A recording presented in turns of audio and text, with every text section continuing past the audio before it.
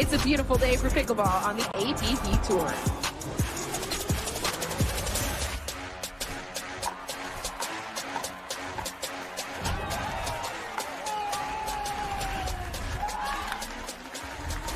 Are you kidding me?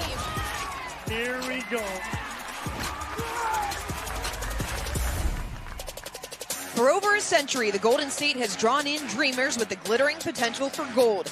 This week, the best pickleball players in the country have converged in Sacramento at the prospect of a different type of medal that's every bit as precious. In the rapidly expanding sport of pickleball, you have to dig deep, because in this town, it's boom or bust. It's the 2024 APP Sacramento Open. Over 1,400 players and 300 of the top pros on tour have come west to stake their claim to the second gold medal of the season. Welcome to Championship Court here at the Johnson Ranch Pickleball Complex alongside Next Gen National Team Head Coach Chad Edwards and Pro Pickleball Coach Dominic Catalano. I'm Dorian Kraft. It's still early on in this new 2024 APP season. New is the theme. There are a lot of new things to be excited about in the coming tour year. 8 new tournaments, 4 majors, the first of which coming up later this month in Miami. A new purse pool, more money being paid out to these pros who are coming out to play week in and week out. But maybe the biggest thing, fellas, is the new scoring system. No more backdraw. Everything is single elimination. Mixed doubles, they are both still side out, scoring best 2 of 3, but in singles, best 2 of 3, rally scoring, games being played to 15, and we have already seen that new scoring make such a difference. Yeah, that rally scoring is the biggest adjustment for these plays. We saw it in Punta Gorda, and we saw a lot of the 15, 13, 16, 14s, the 14-7, 14-8 comeback with that freeze at 14 and having the win on your serve. And it's been an adjustment here for them in Sacramento as well. They're still getting used to it, and it's going to take some time. But we're definitely seeing these matches moving faster, and we're seeing a lot more action with the rally scoring. Along with that rally scoring, which is super exciting for us, it's the prize pools for me. $100,000 for all of our tournaments, but we have majors that are $150K, so a lot of money getting paid out to these pros. Well deserved for them, so great on the APP. One thing we do know is coming up Sunday in our Aura Organics gold medal match menu, some new faces showing up. The 2C Jack Foster, he took home a silver last year in Philadelphia. He'll be facing first-time singles medalist Will Howes. Chad, what have both of these men done to elevate their game to get to a championship Sunday? Yeah, Foster's put a lot of work on the court and off the court, but specifically on the court, he's made a grip change on the forehand. It's giving him more break, more topspin, and he's developing that two-handed backhand that has taken a little bit of time for him to get through, but he's adding that variation. And when he gets into the cat and mouse game, that's his strength. When he can get that ball below the net and really start to take control of that court, that's where he's the most dangerous. And him playing unseeded Will Howes here on Championship Sunday. Going to be an interesting matchup. Will Howes, a lot of power, a lot of pace. He's going to want to use that to his advantage. Jack Foster's going to have to counter that with getting him to the kitchen line, playing a little cat and mouse, and slowing Will Howes down. So I think that's the X factor in that matchup there. On the women's side, everything that's old is new again. One of the OG players on the APP Tour, Georgia Johnson, knocked off defending gold medalist Judith Castillo in the semis. She is going to be taking on the top seed Megan Fudge. Both tremendous tacticians, but Chad, they go about it in different ways. Yeah, Johnson she's one of those anomalies where it looks like she's moving slow at times, and then she gets to a ball, and you're like, how did she even get to that? But it's the forehand that is really surprising. She slaps that forehand. It's a very flat ball, but it stays in. It catches lines, and it really puts the pressure on.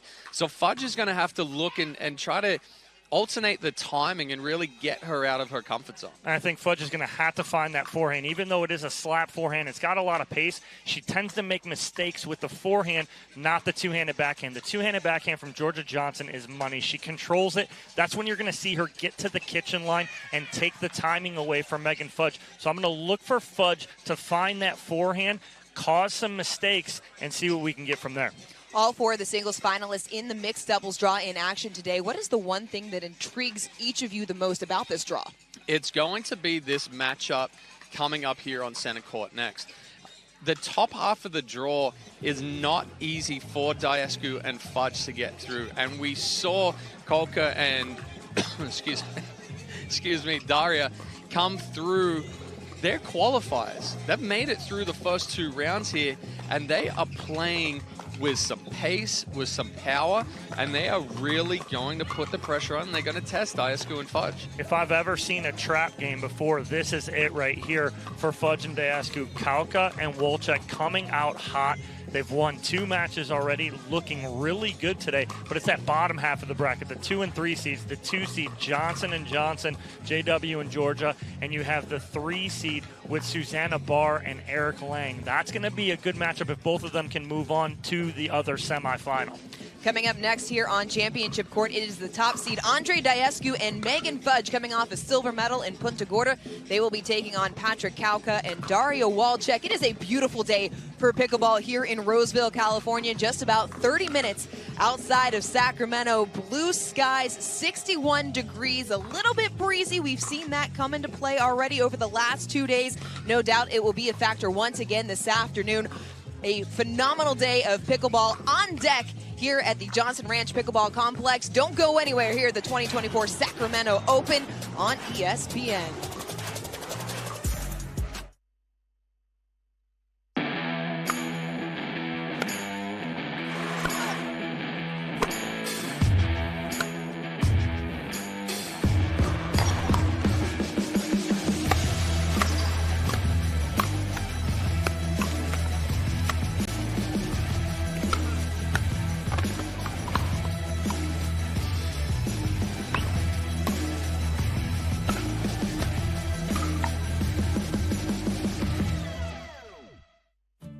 Years from tonight, Grant Gill will become a legend when he totally kills it at his improv classes.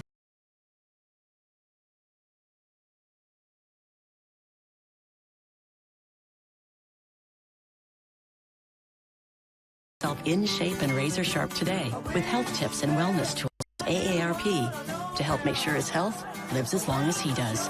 Because the younger you are, the more you need AARP.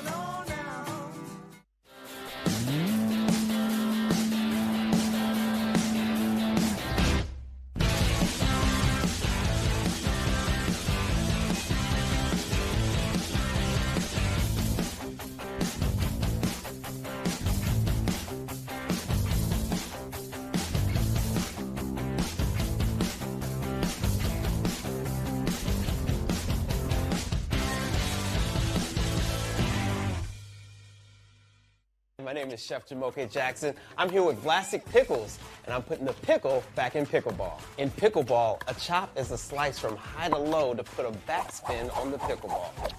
I'm chopping up Vlasic Pickles to make this sweet and savory chopped pickle salad. Feta cheese, Kalamata olives, olive oil, red wine vinegar, lemon juice, sugar, black pepper, toss to mix. Sweet, heat, and full of flavor. Welcome back to Championship Court here at the 2024 Sacramento Open as we get set for the top seed Andre Diascu and Megan Fudge to take on the qualifiers Patrick Kauka and Dario Walczek.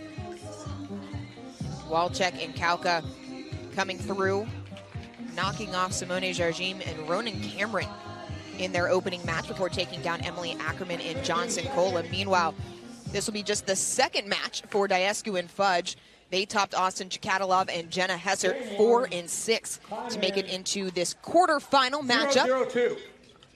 Fudge on to serve.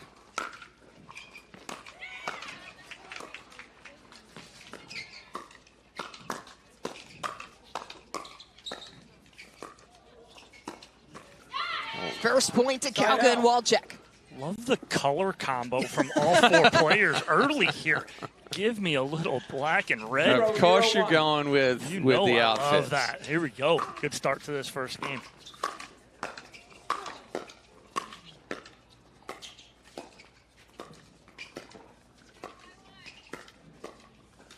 I tell you what, Wolczek's dinking has impressed me all day today.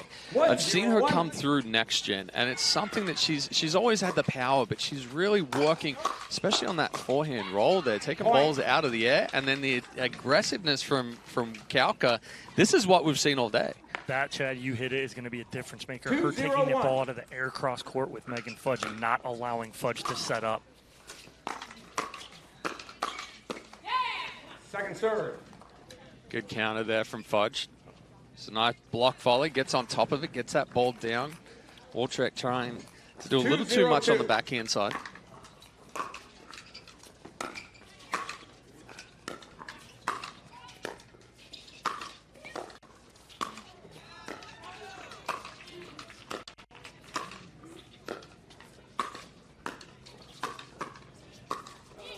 Look at the work from Walczak, right? The work from Walczak. She did not rush to get to the kitchen line. She knew a couple of her balls were high. She worked her way through transition and got in at the right time.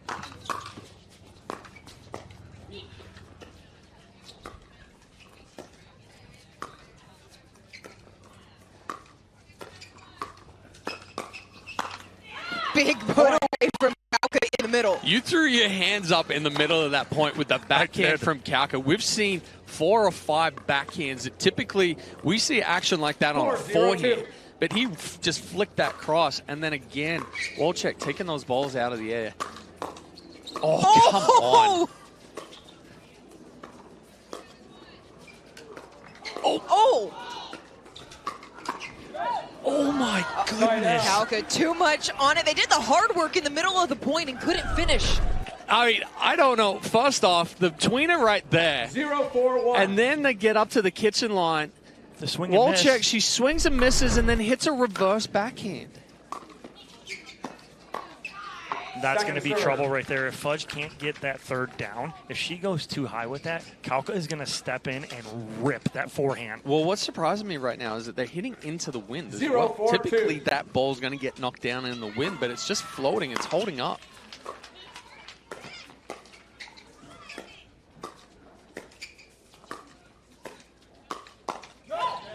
Yeah, good change. Decision by Fudge there. Good change of direction there from Fudge. Again, Walczak's taking those balls out of the air. She's putting the pressure on Fudge. And Kauka just took one step to the middle.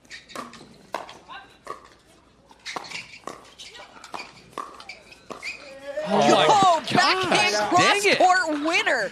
What a shot from Kauka. It started with Kauka getting big in the middle on a deep return from Walczak, and it gets Kauka up at the kitchen. He took control of the kitchen line and just owned it for that whole point. Great start for Kauka and Walczak, up 4-1. Right through the middle, Kauka making his presence felt. Well, here's the thing, is that Fudge and Diascu cannot get into a swinging battle with Walczak and Kauka because they are too good. Their hands are too good. Their pace is too good. They need to slow this game down.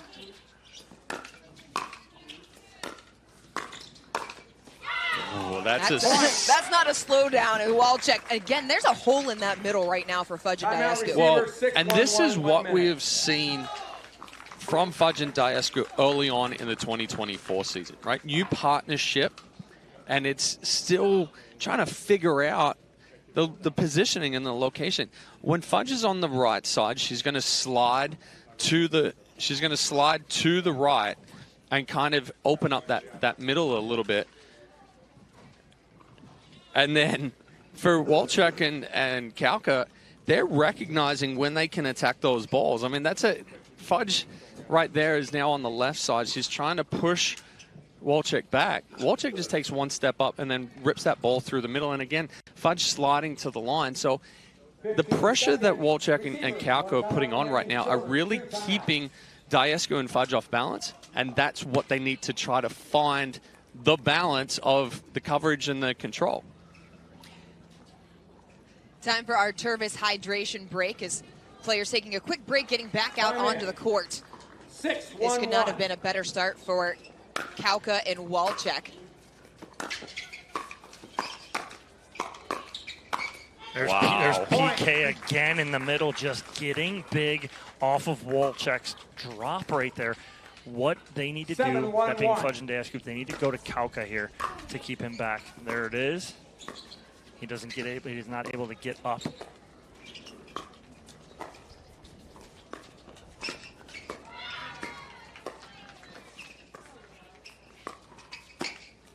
Beautiful setup, and Walczak takes advantage.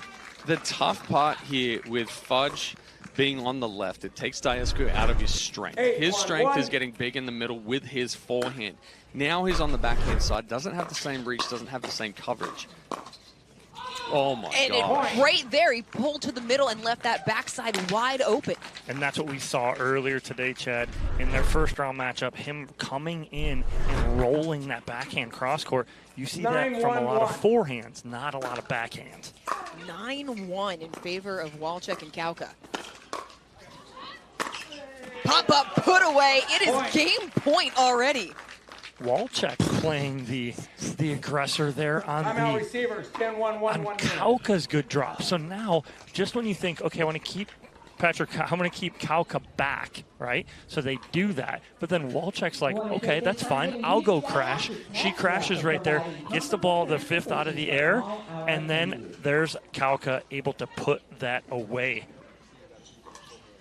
Time for our Tervis hydration break as Diasco and Fudge have called another timeout to try and reset as they are facing a game point down 10-1. What has impressed you guys the most about the way that Kauka and Walczak have come out against the top seeds? Well, they're going out, they're taking their chances, and they're taking their opportunities. They're not afraid to speed the ball up. They're not afraid to be aggressive, and they're not tight at all. They're going out, playing their game, playing to their strengths, and really just putting the pressure on, and we haven't seen them in this their third match of the day. We haven't seen them back off at all. If you're coming through a quali, you got through on what you did well. Don't change that because of who you're playing, and they haven't.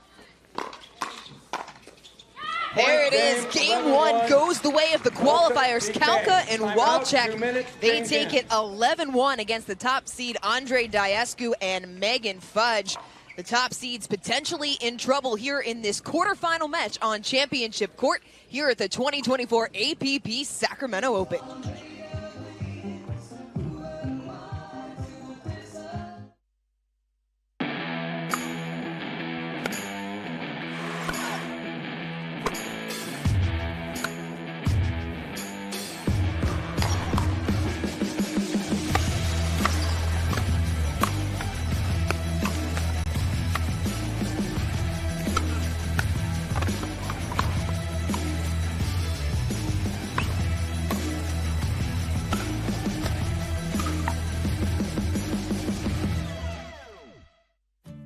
Years from tonight, Grant Gill will become a legend when he totally kills it at his improv class's graduation performance. Knees will be slapped, suds will be sprayed. People won't know what hurts more, their cheeks or their sides. That's why he's already keeping himself in shape and razor sharp today with health tips and wellness tools from AARP to help make sure his health lives as long as he does. Because the younger you are, the more you need AARP.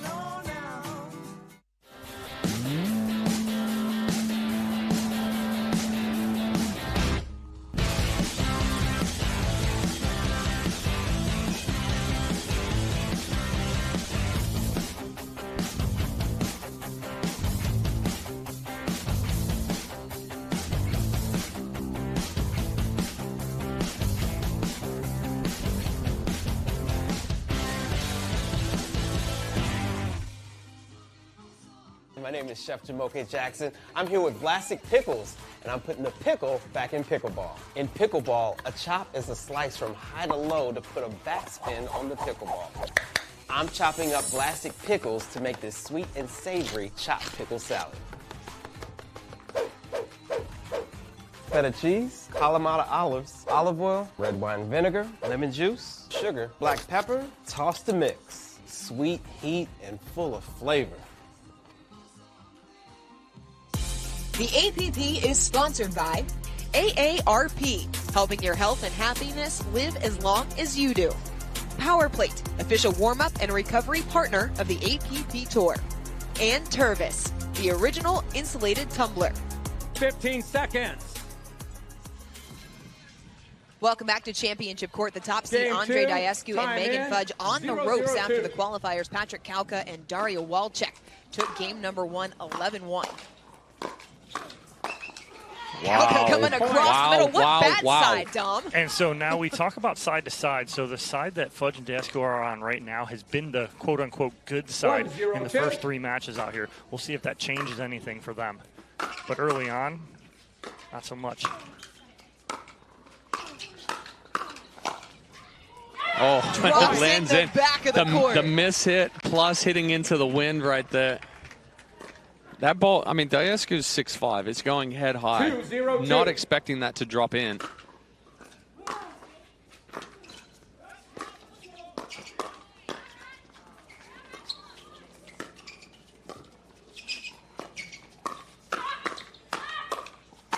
I mean, Another monster put away from the key Kalka. to that point right there was the step over from Wolchek. Kalka was pulled off the court.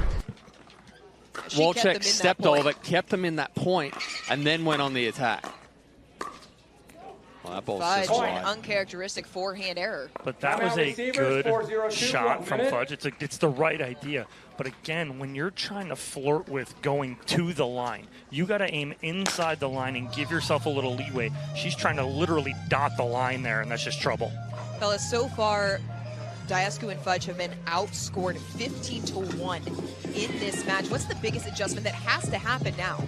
We talked it early when it was like 5-0. It's slow the game down. You cannot get into a hands battle with Kalka and Wolchek right now. You got to slow the game down because we talked before this match even started that this is a trap game.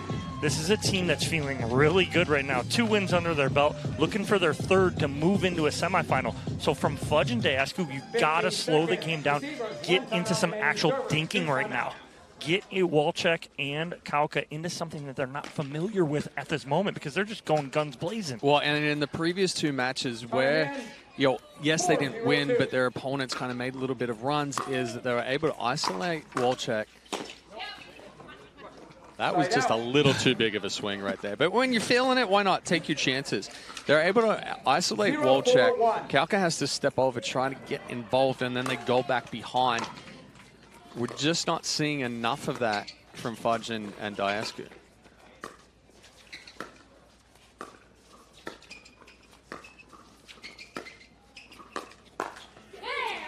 Kalka. We're pointing at each other. That's exactly what I just said, though, right? It's going at Wolchek. It's Kalka steps over, then go back behind. Yep, keep the ball low, get into a dink battle. Great job by Megan Fudge right there.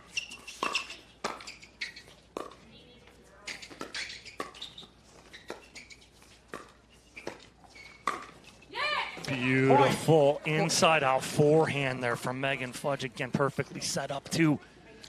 Wolchek left that ball just a little high. Fudge able to take advantage.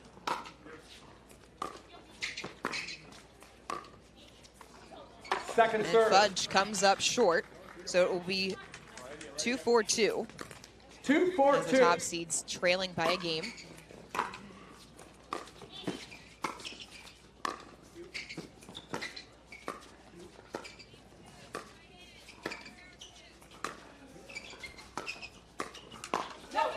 Kalka stepping across too long, and Diascu and Fudge starting to find their rhythm a little bit. Almost bait balls there from Megan Fudge to Wolchek cross court where she didn't pull a trigger on 2 of them, end up getting the ball too high.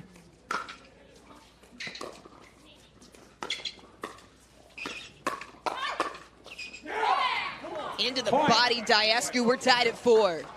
Yeah, again, we're seeing that isolation of the right side there for Wolchek. He's feeling a little bit of pressure.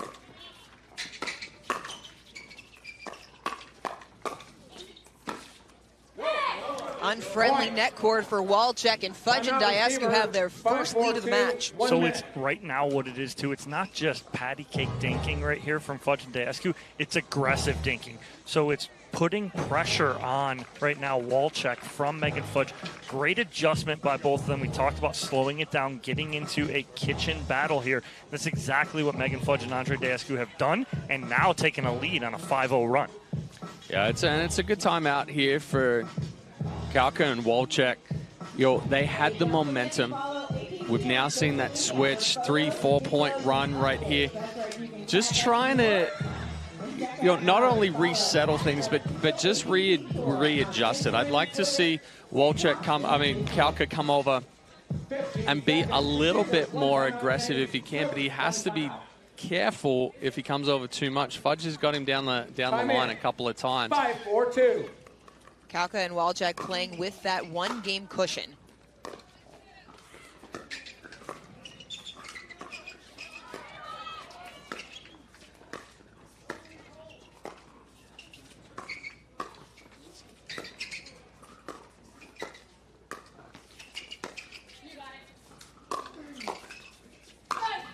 Put away through the legs from Fudge. There was a couple of opportunities there for Kauka to go back behind Diascu when he got that middle ball. He didn't take it. Diascu and Fudge now have control of the kitchen line. They're not feeling pressured. Diascu is able to stay in the middle, stay big.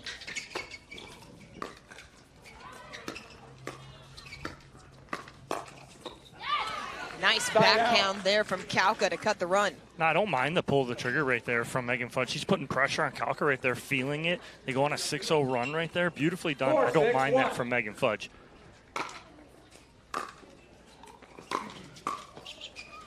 Point. That's the only one that I'm not 100% sold on right now is the return to Kauka. We've seen him be aggressive on both the forehand and the backhand side. Misplayed ball sails long, knotted back up at 6. 6-6-1.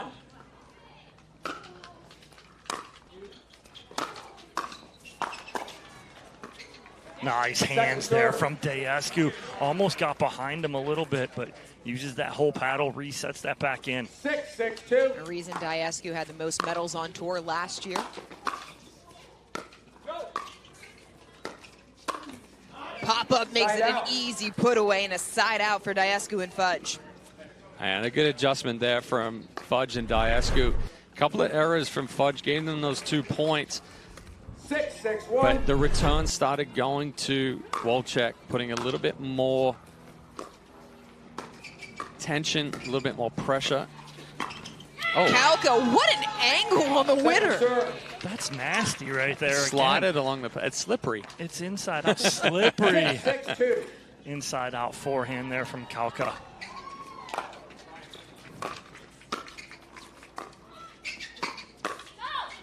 Diascu steps across, sends it long, a side out. And that's a tough ball to keep in when you're being 6-6-1. aggressive there. Of something that's got heavy topspin, it's getting down, you're hitting up on it. Point. Fudge floats it wide. Kauka and Walczak retake the lead 7-6. Just call him Kauczak. 7-6-1. I like it. It's a new name for him. It's like Benifer. We're just making combinations Yeah. now. Yeah.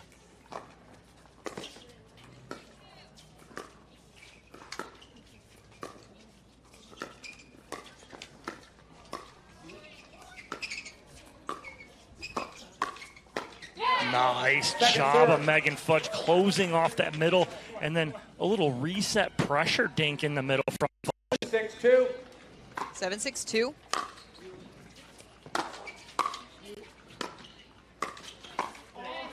Side out. That's A too little much. too much Yeah. there from Kauka. That's too much from Kauka. It's a tough ball there when it's that low to really step in and speed up. The only thing you can do there is get that ball elevated and kind of hope to hit a body.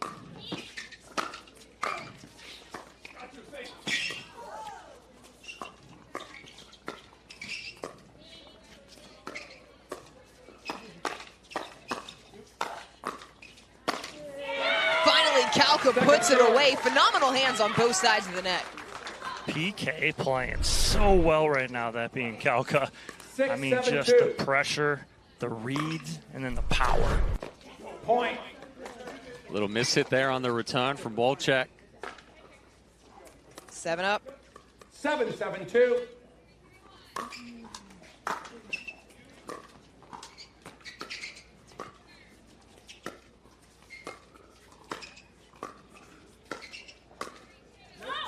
Fudge misses off the forehand side out, back over to Kauka and Walczak. And she's had success at going to the backhand side of Kauka, but she, again, 7-7-1. tries to go for a little too much. She tries to catch that line, pushes it a couple of inches wide.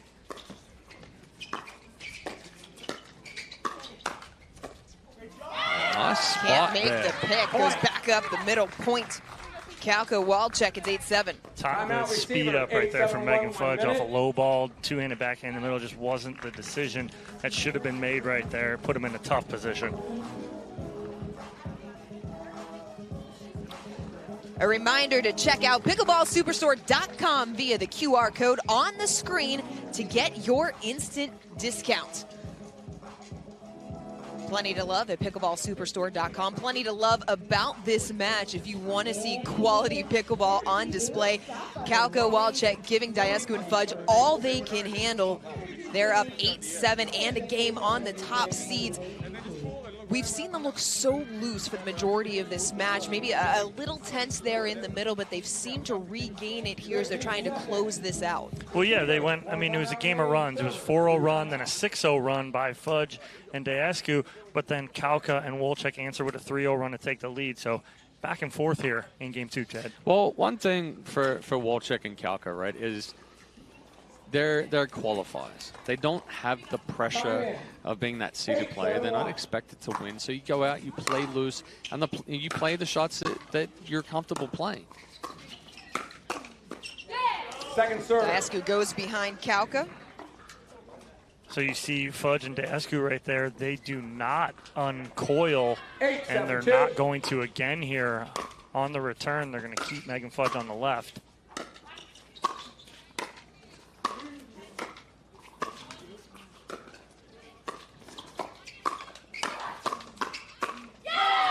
Hands battle goes the way of Kauka and Walczak. Yeah, I mean, that's excellent hands from Kauka right there in the middle of the court. Diescu steps over, puts some pressure on. But just was not anticipating that ball coming back. A return error from Walczak. Side out, Fudge Diescu. They trail 7-9 here in game number 2.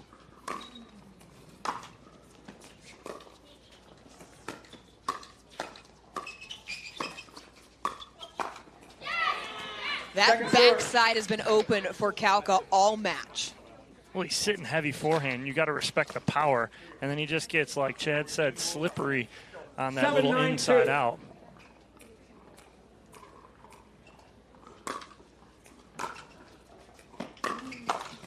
Kauka, little big at the kitchen line. Yeah, he read it well, saw it, but you see him as he steps over, that paddle gets behind the body, catches it a little bit late, has to hit down on it.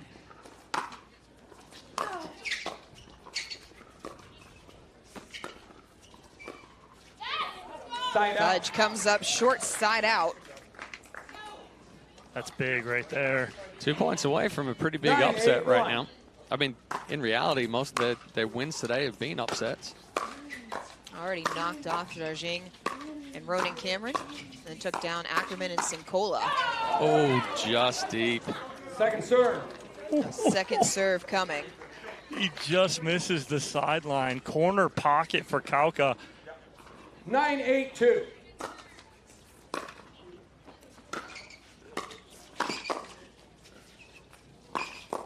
Wow. Forehand right at the feet of Diescu brings up match point.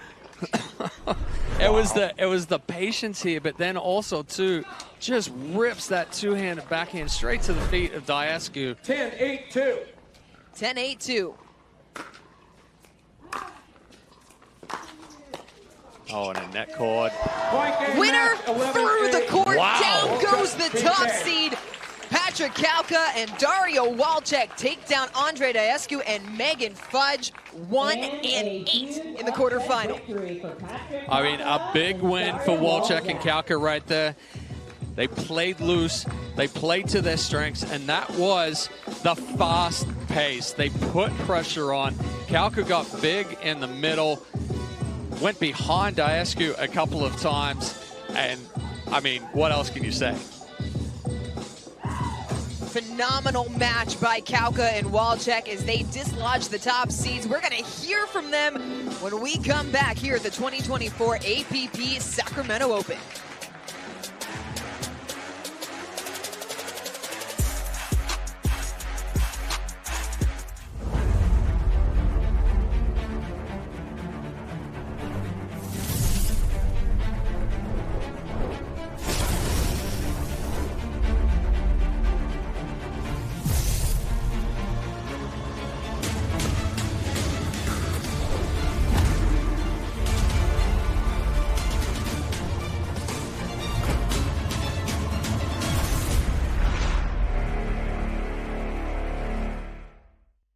Introducing Skechers Pickleball, the official footwear of the APP Tour.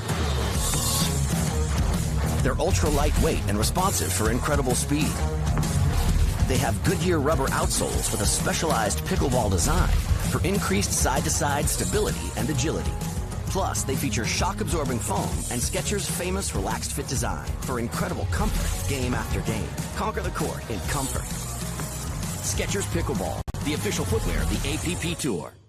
At Typical Insurance, you're just another senior. That is the third health insurance commercial with seniors at a farmer's market. Right? Don't get me wrong, I love a fresh heirloom, but it's like those companies think we're all the same. That's why I chose Humana. Before I signed up, I spoke to someone who actually listened to what I needed. She told me about benefits that were right for me, like vision and dental, all in my budget. I finally feel in control. What are you doing? Taking control. Humana, a more human way to healthcare.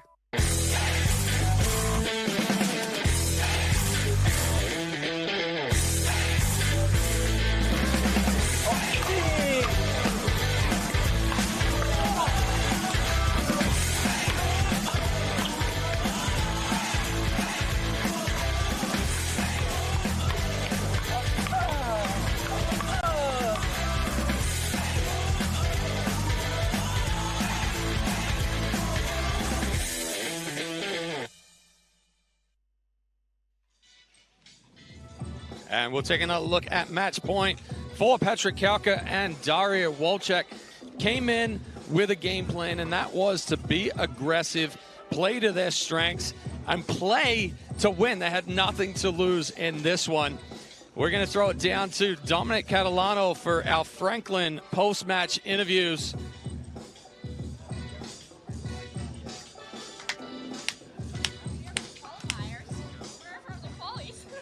All right, welcome back here to Championship Court. I'm with Daria Wolchek and Patrick Kauka after a huge upset against the #1 seed. You guys coming out of qualies, you're hot coming in. What's the difference, and what was the difference in that matchup there, Daria? I'll start with you. I mean, starting yesterday, we felt really confident on the court, and we know what we're doing well, so we're just trying to keep that up, and that's all. And then Patrick playing next to Daria. She was playing lights out, grinding out cross court. It lets you get big in the middle. Is that huge for you guys as a partnership? I mean, she's got to play a little better, I think. But, no, obviously she's literally supporting us right now. I'm just trying to survive out here. But, you know, I live in the qualies, so it's nice to be in the main draw for a little bit, you know. Well, congratulations, guys. Moving on to the semifinals. We'll take a break. Be back here on Championship Court in Sacramento at the APP Sacramento Open.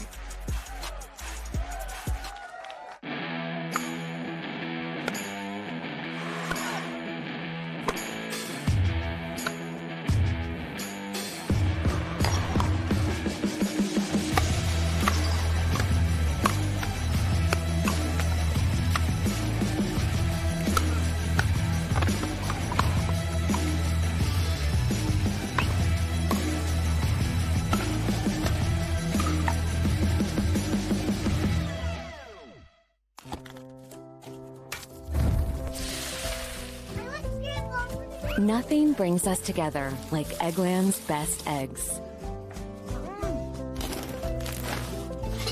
We love the taste, always so fresh and delicious, plus superior nutrition. For us, it's eggs any style, as long as they're the best. Eggland's best.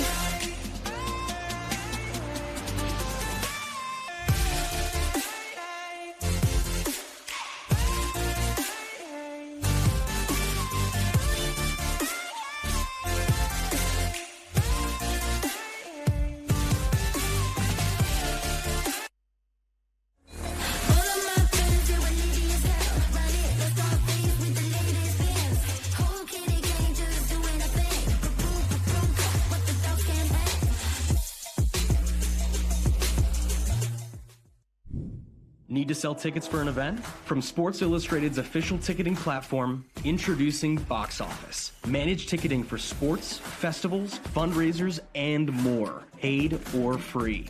And we go beyond the barcode. Introducing Super Ticket. Super Tickets are secured by blockchain technology and transform into exclusive digital content, promotions, and rewards between the event and guests. Cheaper, better, simpler, more secure. Sports Illustrated Tickets. Partner with us for your next event.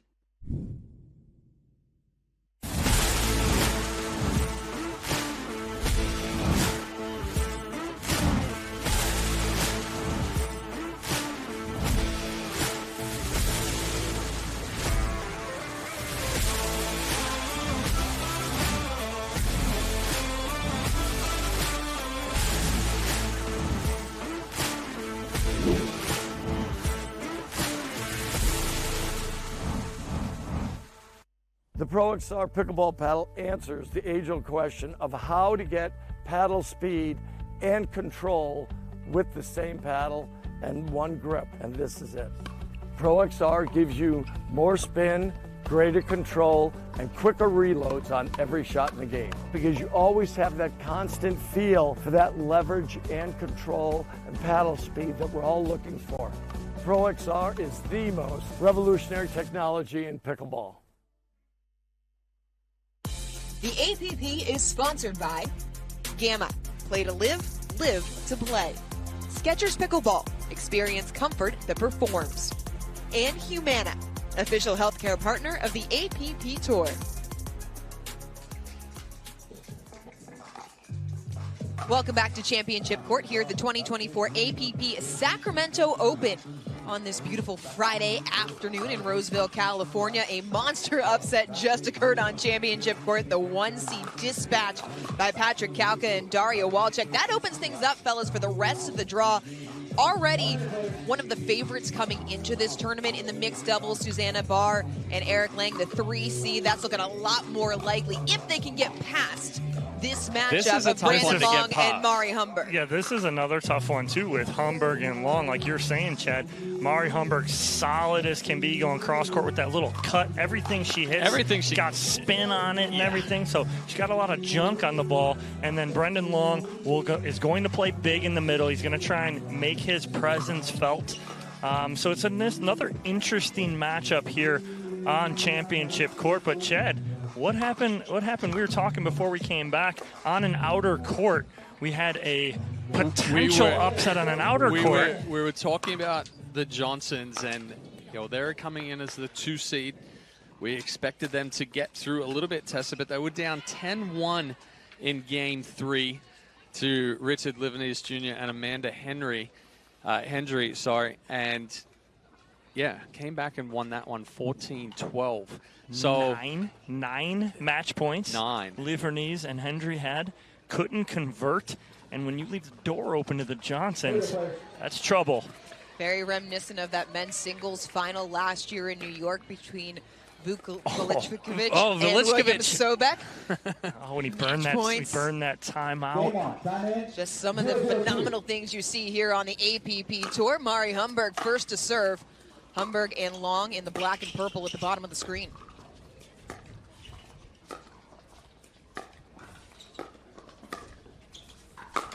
Oh, that Humberg was ambitious. Got to start off with something. Yeah, that's a tough 0-1 shot right there, especially if you're trying to slap it and you're not shaping it back around.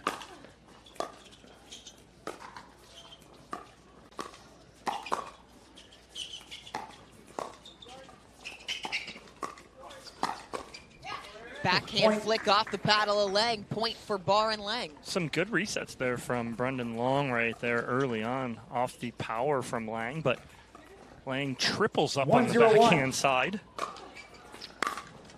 Well, I will say that's a big part of Eric Lang's game that we've seen progress kind of over the last year and a half or so. 2-0-1. He's a big body. He should have a lot of power, but he used to play very tentative. Now, starting to play a lot more aggressive, taking some risks, really taking those balls in the middle and putting some pressure on, and that's what he needs to do. It was like he was listening to you right there as you queued him right up for that winner down the middle. It's almost like you guys know what you're talking about. When he does have that new Yola paddle that he's using, got a lot more pop and control on it. 3-0-2. So it's really helped his game over the last month and a half, 2 months. Big serve there. Humberg trying to cut that forehand. Barr and Lang getting off to an 4-0-2. 4-point lead. Foot fault, left foot, point. Foot fault on Long, another point, as it is 5-0 in favor of the third seed. Yeah, that's a tough one for Long. 5-0-2. It's something that where he tries to do a little too much and get too big in the middle. It's where the mistakes start coming into it.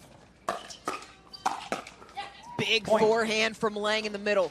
The third shot drive to the fifth shot drop from Eric Lang right there. Huge. Such a big part of the game. People think with big third shot drives that it's third shot drive, fifth shot drive, and attack. The third shot drive is setting up a shorter drop shot. So the third shot drive from the baseline there from Lang. Great block from Humber, gets it low, but then Lang comes in, hits a great drop, pop up, and the put away. Good setup from Lang, and we have Barr and Lang cruising again. You talked about how Lang is really coming into his own after turning pro back in 2018. How much of his comfortability, especially at the kitchen line, has to do with the way that he's tactically setting up points? Well, like I started talking about, where he was known more for his resets and his defense and being able to stay in long points. And he was a little tentative and a little hesitant to be the aggressor. But I also think that the big part of it was that paddle change. Switching from head to Yola, he now has a lot more confidence in the shape, the power with that. So he's taking some more risks.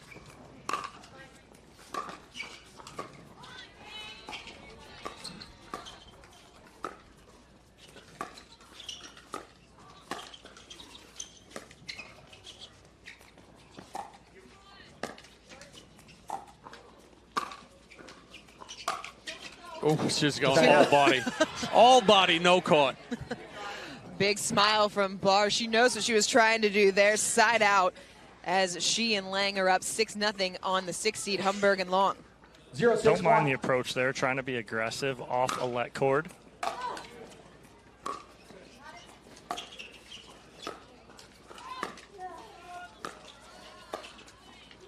Point. Unfriendly net cord for Barr as Humberg and Long get on the board. Yeah, that's good defense there from Humberg. She was pressured from those dinks from Barr, cutting 1-6-1. that forehand back. Barr tries to take it out of the air, and it's just a little flat. Yeah, that's the aggression from Brendan Long. Needs to. We always talk, Dom, the controlled aggression, where you put the power on, the pressure on, but you stay short with it. When Long gets too big, that's where the issues start coming into his game. Right, just on cue, you have tremendous power, but trying to do too much. Well, it was a great read there from Lang. He saw that Long was coming in and going to pull the trigger. He was already jumping out of the way before Long even hit that ball. 2-6-2. 2-6-2.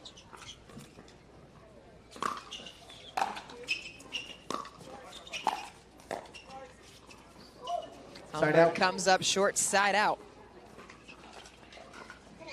It'll miss it there from the shovel 6-2-1. block. Second serve. Drive just missing off the tape right there from Susanna Barr. Seen the tape come into play a lot in this match.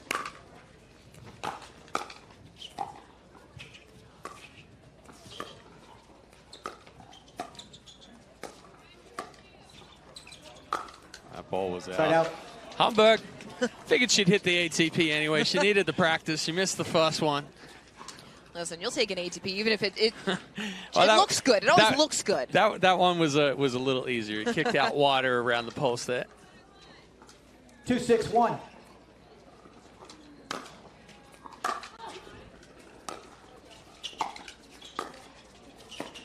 Nice cut drop right there for Mari Humberg. Puts so much backspin on it right there.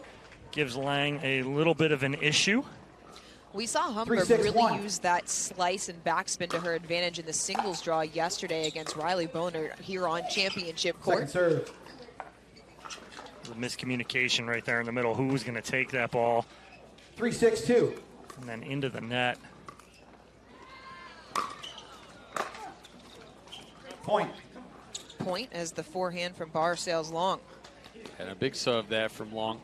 Going with 4-6-2. the wind. Wind starting to pick up and gusting at moments. Another Another big deep serve right on the line. Yeah, that's tough with the power, the top spin, and landing a couple of inches inside the baseline. There's not as much room 5-6-2. on that far side from us in front of the LED boards as there is for Long and Hamburg. Barr comes up short. We're tied up at 6. Yeah, a couple of 6-0 runs here by both teams. 6-6-2. Lang and Barr electing to play it out. Point. Another air off the paddle of Lang as Long and Humberg take their first lead of the match. Kind of surprised. I would have taken it at maybe 7-6-2. 5, but still no timeout here from Barr and Lang.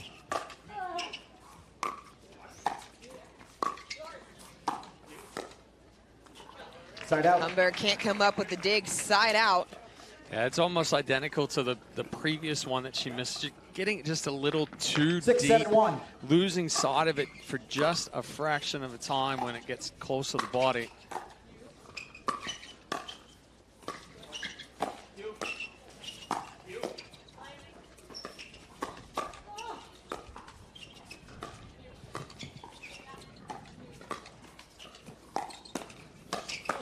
Great hands from Barr.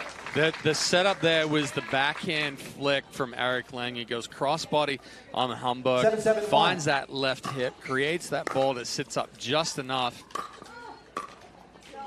No, not going to get there. Second serve. Nice drop right there from Brendan Long. Great touch from the big man.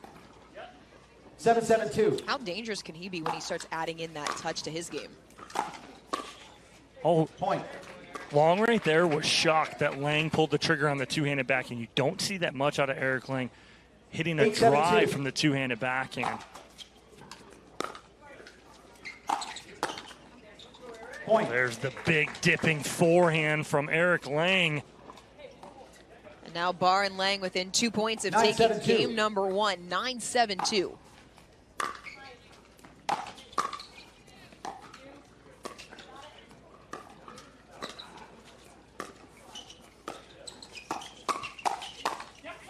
Big swing from Long into the net. Game point. 1 minute.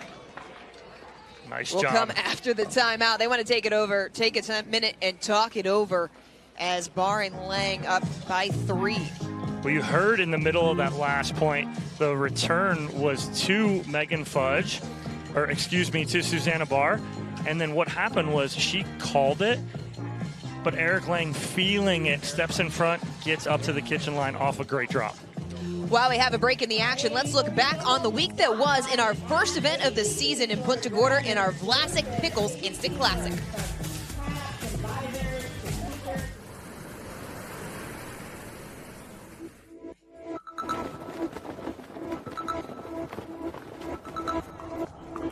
Seconds. Receivers, no timeouts. Servers, 2 timeouts. Go!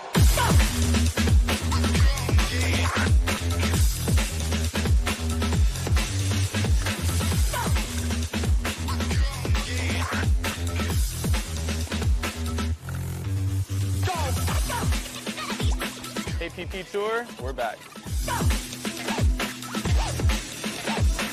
We're back.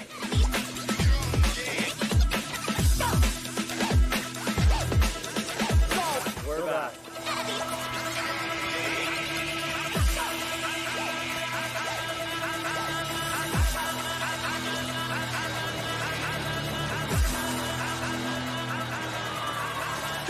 We're back.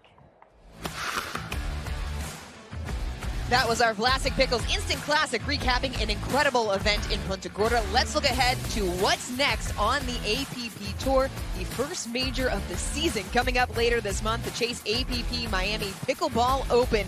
It is going to be a phenomenal schedule coming up this season.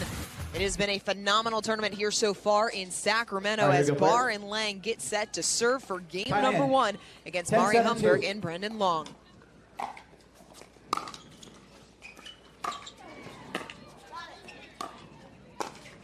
Ooh, a little mix of backhand right there. The backhand flick from Humberg. That's a favorite of hers. Just drops that paddle head down, takes it from the shoelaces, elevates it up head high. Let it go thinking it's going to go out, lands in the baseline. Humberg and Long fight off game point.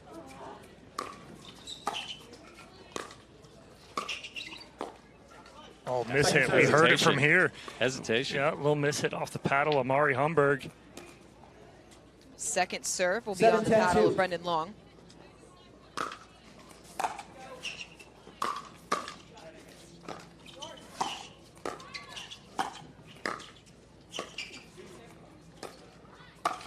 Oh, she waited to come forward. Got that perfect drop there from Humberg down into the kitchen line. Hesitated coming forward right there. And then was late getting to that next ball. Popped it up. Humberg and Long not able to cut into the deficit. It brings up game point number 2. Too long off the paddle of Lang. Again, good third shot drive to drop from Lang, but then just gets a little too big with that one. 10-7-2. 10-7-2, game point number 3.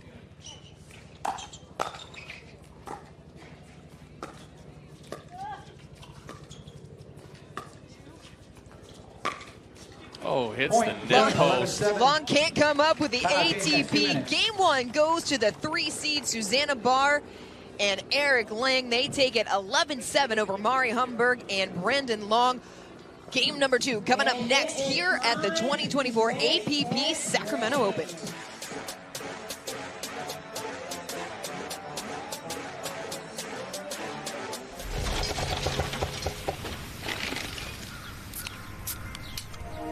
Doesn't a beer sound like a better idea? Fat tire. It's hard to find supplements that work. No, thank you. You need supplements that are backed by science with natural and plant-based ingredients and that are third-party tested. Because cleaner is better. Like Oro Organic. Plant-based supplements made from the Earth's most powerful plants for your immune health, gut health, workouts, and more. Find out more at oraorganic.com. 18 years from tonight, Grant Gill will become a legend when he totally kills it at his improv class's graduation performance. Knees will be slapped.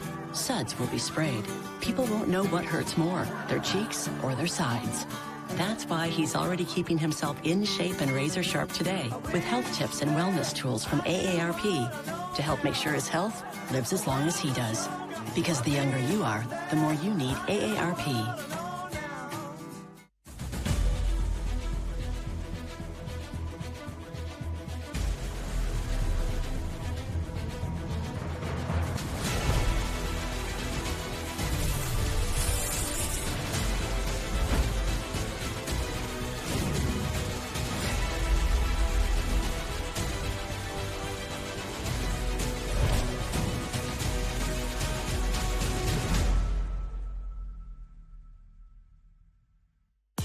The APP is sponsored by Alas, official on-court apparel of the APP Tour. C&D Nets, the highest quality nets made in the USA. And Vlasic Pickles, official pickle of the APP Tour. Welcome back to Championship Court. Dorian Kraft, Chad Edwards, Dominic Catalano here with you in Sacramento. The game 1 was a game of runs. Susanna Barr and Eric Lang closed it out on a 5-0 run to take it 11-7 over Brendan Long and Mari Humberg. It was pretty evenly matched, Dom. What's going to be the difference maker in game 2? Well, yeah, I mean, like you said, it was a game of runs. It was a 6-0 run from Barr and Lang and a 7-0 run from Humberg and Long, closed out by a 5-0 A little spillage on court right now is. Oh, that's a little spill. How did that go? Rainstorm. It went all the way across the court. A little spray. As they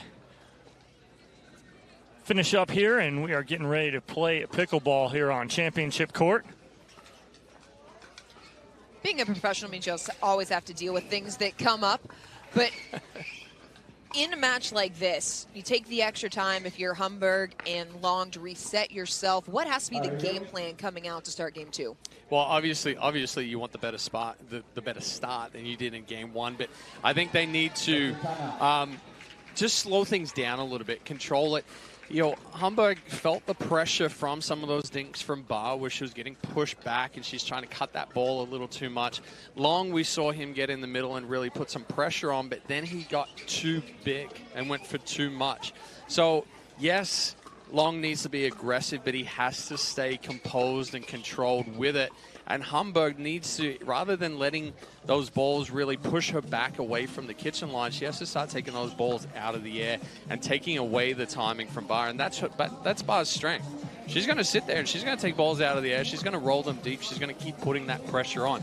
But once Barr starts feeling pressured and getting pushed back from the kitchen line, that's when she starts missing those balls into the net as well. You hit it early on, what you were talking about. It's the controlled aggression from Humberg and Long. It needs to be a controlled, aggressive play. But like you said, it's Humberg trying to go cross-court with Barr. But the thing is she doesn't like taking too many balls out of the air, because what is one of her strengths is cutting the ball, right? And so she likes that ball to deaden up on the ground and then cut through it so she gets all that spin on it. Humberg coming to the sport of pickleball with over 20 years of experience as a tennis player college tennis at the University of Louisville. There's that backhand cut. Keeps it so low to the ground.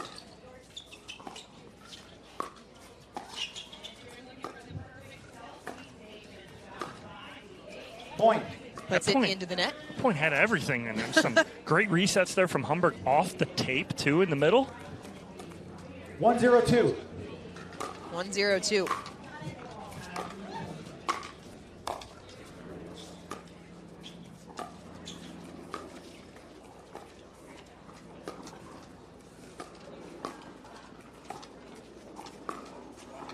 Round.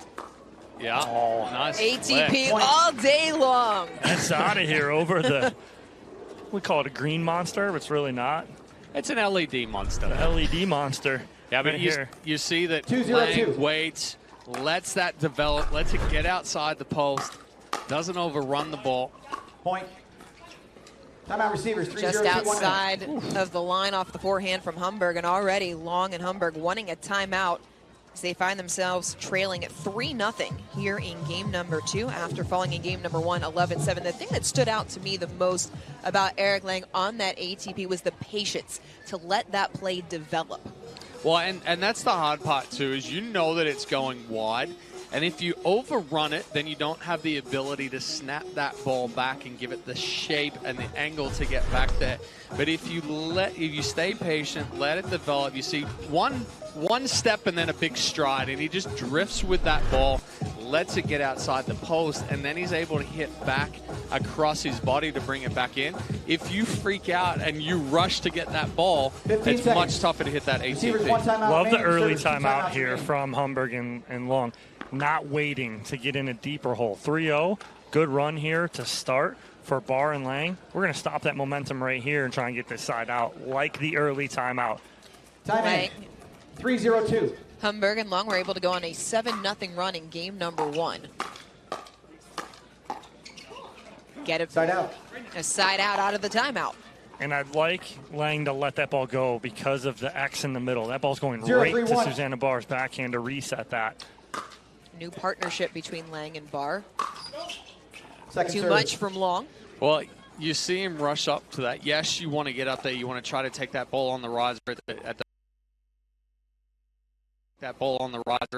the peak, but you have to stop your feet. You have to load and you have to hit through it. That one he just ran through. So now all of a sudden the swing timing's off. Different swing, different job there. Moves up to it, sets the feet, adds a little bit more shape, and Barr is caught in the transition as she's coming up after that return. It's not like a split step when you're fielding a ground ball. Exactly.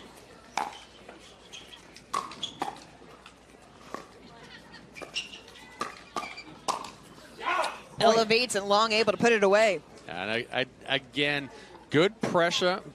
Long puts some pressure on Barr right there. Ball sits up. Humberg, 2-3-2. quick roll, and then gets that ball elevated even more for Long to finish. Oh, nice job right there. And read from Brendan Long in the middle on the backhand flick from Eric Lang. Long sitting on it. And Dom, you called it out of the timeout. 3-3-2. Long and Humberg have run off 3 straight points to tie it at 3 here in game number 2.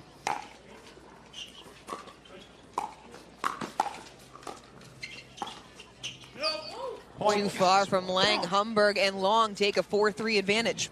Well, and Long's slowed himself down a little bit. He's not trying to rush through it. He's moving well, but he's staying controlled and composed.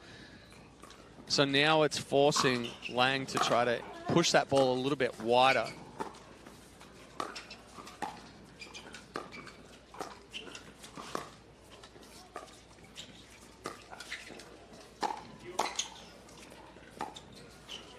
Ooh, I thought he was going to speed that ball up after it was that easier ball that was sitting there in front. Instead, he tries to go soft with it, doesn't catch enough. Kind of stood up through it, didn't stay down. 5-3-2.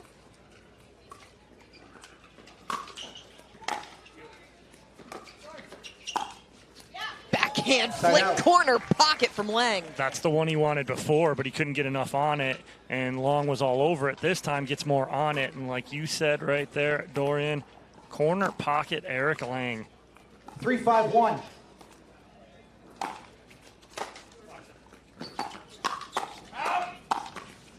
Point. Humberg may have hit an out ball. Well, you hear the out call right as you're making contact. 4-5-1.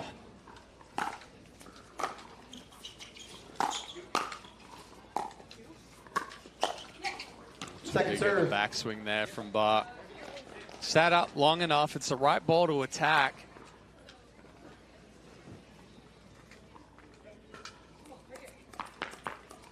4-5-2 for the 3 seeds. 4-5-2.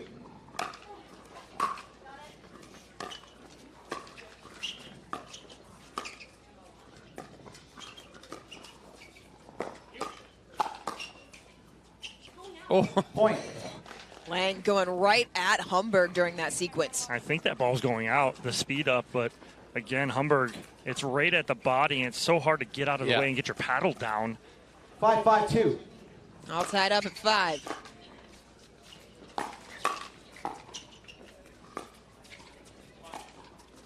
Point. Just outside the line. Lang calls it wide. Oh, we're going to have our first challenge. Referee timeout. We have a challenge. We're going to have our first challenge. We do have our challenge system in place with our cameras down the sideline and baselines. That was close. From the naked eye, I thought it was in. So we'll get a good look here and see. I was expecting Lang was going to hit another around the post right there. Dom, I'll default to you. My percentage last year was not good on determining by naked eye whether or not a ball was in or out. I'm not sure I got one all year. I always guess wrong anyway. Well, that or, your old eyes. One or the other. Well, that's true. Eyesight's a little off in one eye, so when it's like that, the ball kind of jumps on you a little bit. So what I think is hitting the line is actually a couple of inches inside, or what I think is out hits the line. So, whatever. We'll leave it up to the line system and the referees. Oh, listen. Ooh, that is on the line. That is on the line. Yep. So now if that holds up, it'll be side out 5-5.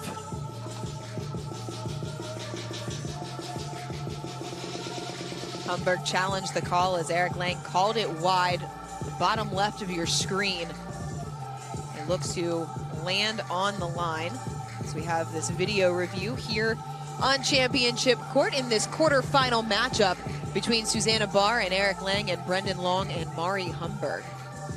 And then as part of this video review system, players do have unlimited video challenges. However, if they have 3 unsuccessful challenges, they are then issued a technical warning, and then it's additional warnings or technical fouls once they go past that. If they continue to somewhat overuse the system.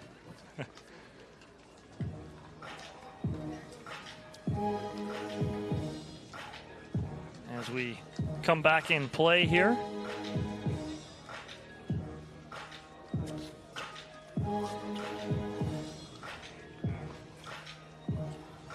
Brendan Long trying to stay loose. After video review, ball was in, call's overturned. We'll resume play at 5-5-1. 3 video challenges remaining. So the referee does confirm the ball is in. It will be 5-5-1. Long and Humberg on serve after the side out. 5-5-1.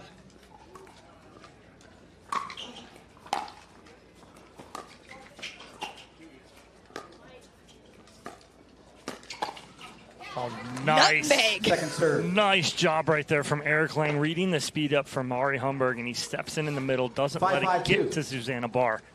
Well, it's a good thing having 8-foot long arms. Eric Lang, 6'4". It's not like Brendan Long's a small guy on the other side of the net either.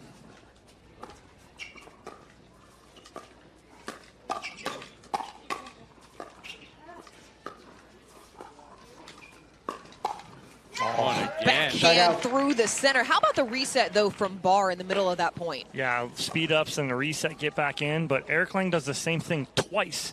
Once from the forehand side there, and then now once from the backhand side, reading that ball in the middle.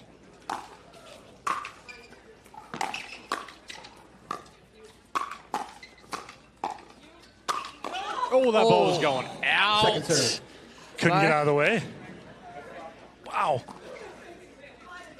Barr apologizing to Lang, saying, I couldn't get out of the way fast enough. 5-5-2. That's why he just dropped to the court. Oh, side out.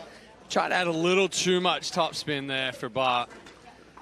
See the paddle and the shoulder really roll over. 5-5-1. Exchanging side outs gives the serve back to Long and Humberg.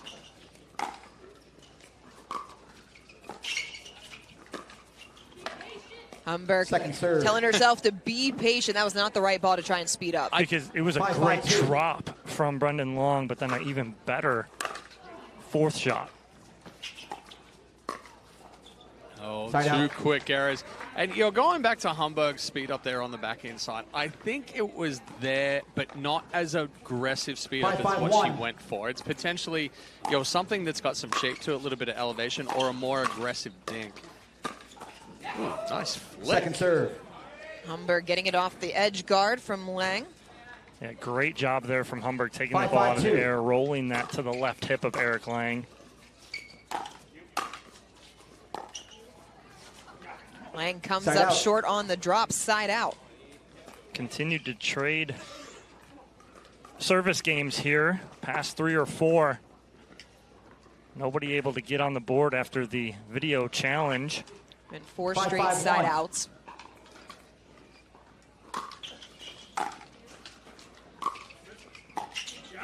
Another good drop there from Long. He does an excellent job getting inside out of that. He moves the feet quickly, gets the body around the ball, brushes up the back of it, and just good pace and good drop, good shape.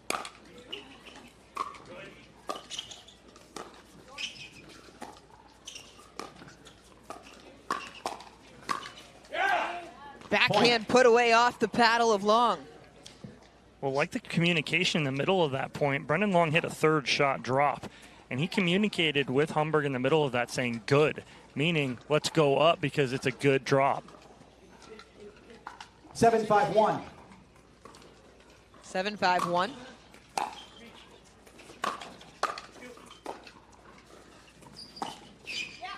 Second serve. Slippery. We saw that from Kalkin in the previous quarterfinal match. We see that from Lang right there. Holds it, waits for Long to commit to the middle. You see jump on the forehand side, and he just slides that across the body.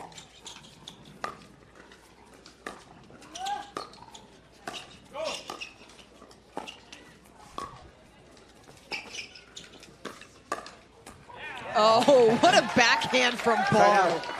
Well, again, Humberg A little impatient there with the speed up. She speeds it up cross court, gives a little bit more time. A reaction time for Barr right there. Just puts a paddle on it, goes back behind Humberg.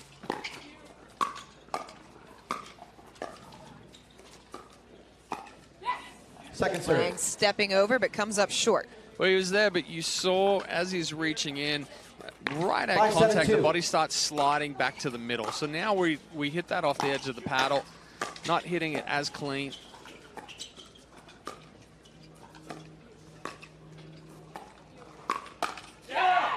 Side out. Side out. How about the reset in the middle of that point from Humberg? Barr got a ball behind her, and she resets it perfectly from a tough position to keep them in that point. Humberg and Long holding a 2-point advantage. 7-5-1, 1 minute. A timeout taken by Barr and Lang as they are trailing by 2. Our Humana Human Care Spotlight recognizes Jennifer Henson. Jennifer has eagerly volunteered for many shifts as a pickleball match starter, staying before and after to help, as well as picking up extra shifts. In her own words, I have loved meeting all the players, the refs, the volunteers, and being an ambassador of positivity and sportsmanship on and off the courts. Thank you, Jennifer, for all of your hard work.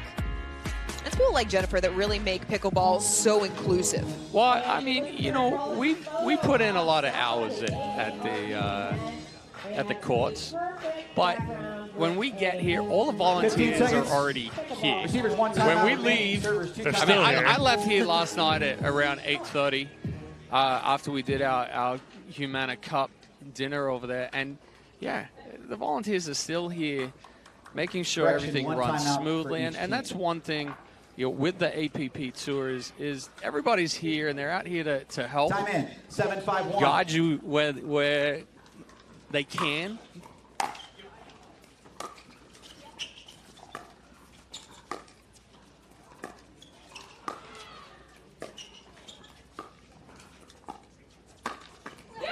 Humber with the speed up winner off the edge guard.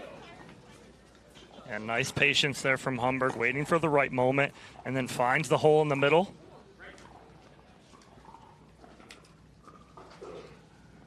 Eight 8-5-1 for the 6 seeds. 8-5-1.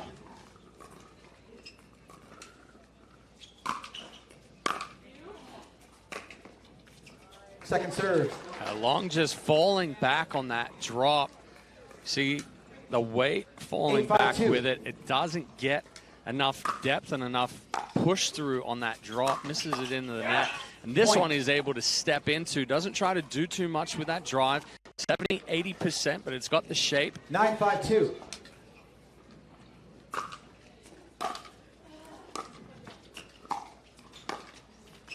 Ooh, almost a perfect reset there from Humberg, and she can't believe it as she looks to the sky. Well, that would have been dangerous if it went over the net right there. Just clearing with that much spin would have bounced and slipped through the court.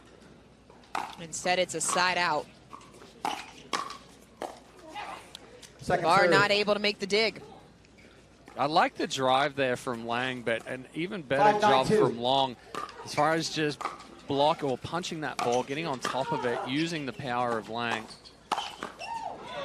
Elevated ball that Lang's able to put away. Point for Barr and Lang. Starts with the speed up from Barr right there, and then Lang comes in crashing and able to do something with that last ball. Needed to get off 5 right there, did Barr and Lang.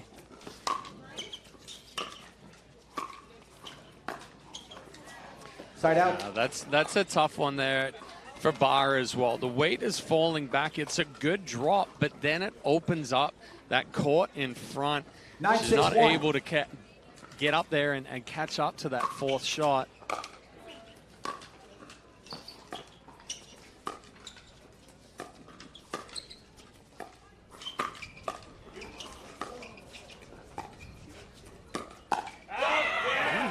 Nice aggressive play there from Humberg.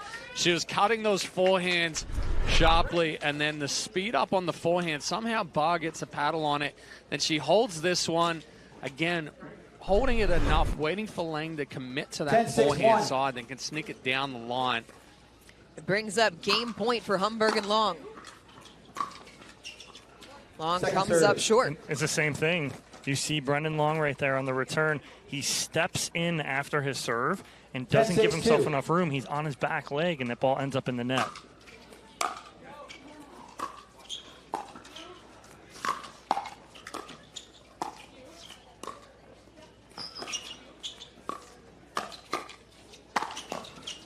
Oh, he got it.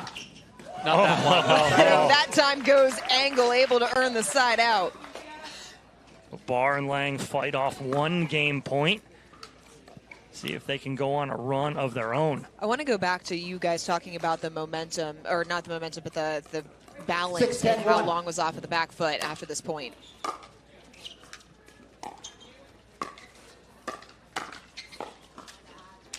Lang comes up short. Is that because there's less room in front of that screen, or is that there? No. What it is Long is taking a step inside the court to try to gain coverage.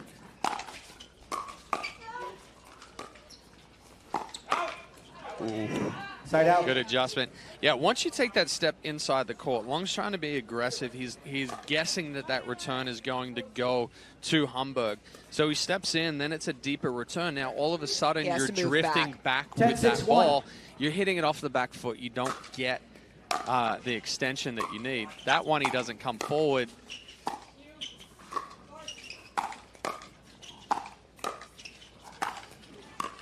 Oh, see the side spin on that ball from Eric Lang. Off-pace ball. It's kind of a screwball right there. 10-6-2.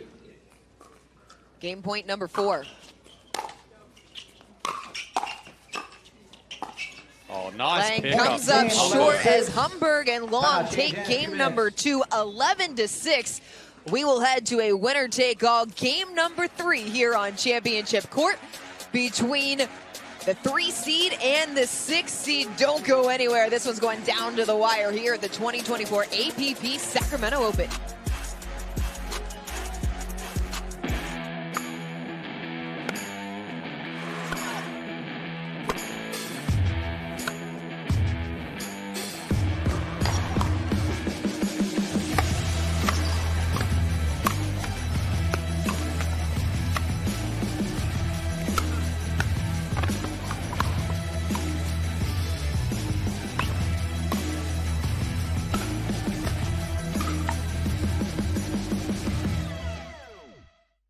Introducing Skechers Pickleball, the official footwear of the APP Tour.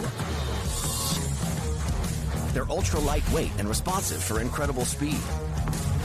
They have Goodyear rubber outsoles with a specialized pickleball design for increased side-to-side stability and agility. Plus, they feature shock-absorbing foam and Skechers' famous relaxed fit design for incredible comfort game after game. Conquer the court in comfort. Skechers Pickleball, the official footwear of the APP Tour.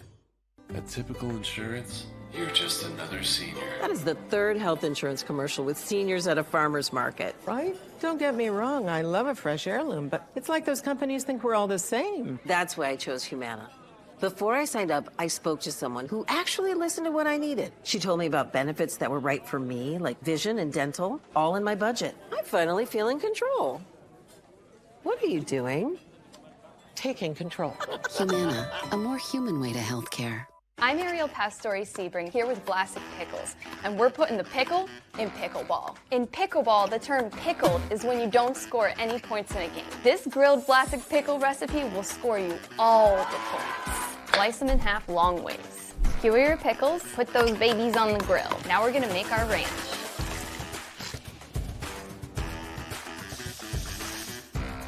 Roll in crushed potato chips. Winner's grilled pickles. Game point won by Humberg and Long, sending us to a game number 3 here on Championship Court.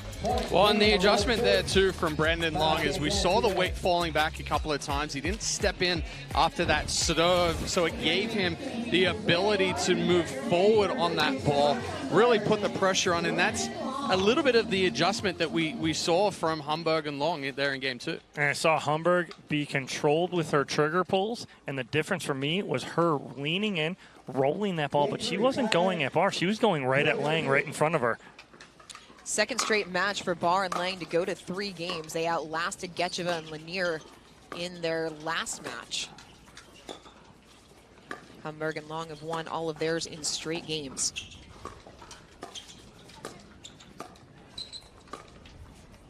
Hamburg comes up short, side out. I think that's a difference maker right there. The longer the point goes, I think Lang and Barr have a little bit of an advantage because you're going to look for Hamburg and Long to pull a trigger a little sooner. Oh.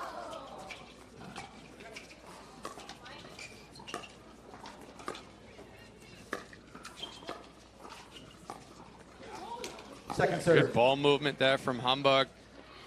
Gets that one just behind Lang. Tough for him to pick up when the body's still square.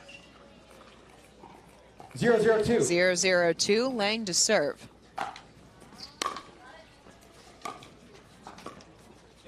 Point. Long can't make the pickup. Well, nice drop right there from Susanna Barr. And talked with Lang and Barr earlier in the week 1-0-2. and talked about Lang letting Barr hit her aggressive drop so he can come up when possible.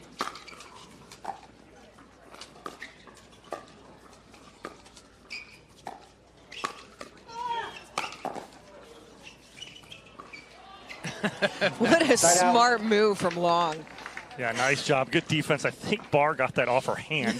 The reset, it does go over, and then Lang, another beautiful reset, but Long just going a little inside-out drop right there. Nobody home. 0-1-1.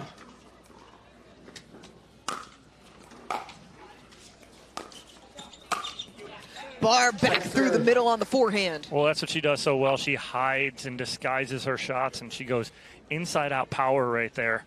0-1-2.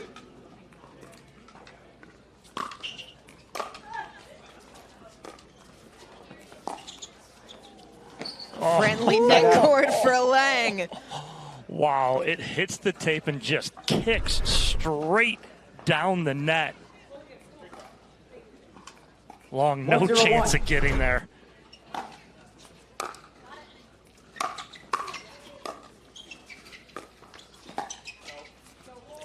Second serve. That was a lot closer. Well, the other thing is, too, is the wind has changed now. It's no longer coming from our backs where Barr and Lang are hitting into the wind. It's coming across the court now.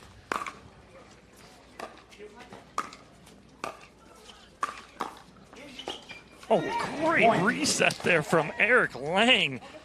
Almost accidental. Long goes right at his paddle here. 2-0-2. No. Oh, no, a little chicken wing. Just Long off the paddle of Long. 3 straight points. Say that. I see what you did there. I didn't even mean to. Long from Long and Long and That's how good Long I am. again. Long. Barr can't make the pickup. Yeah, let that ball get a little too close to the feet. You see her, again, when that weight is falling back and we're trying to drop or reset, much more difficult. All right.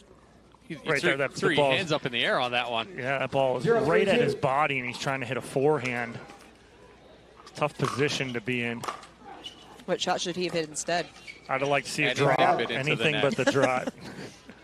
The drive is just tough because it's at his body. If he could take that forehand or backhand right out in front of his body as it's at you, you can drop that in.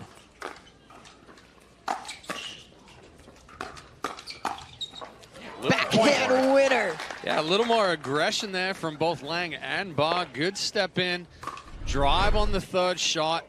Barr 4-0-1. aggressive again on the fifth. Well, that one just catches the line. We may get a challenge here on this one. It looked like it almost skipped off the line, but we might have another challenge here.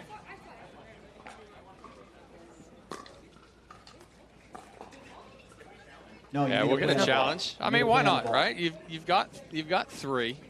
Well, Humberg asking if that's a challengeable call.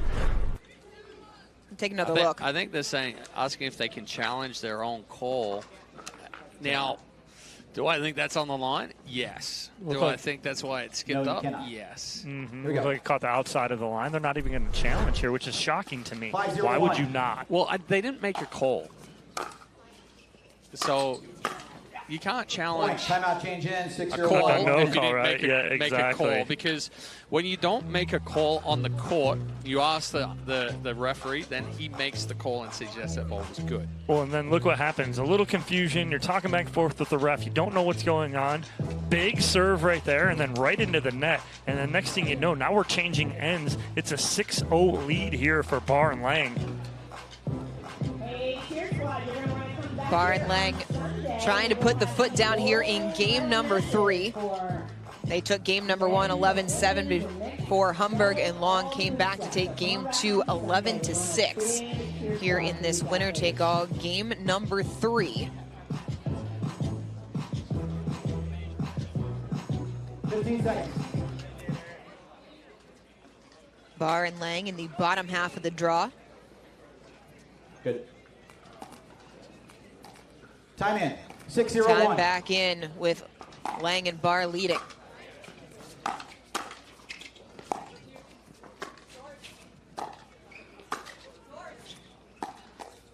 Oh, a little sneak attack there from Eric Lang off the bounce. Lang all over the court on that one, too. Steps in, drives that ball in the middle. It was a good ball back behind him to the backhand side.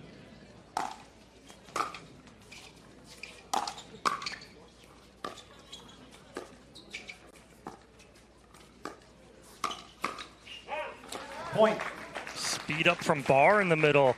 And again, Chad, you called it about 3-4 points ago that you're seeing both Lang and Barr become aggressive here. Well, and the difference there with that speed up from Barr, she used her legs. She got down underneath that ball, and she could be more aggressive. Where she gets into trouble is when she stays tall. High formation. Around. Oh! What a point! The defense on the around the post from Eric Lang. I mean, that's textbook defense right there. It's a fantastic around the post from Mari Humberg, but Lang just angles the paddle. So as soon as that ball hits off the paddle, it goes back cross court. Long has to step into the middle and cover once Humberg goes out wide. You see Long step in. The angle goes back behind him. Now they're both off the court, and it opens up that middle. That's the one right there that if it's me, the one Barr hits right there, you have all the court in the world and you're looking at it going, just don't miss. And it is just perfect spot there from Barr right at the feet of Mari Humberg. That is our Gamma Live to Play rally of the match, no doubt about it. The best point of the match. We take another look. Let's see it again here. The angle doesn't overhit it, just blocks it. Court's spread open. Yeah, that's the one where you're like, hey, I got a whole court. I'm going to finish this, and you put it about 4 feet deep. You hit the logo on the video board behind. But eyes get real big. Oh, nice look down the line right there. Another good get from Long, too, to be able to recover and at least make Barr hit another ball. Perfect placement from Lang defensively. Great efforts on both sides of the net, but it is Lang and Barr that are 2 points away from taking this match. 9-0-1. 9-0-1 in game number 3.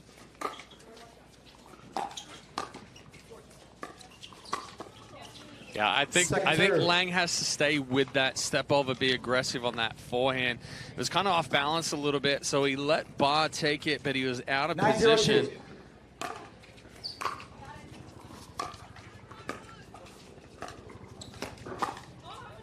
Oh, that's right through the middle. He got what he wanted, but couldn't finish. Well, and again, you see there where Lang is standing up a little taller. So now when he attacks that, the ball comes out flat. It doesn't have the top spin that he's looking for, where the adjustment is the chest stays forward just a little bit. Now you get the shape.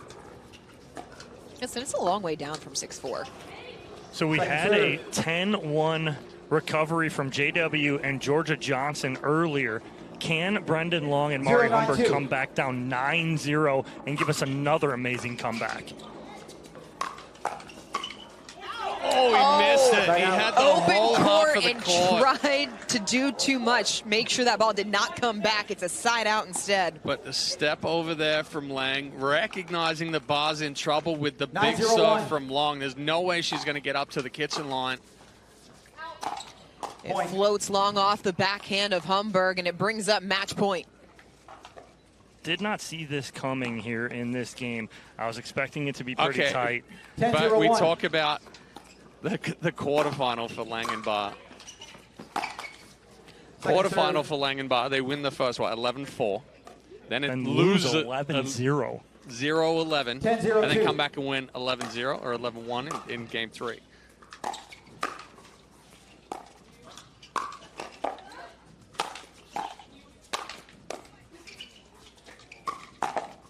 Oh, he read it right. Lang couldn't get it down, side out, as Mari Humberg and Brandon Long still alive here in this quarterfinal. So that's a 10-0 approach there from Lang. He was just trying to come up and put pressure on. Maybe Long makes a mistake. He doesn't, finds a good spot. 0-10-1, 1 minute. So timeout here from Barr and Lang. You sound surprised. 10-0. No, not much. You get two veteran players knowing that, hey, we're up 10-0. We may have got a little chaotic there the last couple points on attempts. So they've had 3 attempts at match point, I believe, here on championship court. They're going to take that time out. They're going to regroup. They're going to get back to what got them that 10-0 lead. What has gotten Barr and Lang the 10-0 lead? I mean, just complete control of each and every point. And one thing to point out is that what you're seeing is when Mari Humberg is returning, she puts so much cut on the ball, right? What's the answer to a cut return is a drive third. Use her spin against her. And so what's happening is you're seeing a lot of when Mari Humberg returns, you're seeing Eric Lang take most of those thirds, and he is really driving them and using her spin against her to really create a lot of dip. And that's what I think one of the differences has been in this third game. 0-10-1. It will be Humberg to serve first, 0-10-1.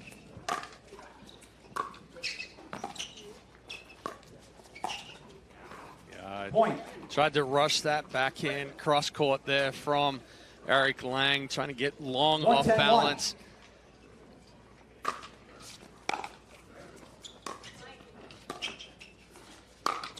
Nope. Humberg going for the ATP, missed it. Yeah, again, so she's slapping that. She's got to get that paddle outside the ball, hit the outside part of it, so then you can shape it back in. When you slap at it right behind the ball, it's just going to go straight down the line.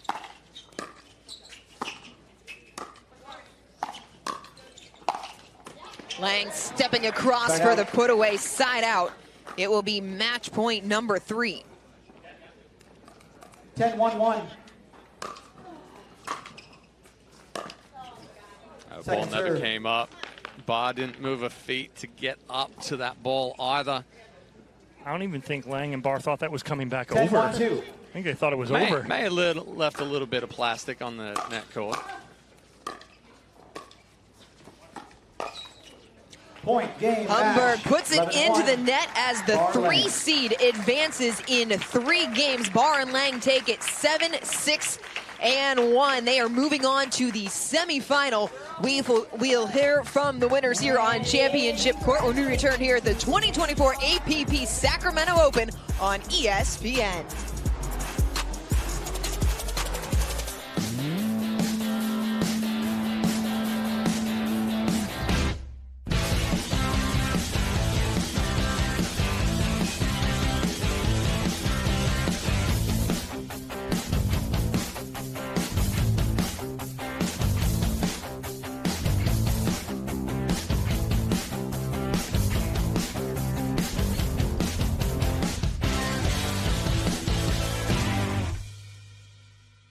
No, since I've been using Leo Rubber, I've had way less problem on my AT band and hips.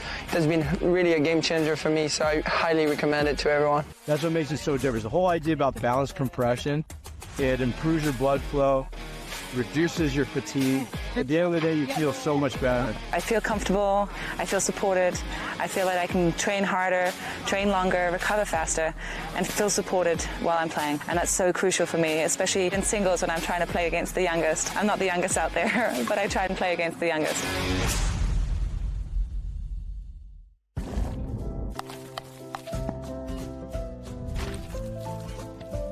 Nothing makes a gathering great like Eggland's best eggs. They're just so delicious. with better nutrition too. For us, it's eggs any style, as long as they're the best. Eggland's Best. The Pro XR pickleball paddle answers the age-old question of how to get paddle speed and control with the same paddle and one grip, and this is it. Pro XR gives you more spin, greater control, and quicker reloads on every shot in the game, because you always have that constant feel for that leverage and control and paddle speed that we're all looking for. Pro XR is the most revolutionary technology in pickleball. So we'll take another look at match point here for Susanna Barr and Eric Lang. A back and forth battle in games 1 and 2. But Lang and Barr put the pressure on in game 3. And they'll be moving on to the semifinals. They'll take on the winner of the Johnson siblings and Will Howes and Millie Rain. We're going to throw it down to Dominic Catalano, who's courtside with our winners. All right, Susanna, I'll start with you.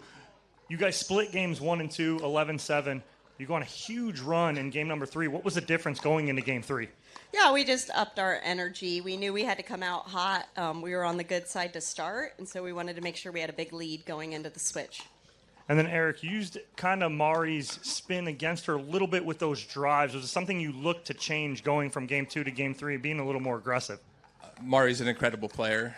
She got me a number of times up my line, so I had to adjust for that. But yeah, her spin presents a different sort of problem. It helps to hit topspin when someone's hitting underspin some of the time, but she and Brandon can make up for anything that floats. So it was just a tremendous experience playing next to this young lady right here and having a great time in Northern Cal.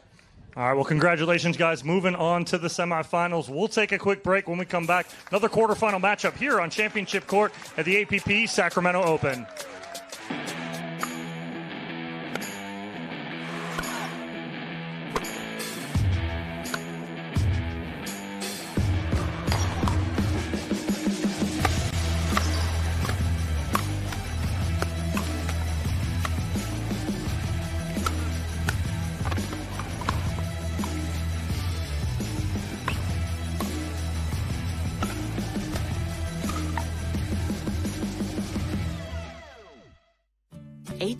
From tonight, Grant Gill will become a legend when he totally kills it at his improv class's graduation performance. Knees will be slapped, suds will be sprayed. People won't know what hurts more, their cheeks or their sides. That's why he's already keeping himself in shape and razor sharp today with health tips and wellness tools from AARP to help make sure his health lives as long as he does. Because the younger you are, the more you need AARP.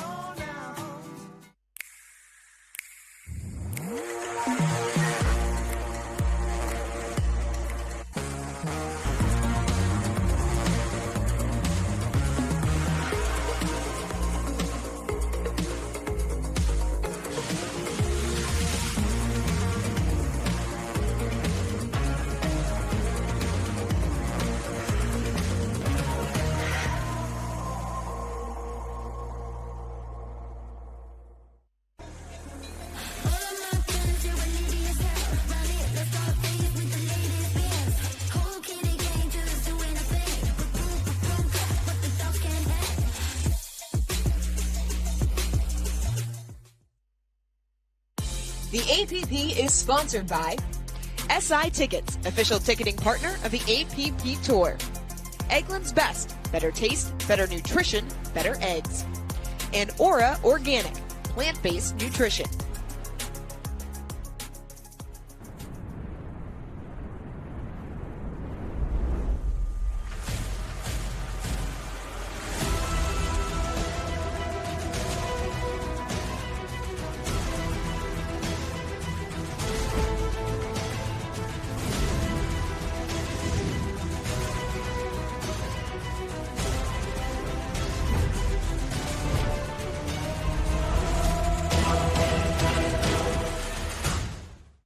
Typical insurance, you're just another senior. That is the third health insurance commercial with seniors at a farmer's market. Right? Don't get me wrong, I love a fresh heirloom, but it's like those companies think we're all the same. That's why I chose Humana. Before I signed up, I spoke to someone who actually listened to what I needed. She told me about benefits that were right for me, like vision and dental, all in my budget. I finally feel in control. What are you doing? Taking control. Humana, a more human way to healthcare.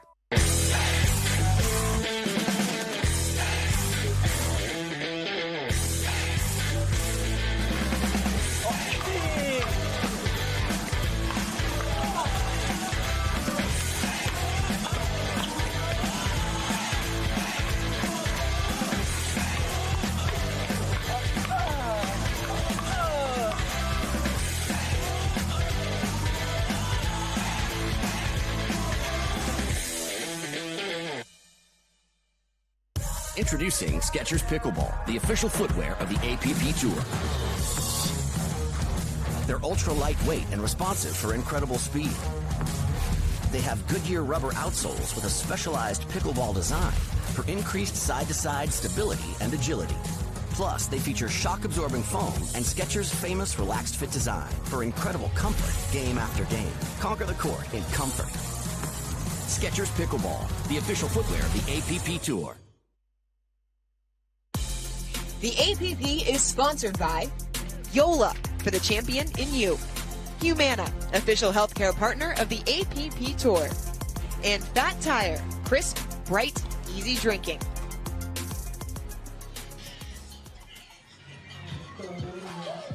Welcome back to Championship Court here at the 2024 APP Sacramento Open in our final quarterfinal matchup between the number 2 seed, the Johnson siblings. They will be taking on the 7 seed, Millie Rain and Will Howells. The Johnsons barely escaping out of their previous match as they had to fight off they had to come back rather against Richard Liverneese Jr. and Amanda Hendry to make it into this quarterfinal. And they will be taking on Will Howells and Millie Rain. Guys, I know Millie Rain is a player that you often say is an X factor in her matchups. What should we expect to see from her as we take a look there at J.W. Johnson, the 21-year out of Boynton Beach, Florida? Well, that's going to be a difference maker. We talk about it, like you said, Dorian, is that we talk about Millie Rain as an X factor, and it's going to be mine here in this one too. Will Howell's going to play with pace. He's going to play fast. He's going to play hard. And it's going to be Millie Rain setting him up so that he can be active. If Georgia Johnson can put a lot of pressure on Millie Rain, though, it's going to be trouble for Rain and Howells. The interesting thing, well, it's not a way to start it right there, but the interesting thing with this is all 4 of these players train together. Yes, they did. They've had this matchup 1,000 times all week coming into this one in their practice games.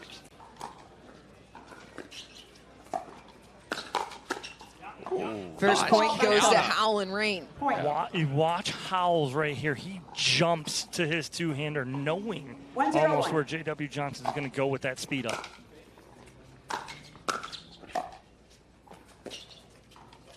Georgia can't make the pickup. Kicked on Georgia a little bit there. You're talking about how much these players train together. How difficult is it to go against players that you know almost better than you know yourself? It's tough. It's tough because everybody knows each other's tendencies. They know their patterns. So it's good in the aspect of that you already know your opponent's patterns and tendencies. It's bad because they know yours as well, right? So you're trying to be a little bit more mysterious and change things up, but then again, you're going away from those patterns that you've trained for. And can you throw something new there? Can you take something out of the toolbox that they may not be used to?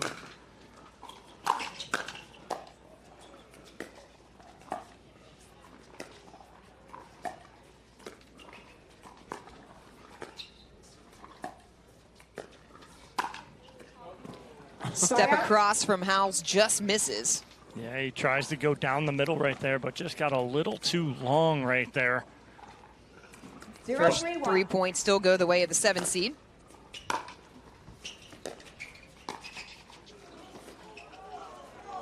Just crawls over the net. Yeah, it's a tough one with it being that close to the net. Trying to get it up and over.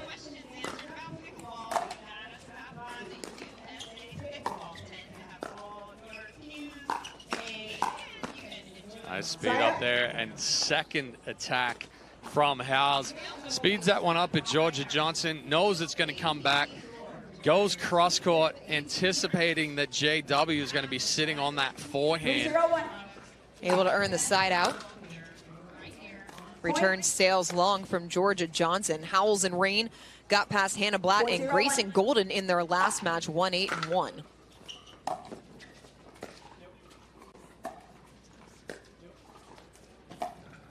Ooh, Georgia gives it a little back to Millie Rain right there off the tape as Rain can't get that up and over. I'll correct her on the score there. It's 1-11-1. Somebody had to win that second game.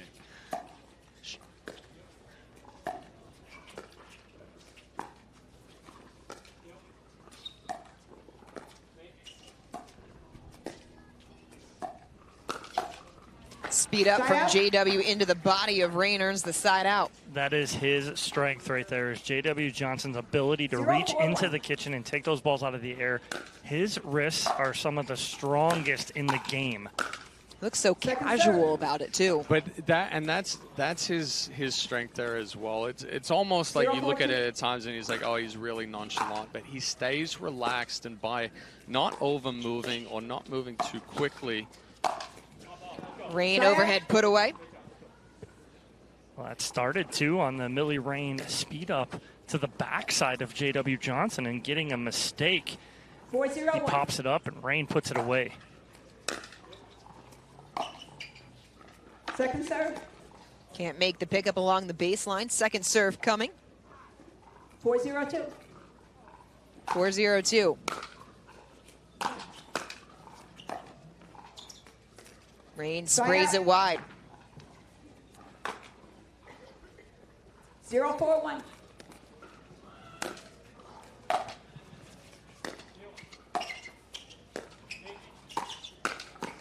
Yeah, nice combination there. Just overextended there from Will Howells as he tries to reach in and speed that up.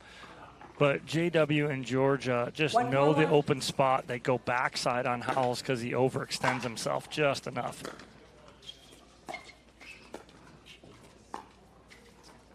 Pushing it a little too much there from Howells. I think Johnson, JW, needs to do that. Needs to step into the middle of the court, put a little bit more pressure on, force Howells to try to go behind him. Georgia tries to step across, puts it in the net. Yeah, Georgia trying to make something happen right there in the middle. Point. Howells can't make the return. Another point for the Johnson siblings. They're back within one. 3-4-2.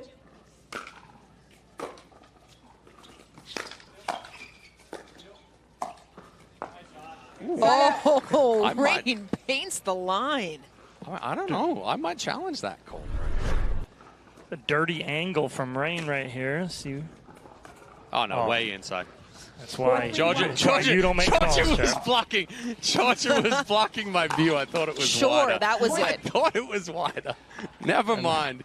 And way in. Followed up by a huge forehand right there from Will Howells, putting pressure on Georgia Johnson.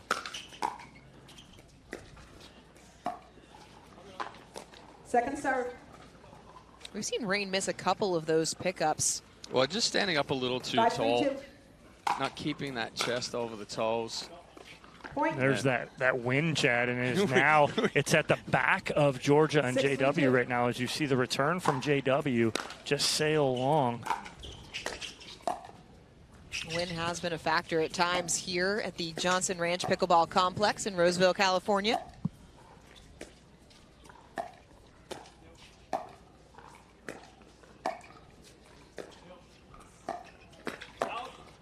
There's the flick again, potentially going out right there. But again, Rain's trying to react to the ball and get a paddle on it, and Howells is trying to react on the call. So it's always going to match up that out call's coming right as you're trying to make contact.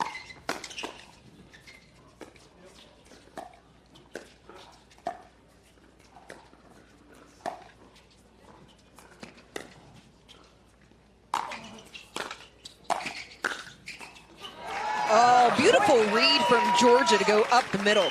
I mean, talk about the lob from Millie Rain, too. She dots the back corner beautifully, using the wind to her advantage, where the wind's blowing in her face, so she uses the wind to knock that lob down.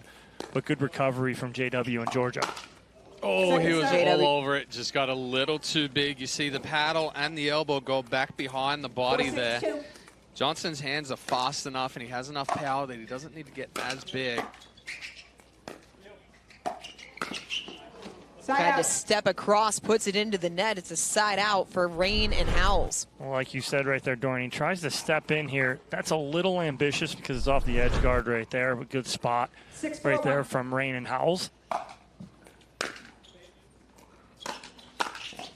Right at the feet of Rain.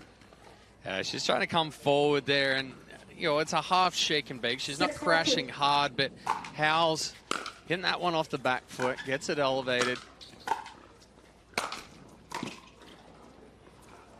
Side out.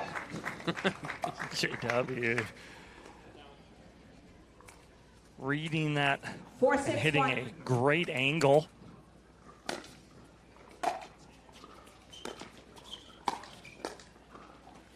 Second serve. Good ball there from Howells, going backhand side on JW. 4-6-2. 4-6-2. Point. Howells tried the backhand flick, catches the tape. Nice drop right there from Georgia Johnson, the reset. Howells thinking he's going to be able to get that out of the air, but she had too much dip on it.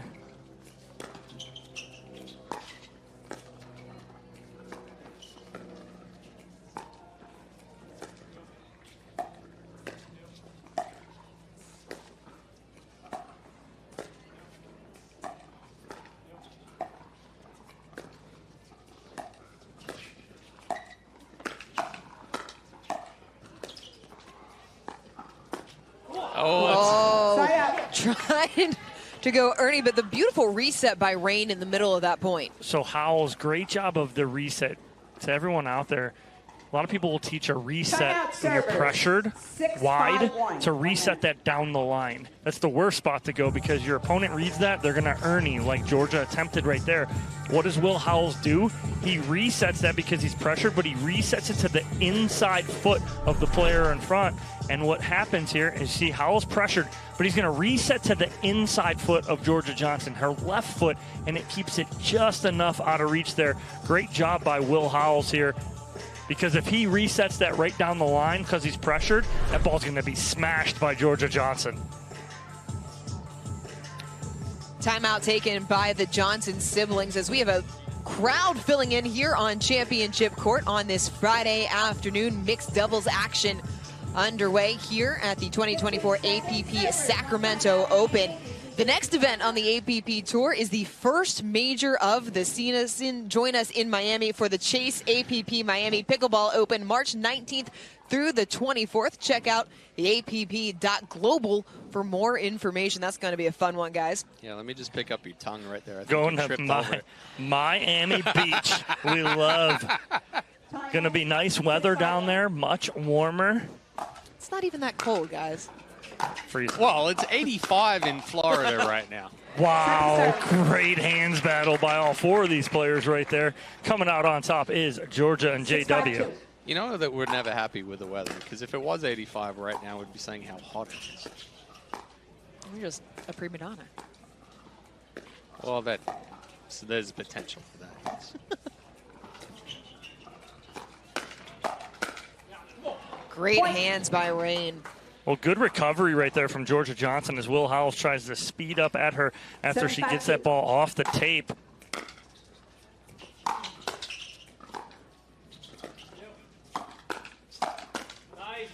Elevated ball, Rain able to finally get the better at JW. Yeah, it's the double up on the backhand side there, though. If she takes backhand and then goes forehand, JW's all over it. And that comes down to a little bit of the tendencies of where your training partner is hitting.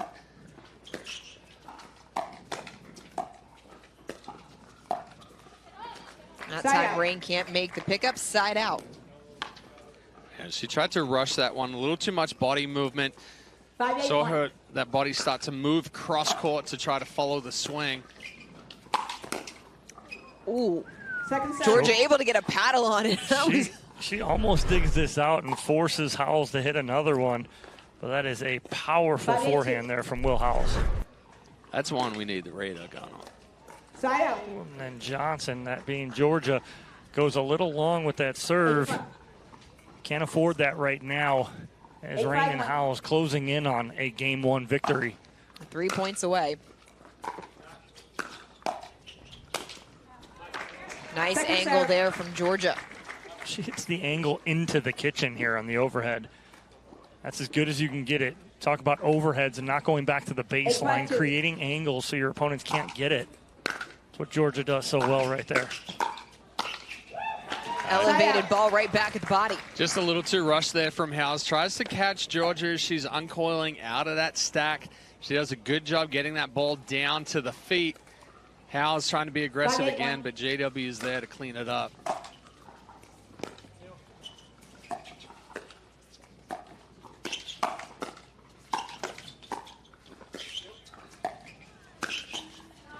Point. Georgia going right at that hip of Will Howells. Well, and that's exactly it. It's all about the spot there. They didn't overhit in the middle of that. They kept the pressure on. But then Georgia reaches in and she goes at that right hip.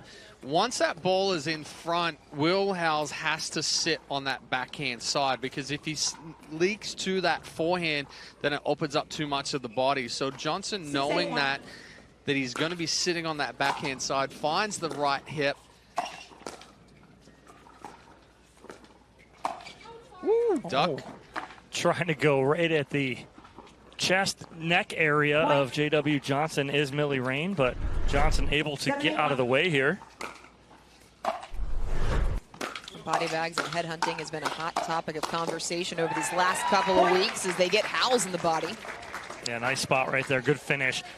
It's JW able to get on top of that ball and get that ball down to finish. 3 straight points for the Johnson siblings. We're knotted up at 8.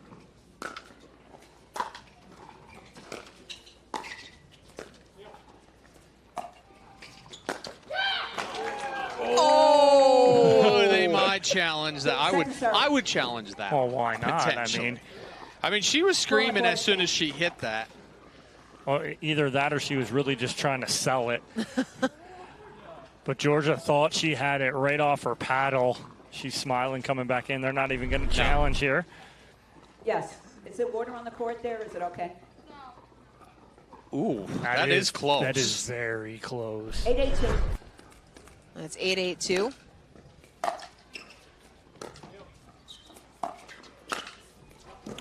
That catches the line from JW Johnson. Nice little wrist flick there from JW Johnson. Again, some of the strongest wrists in the game right there. She finds that back corner.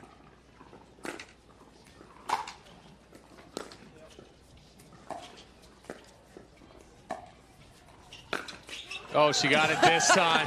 Went a little bit shorter, right into the shoes of Will Howells as he's sliding back. Didn't quite get back into that ATP defensive position fast enough. Those bright pink shoes are a target there for Georgia Johnson as she goes right off the shoe tops. But you see the difference here compared to the around the post that we saw missed from Mari Humberg in our previous quarterfinal. Johnson waits and gets on the outside of that ball. She can then shape it back in. You'll see the contact here. Creates that angle, that shape, bringing it back in. Compared to when we're flat behind the ball, we don't have that shape and we just end up slapping it down the line. Rain and Howells have taken a timeout as they are facing a game point as the Johnsons now lead 10-8. It's a 5-0 run for the Johnson siblings. Yeah, nice run here from JW and Georgia to get back in this. Looked like they were kind of struggling a little bit there in the middle as they were down 8-5 and trying to gain some momentum. They hold off Rain and Howells, and then, like you said, Dorian, rattle off 5 straight. 10-8-2. Game point.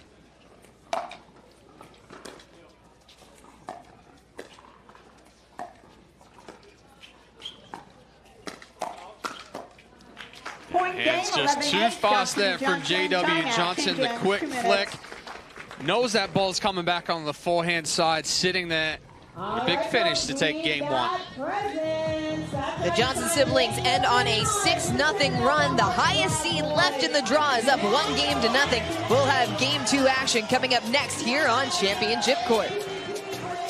When I have pain from arthritis, I grab BioFreeze. Unlike Voltaren, BioFreeze provides fast-acting relief. I can apply it to more areas of my body, and it's NSAID-free. Cool the pain, so I can get back on the court.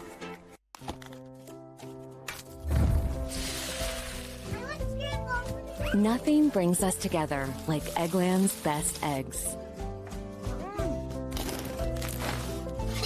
We love the taste, always so fresh and delicious, plus superior nutrition. For us, it's eggs any style, as long as they're the best. Eggland's best.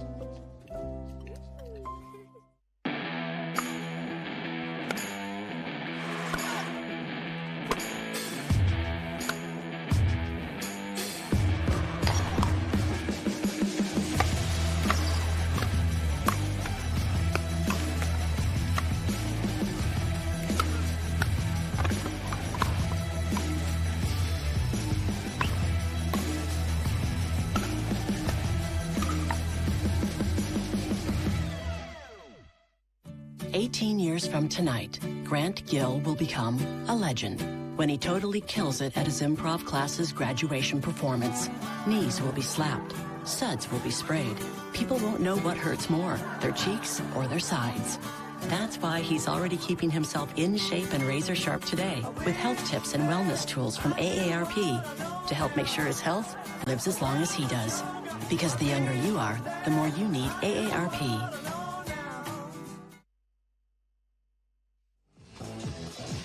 Welcome back. The duo of Georgia and J.W. Johnson flexing their muscle. They outscored Millie Rain and Will Howes in game number 1, 6-2 after taking a timeout, trailing by 1.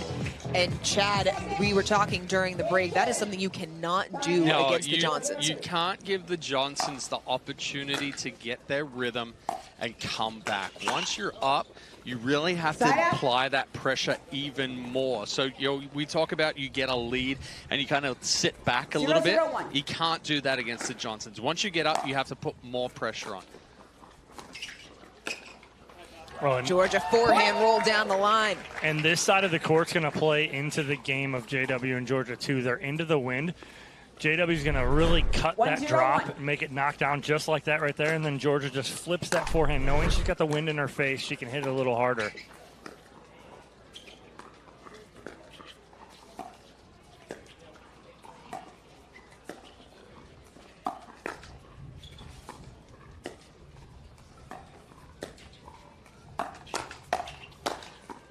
Great backhand from Johnson. The big part of that point right there was the reset from Johnson down the line.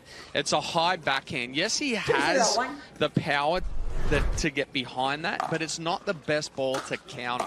He gets a better ball, and they cross-court, take that win. Howes tried for the big forehand. Well, right there again, too, wind it. Howes is back. He's really trying to put an exclamation point on that forehand, but just overhits it. 3-0-1. 3-0-1.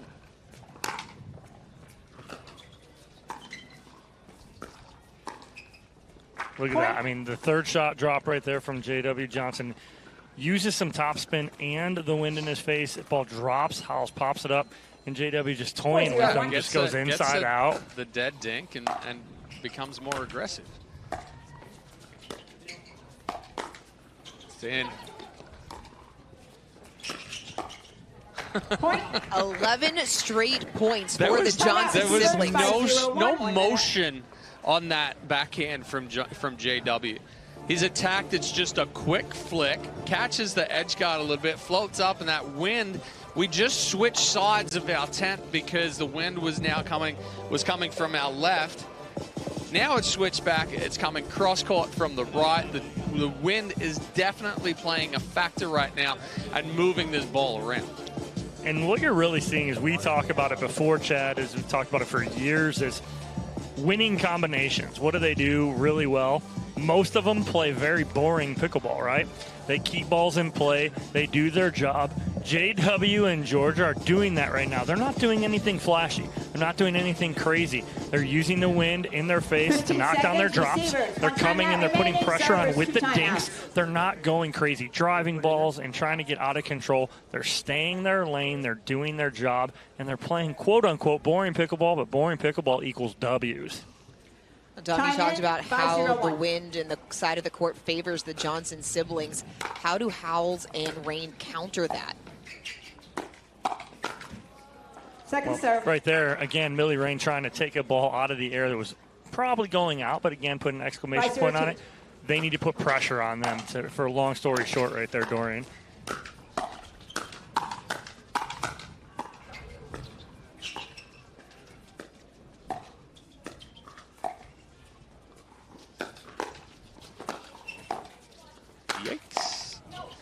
Ooh. I mean, Rain slaps it along the hands, though, that's from the what I was going to say. Johnsons. The hand battle in the middle of that point, Georgia Johnson does such a great job of staying compact, staying in that exchange, and then gets the opportunity to go around the post. JW knows he's going to step over where he's going to go with that next ball.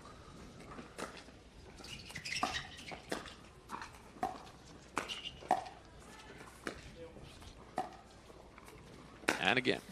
Oh, she hit up on it. Yep, the weight fell back on that one. Instead of trying to just dot it inside of the line, she really tried to put, like we talk about, an exclamation point on that, and she goes long. She went over the court.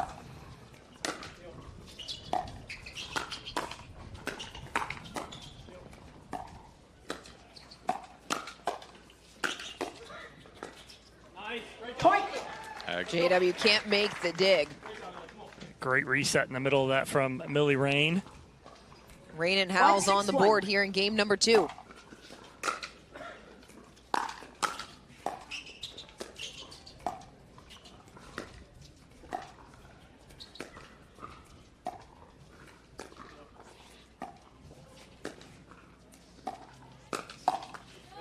Nice step in there from JW. But again, it's that backhand flick. He can do so much with that from the positioning that he gets to. He's almost fully extended, but not quite because he's still got that load. But he can take that down the line, cross court, take pace off of it because it's such a short, compact swing out in front. Little unlucky catching the net cord there. JW with the speed up on the forehand catches the net cord. Will Howells not going to miss that one. 2-6-2. And there's the pressure from Howells and Rain. Want to see.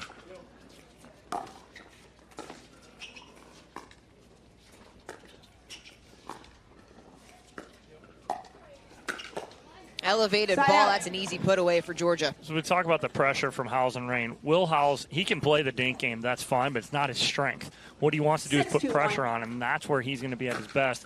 That's what I'm talking about with them putting pressure on and forcing the issue against Johnson and Johnson. Inside the line, everything going the way of the Johnsons right now. I think that ball that he hit was probably going out anyway, but he does a good job getting on top of that backhand. Tough to do. That's a ball that a lot of the time we'll miss because we try to do too much with it and it comes out flat.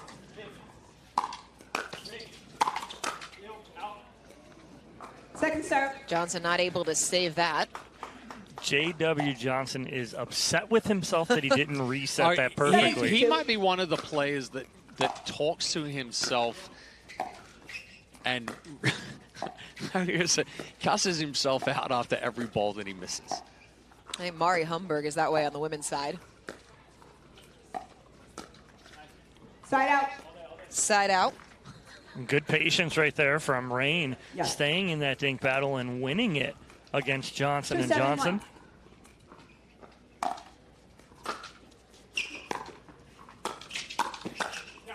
Point. Just a little too high there from JW. Trying to keep Howells back, but honestly, once that ball's below the net, you're not going to be able to keep anybody back. The target then becomes the feet. Otherwise, you're just feeding into their strike zone. Second serve. Good aggressive balls there from Georgia, though. Is aggressive dinking, right? Yeah. She's just getting the ball down and rolling it at the feet of Rain. Rain can't come up as it was going behind her. Side out for the Johnsons. Well, good little run there, though, from Rain and Howells. Get back in within striking distance here in game 2.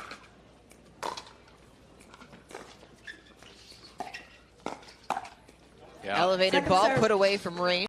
Well, good job there from Rain. She just goes to that overhead scorpion kind of shot off of the backhand flick from JW. Doesn't get 7-3-2. quite enough on it.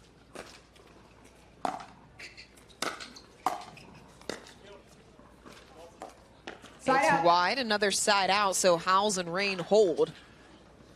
And right now, this is a critical juncture in the game. You got 3 back, you answered. Now you got to put a couple more points on the board. Feels like an inflection point. Second serve. That one, Howell's just not quite using the legs. He's standing up a little bit, tries to roll it.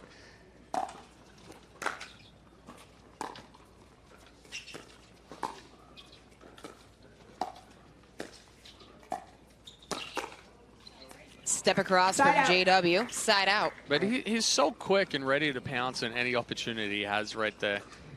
And again, too, pounces but goes to a right spot. So it's a controlled pounce right at the body of Will Howells. Point. Rain tried to speed up. It goes in the net. Point for the Johnsons. Watching JW play, it reminds me Timeout, of receivers 8-3-1. 1 minute. when people talk about baseball players and their motion is quiet. His movements are so quiet and just fluid. Well, there's no wasted movement, right? You talk about Efficient that. was the word I was looking for. Efficiency is the key. Now, we haven't seen the quintessential JW raising the arms when the ball, like when he hits his drop and it's trying to go over the net. He's calmed that down a little bit. He has calmed that down a little bit, but again, too, there's no need for it right now. They've been, I mean, I'm not going to say perfect, but they've been pretty clean with most everything they're doing right now. But you talk about he's efficient, he's quiet.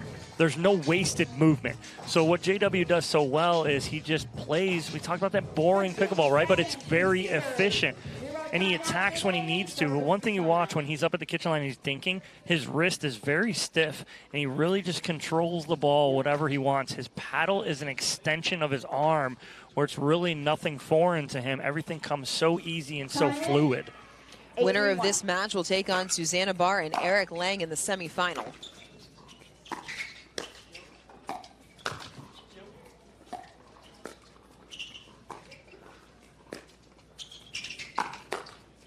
Howells going for the ATP. Johnson was there but couldn't make the pickup. Yeah, nice ATP right there from Howells. Controlled, got around the two-handed backhand, rolls it back in.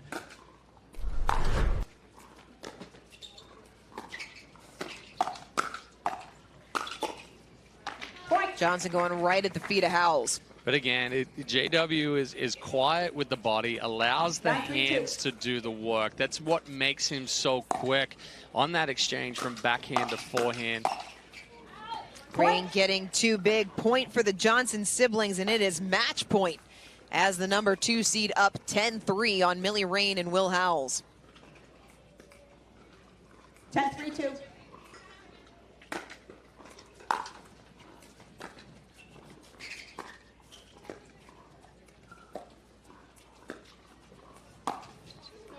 Oh, just missed it. She set it up well, but Rain trying to do a little too much on that last ball and find the middle. The Johnsons advancing into the semifinals. They take down the 7 seed 8-3. We will hear from Georgia and JW when we return here on Championship Court. It's the 2024 APP Sacramento Open.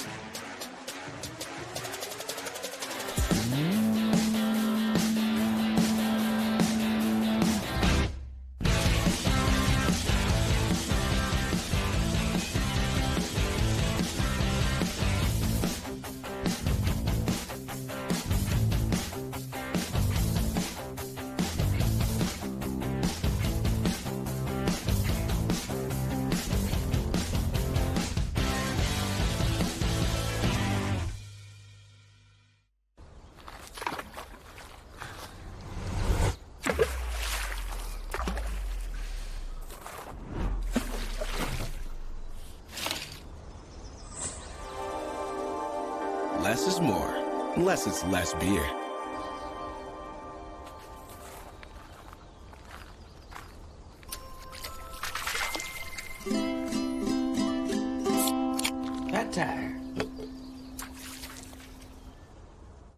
The The Pro XR pickleball paddle answers the age-old question of how to get paddle speed and control with the same paddle and one grip, and this is it. Pro XR gives you more spin, greater control, and quicker reloads on every shot in the game, because you always have that constant feel for that leverage and control and paddle speed that we're all looking for. Pro XR is the most revolutionary technology in pickleball. I'm Vivian Chan here with Classic Pickles, and we're putting the pickle into pickleball. In pickleball, a slice is a chop shot used to create backspin on the ball. I'm going to show you how to make a fried chicken sandwich topped with Classic sandwich dill pickle chips that will put your taste buds into a spin.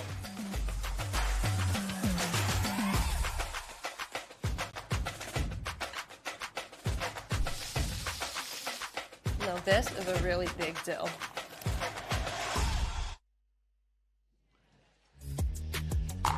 JW and Georgia doing their thing, coming in, taking the opportunities.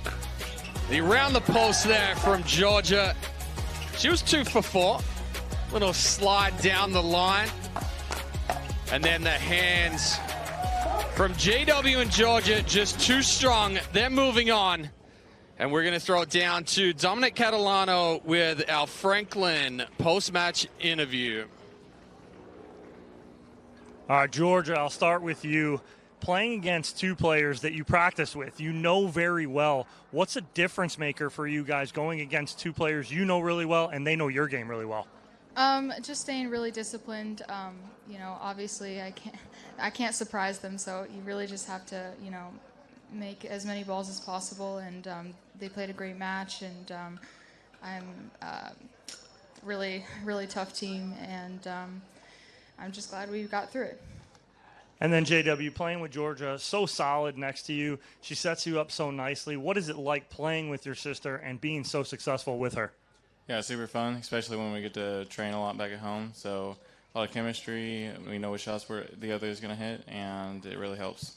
All right, well, congratulations, JW and Georgia. Moving on to the semifinals. We'll take a break, be back with our first semifinal matchup here on Championship Court at the APP Sacramento Open.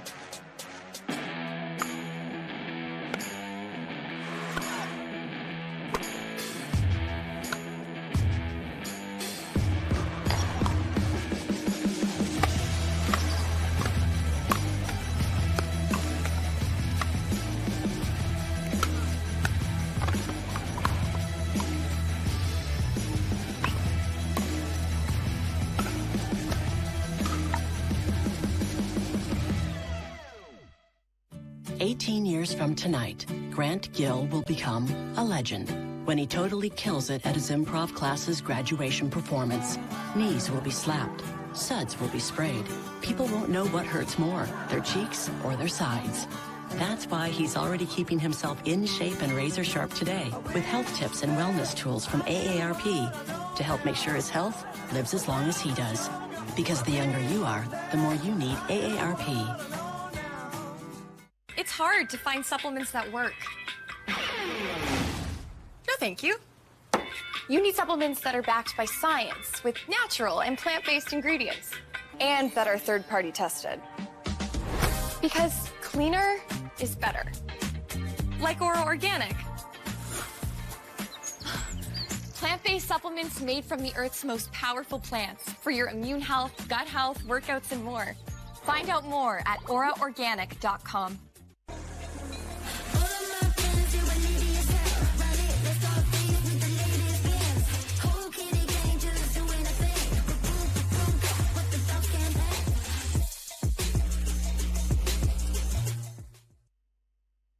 The APP is sponsored by Rainstorm, clean, plant-based energy. PowerPlate, official warm-up and recovery partner of the APP Tour. And PickleballSuperstore.com, official online retailer of the APP Tour.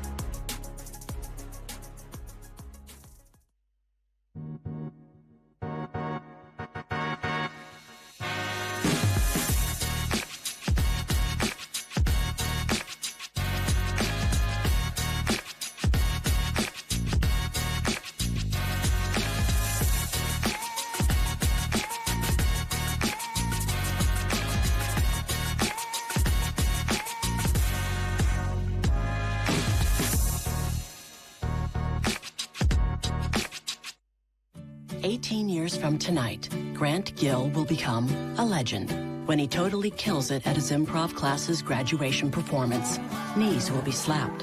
Suds will be sprayed. People won't know what hurts more, their cheeks or their sides. That's why he's already keeping himself in shape and razor sharp today with health tips and wellness tools from AARP to help make sure his health lives as long as he does. Because the younger you are, the more you need AARP.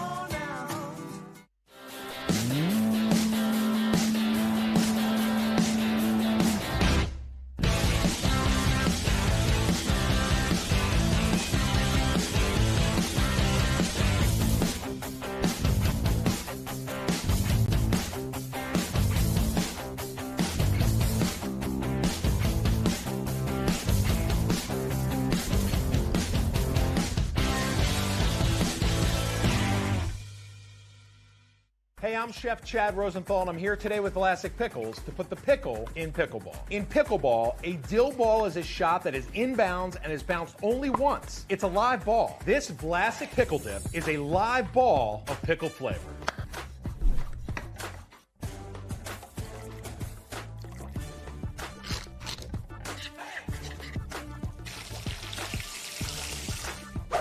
Crunchy pickle perfection. The APP is sponsored by Partake Brewing, non-alcoholic brews crafted for those who make it happen. Pro XR, innovation you can handle. And Tervis, the original insulated tumbler.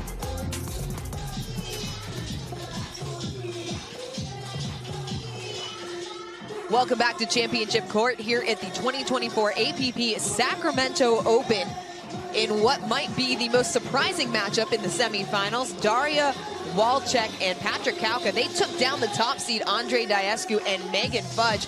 They will be facing Gabrielle Tardio and Jill Braverman, who dispatched Ryler DeHart and Alex Strong in the quarterfinals in 3 games. Guys, this one unexpected, but it's going to be entertaining nonetheless. What should we expect to see from these two teams? A lot of firepower from Kauka and Walczak. They're going to come in guns blazing.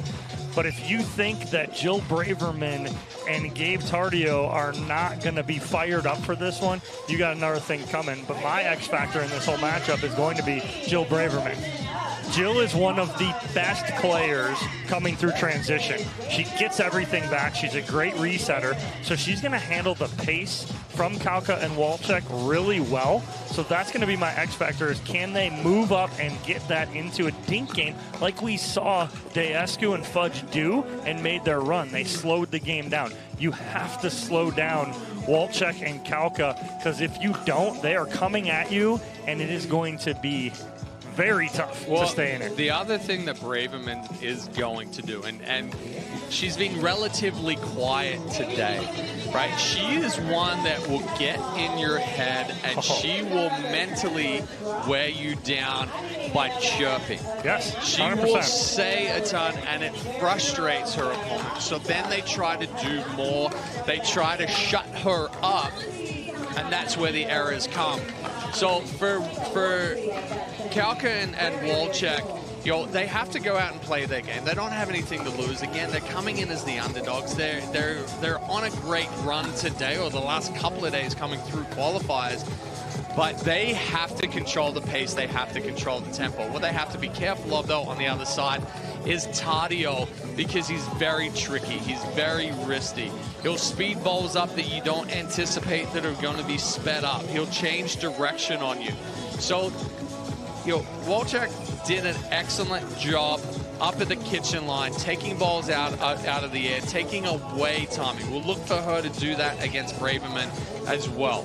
Kauka then needs to step in, play that aggressive role, but not try to do too much. Something that we saw from Kauka and Walczak against Fudge and Diescu, there were not a lot of long, drawn-out points in that match, not a lot of dink rallies. They were getting to the point, getting to the line, and ending it quickly. How do Braverman and Tardio slow them down? Well, that's exactly it, is they need to hit their drops. They don't need to go pace and drive their thirds. They need to hit third shot drops, try and get to the kitchen line. Because, again, like you said, Dorian, it is Kauka and Walczak are going to try and play fast and with pace. The sooner the point is over, the more of an advantage Kauka and Walczak have. So again, trying to slow that down is going to be the key here for Tardio and Braverman. Yeah, and that's the power coming right there. The little tweener from Kauka, but him getting big in the middle and putting that pressure on. Almost what I would say to Braverman and Tardio is, hey, play one step back off to the line.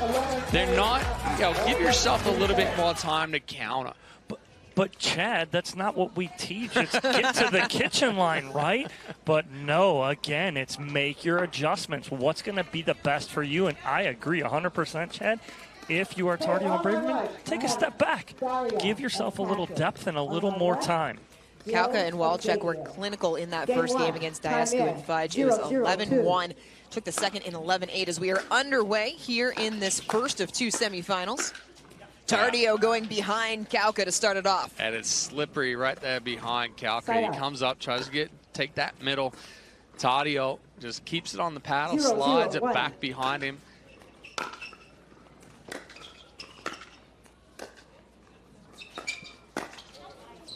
Tried the backhand flick, sails long. I like the heat check right there as Tardio trying to dial in here and see what he can, what he can't do. He's into the wind right now, so I'm going to look for him to do that with that little wrist flick. Third match of the day for Tardio and Braverman. They took down Sobek and Scholl in the first round, 5-0. Get on the board here after the forehand sails long. Well, that too. You're going to look for them to drop, but you're not going to look for them to be very passive when they get a ball up. No, they're going to they're attack. They're going to take their chances as well, and Tardio has that flip. Kauka finding some space to earn the side out. Now, I don't mind the third shot drive, but the fifth one's got to be a drop right there from Tardio. 0-1-1.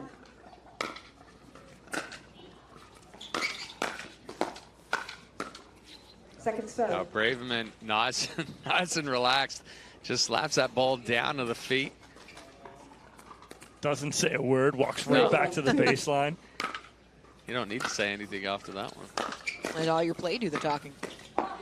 Kauka off the edge guard of Braverman. Well, his roll right there is what created that. Braverman thought it was on her paddle, but Kauka gets so much dip on that ball, it almost disappeared for Braverman. 1-1-2. 1-1-2. Shape that one in as well. Lands it in the corner. I think Kauka even surprised himself. I he mean, looks back at us going, ooh, that was nice. That's paddle head down and outside of the ball. Shape and dip. Good hands there from Tardio, and a tough adjustment with that ball kicking up off the net cord. 1-3-1.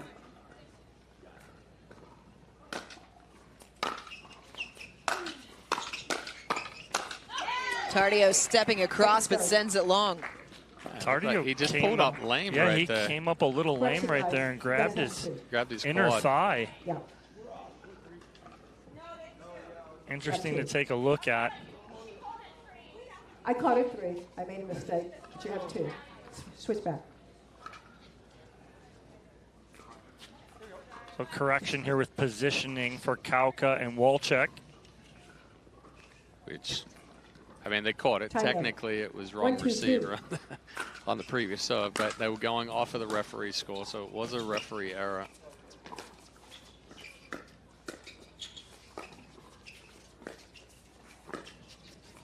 Around the post. It's in. Oh! Falls right on the line. And Braverman apologizing to Tardio, going, I thought that ball's way out.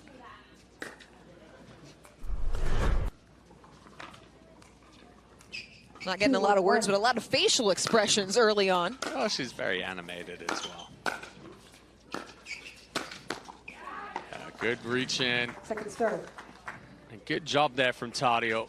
He has a tendency to try to do too much at times, but if he focuses on getting that ball down to the feet with some pace, really going to control that kitchen line. That time too strong off of the forehand side. Nice duck from Braverman, and the best part about that is she got her paddle down because her paddle was up and she tucks that paddle down to get out of the way.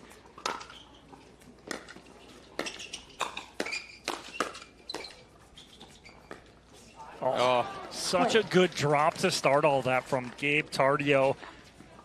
And then him and Braverman able to get on top of that ball. Then off the tape for Braverman.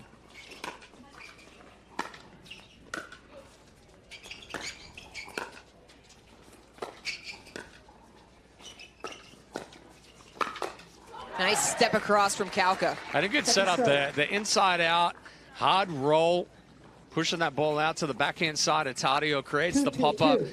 Wolchek almost stepped in there for a second, but gave Kauka the room. Oh, goes back across through the open court to earn the side out. So the problem was Tadio went backside on Kauka with the first drive here, right? Well, Braverman feeds right back into him stepping to the middle. She's got to double up and go backside on him again with that finish. Kauka can't make the pickup. 2-2-2.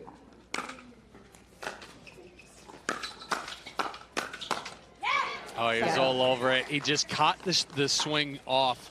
You saw him be there on that forehand side, and it cut straight across the body, went down. Just needed to extend through it a little bit more.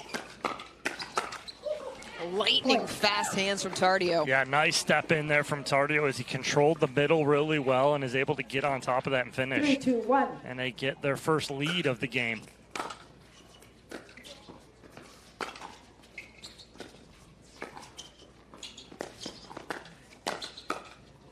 Oh, he's got it. Oh!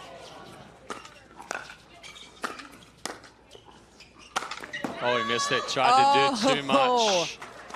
That is trying to make sure that ball does not come back. Yeah, I mean, honestly, with that ball right there, I'd say, hey, it's sitting up. Go cross court toward Braverman with that angle. You can pull her out across instead of you're trying to create an angle on the short court there. And it's a frustration shot, too, because he had two balls that should have been put away that weren't. 4-2-1.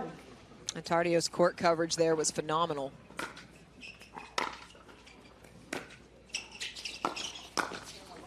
Second serve. Tardio tried to run through the forehand. In a perfect position, though, you see him get his paddle up early so he doesn't take a backswing. He just mishits it and gets on top of it just a little too much, but I like the approach.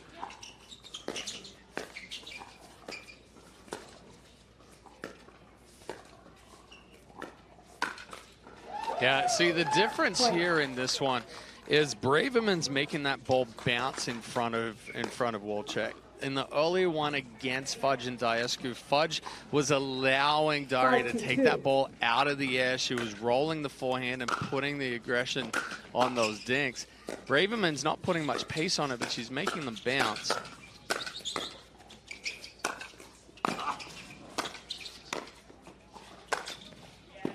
Finally, Tardio able to find an angle. Well, Wolchek just ran out of room. She ran out of real estate on the sideline right there. She had it and had a beat on it, but couldn't get over the wall. Timeout. Kauchek or Kauka. I've done that twice now. Just stick with Kauchek. Just stick with Kauchek. It's Kauka and Wolchek. Just Kauchek. It's out the Kauchek or Wolka. I think Kauchek's a lot better than Wolka. Yeah. Take a timeout, trailing by 4. Well, Walker is just the way that I say Walker anyway. Yeah. So, I mean, well, yeah. we won't count the way that you say things with your Australian accent. We'll just disregard that entirely. I tell you what, though, Braverman and Tadio have taken Wolchek and Kauka out of their rhythm. This is the first time that we've seen them all day where they're not being aggressive. They're not, we're getting longer points. We're getting extended dink rallies. They're not getting the opportunity to really speed the ball up, set the tempo, put the pace to it. So that's the difference in why Braverman and Tadio have been able to, extend this lead here, going up by 4. And that's what we talked about early on before this match started, is that they got to slow it down, extend some points out. And you said it, Chad, is that Braverman is forcing Wolchek to let the ball bounce on her dink. She's not able to be aggressive enough. Yes. How do Kauka and Wolchek flip the script? Pressure. Got to be aggressive. Don't get sucked in and don't hit returns into the net. Don't hit a return in the net. Out of the timeout. Take a few more risks. They're certainly playing tighter now than what we saw earlier. Once you're in the semifinals now, first round, second round, you've come out of the qualies. Not a whole lot of pressure.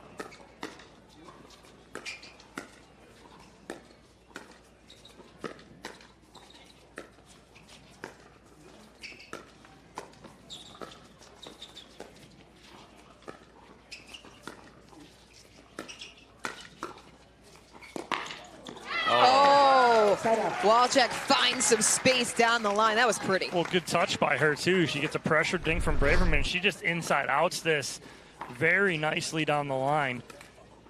2-7-1. Chicken winged.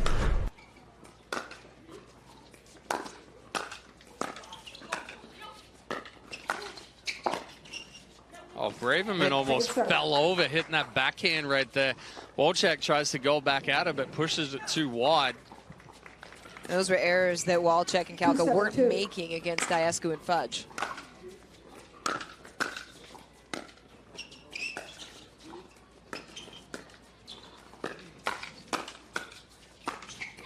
Nice sequence there from Kalka to put it away. Yeah, much better sequence. But the other thing that Braverman's doing as well is that she's going behind Kalka. She's keeping him honest.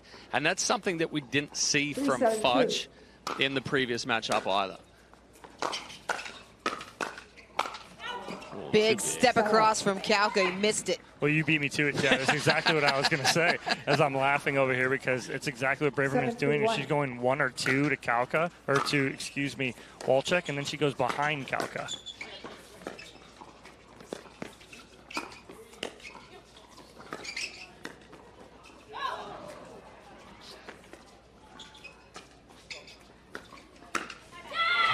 Nice forehand from Walczak. Before Walczak even hit the ball, Braverman goes, my bad. That comes from experience, you know. I know that ball's a winner.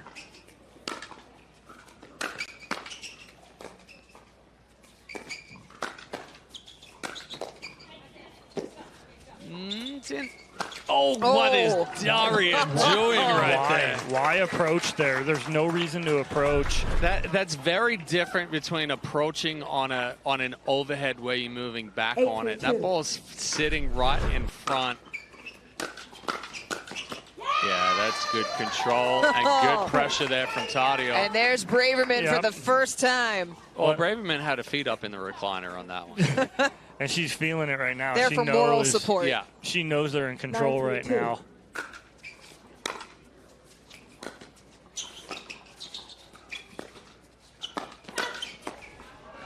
Oh my Tadio hits an out ball. Everything going their way as they have game point up by 7. Well, in the middle of that point, Braverman put her left hand up almost like she was going to catch the ball, but Tardio's like, I got this. 10-3-2.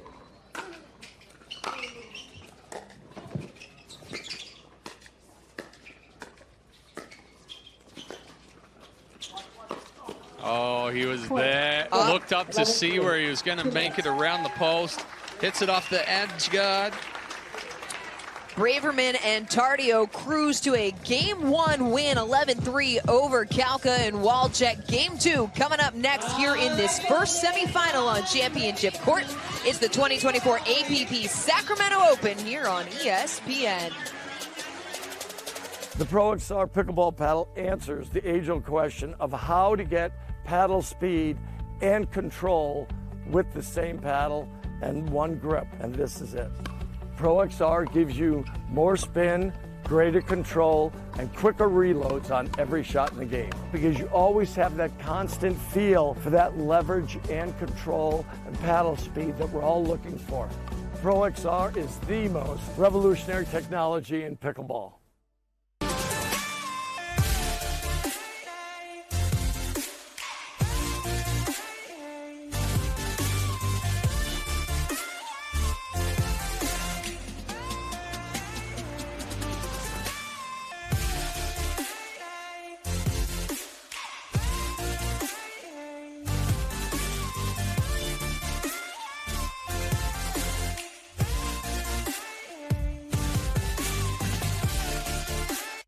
Typical insurance, you're just another senior. That is the third health insurance commercial with seniors at a farmer's market. Right? Don't get me wrong, I love a fresh heirloom, but it's like those companies think we're all the same. That's why I chose Humana.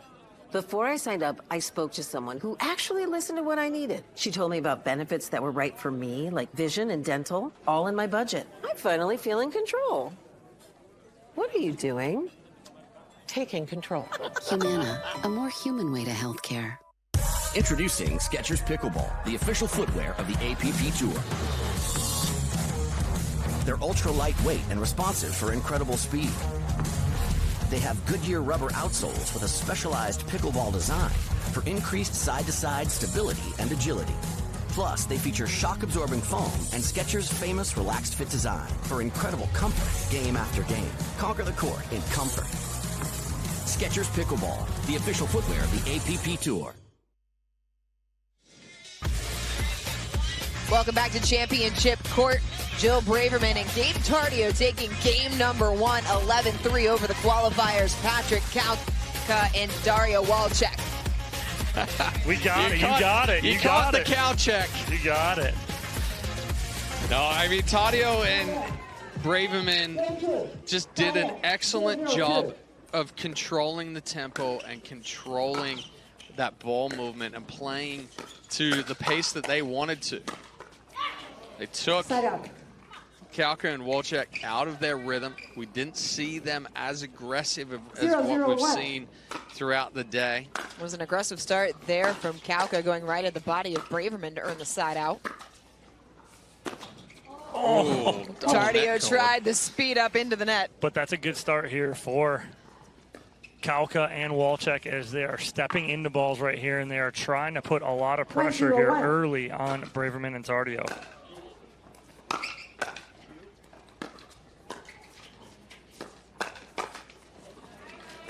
Good hands there from Tadio, and a good spot. The speed up from Kauka. Anticipating a second forehand. Goes back to the backhand side, just a little late catching it. Kauka steps across. Yeah, trouble. Leaves the court wide open for Tardio. Yeah, if he doesn't finish that, they're both out of position. That's tough right there for Kauka and Walczak. That's the do or die play right there. You got to finish it if you're gonna come across like that. Point. And that's trying to do a little too much and get 4 points on one. 1-1-1. The old rock and jock basketball and baseball. You can only get 1 point at a time here. Second serve. Tardio too strong. Is that like Jock Jams? Oh, you're such a youngin'. 1-1-2. I am younger than you, that is true.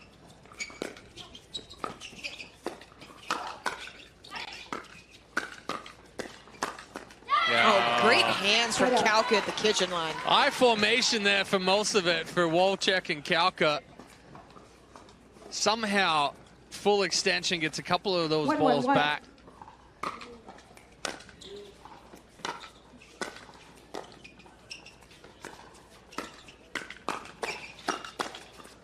Tadio shut the door, but just hands out in front, no big backswing.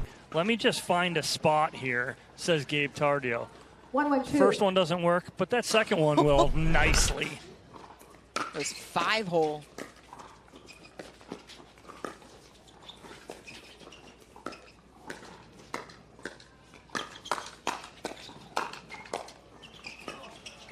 Oh, come on defense from Tadio and Braverman as well. Braverman off the tape reset. Looking good right there. 1-1-1.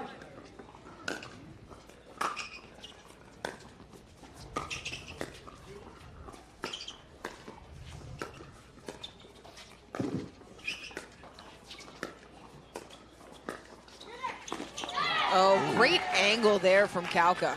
So Braverman, a good job again. She's going 2 to Walczak, 1 to Kauka, 1 to Walczak, 1 to Kauka, mixing it in and out. Problem with that last one, she just left it a little too high, and Kauka's able to get on top of that and roll that away from Tardio. Side up. Tardio going for the forehand, catches the net. Yeah, I tried to add a little too much pace on that one. You see, as he gets bigger, rotation starts early, spins out of that one, and actually loses power. 1-1-1. 3 consecutive side outs, gives the serve back to Kauka and Walczak. Point. Add on there on the error off of Braverman. Yeah, Braverman standing tall on that one. 2-1-1. Doesn't get the paddle out in front.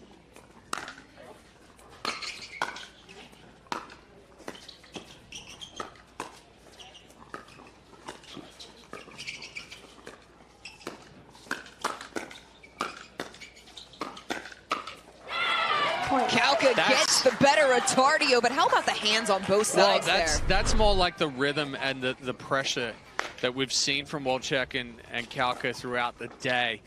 3-1-1. Daria much more aggressive in that one, able to take balls out of the air, roll them. Braverman just very nonchalantly tries to block that back, but hits it off the edge of the paddle. Doesn't go up and over, but like you said, Chad, it is Kalka and Wolchek putting a ton of pressure on right now in game 2. Braverman and Tardio have been tested throughout this draw. They took their first match in straights, but everything else has been 3 games. And Kalka off of the edge guard. Uh-oh. We got a rainstorm down on the court. I think we're safe. I think we're safe. We've had some issues today with some exploding drinks. And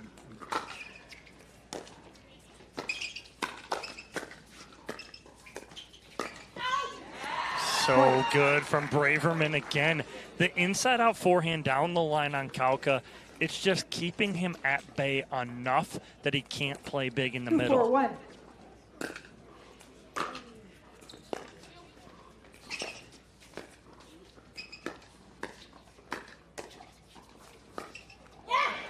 Inside out again. Kalka can't cut it back. But it's making that ball bounce when she goes down the line. Once that ball bounces, now it's behind Kalka and it becomes much more difficult for him to catch up to. But she knows the timing for it as well.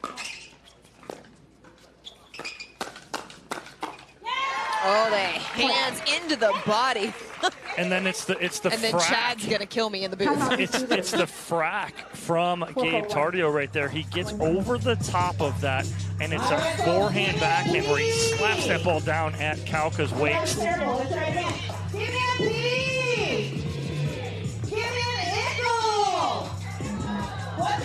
We're all here in game number 2 as Wolchek and Kalka take a timeout. You'll see the hands there. Forehand, roll it over rather than trying to break the wrist. Tadio gets on top of it, slaps it down. This week's Partake Community Hero is Jackie Bryla. Jackie brings service animals to hospital and care homes and even created a pickleball-themed photo album featuring her service dog, Mango. In collaboration with APP, Partake Non-Alcoholic Brewing aspires to seek out, celebrate, and share the stories of individuals who, driven by their passion for pickleball, are advancing the sports frontiers for themselves and the community. Thank you to Jackie and Partake for making a difference. I also think you got to thank Mango in there, too. Oh, heck yeah. Mango is the key to that whole thing right there. I think we need to get Mango here, and not just because I want to pet some pups in the booth. 4 all here in game number 2. Jillian Braverman and Gabe Tardio took game number 1, 11-3. Trying to advance into Sunday's gold medal match.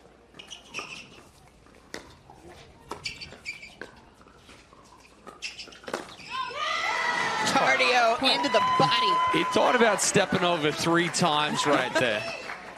But sees the opportunity on that last one that he can go body with. And you allow Braverman to do what she does best, work through transition, and sets him up perfectly.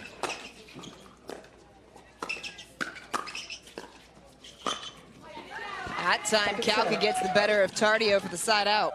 Well, Tardio sitting heavy middle right there, and Kalka just going outside foot. 5-4-2.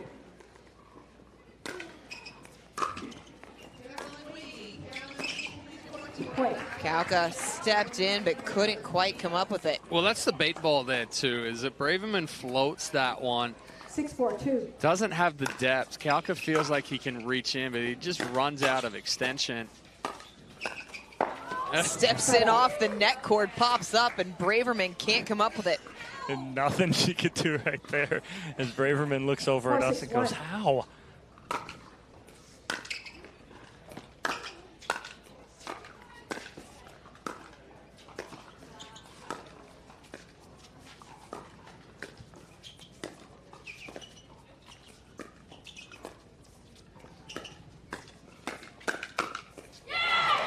Wolchek stepping in with the backhand. Yeah, great job on Walczak. She opens up to get to the two-handed backhand after she forces the pressure off the forehand and is able to get on top of that and put that away. 5-6-1. Good adjustment there from Walczak.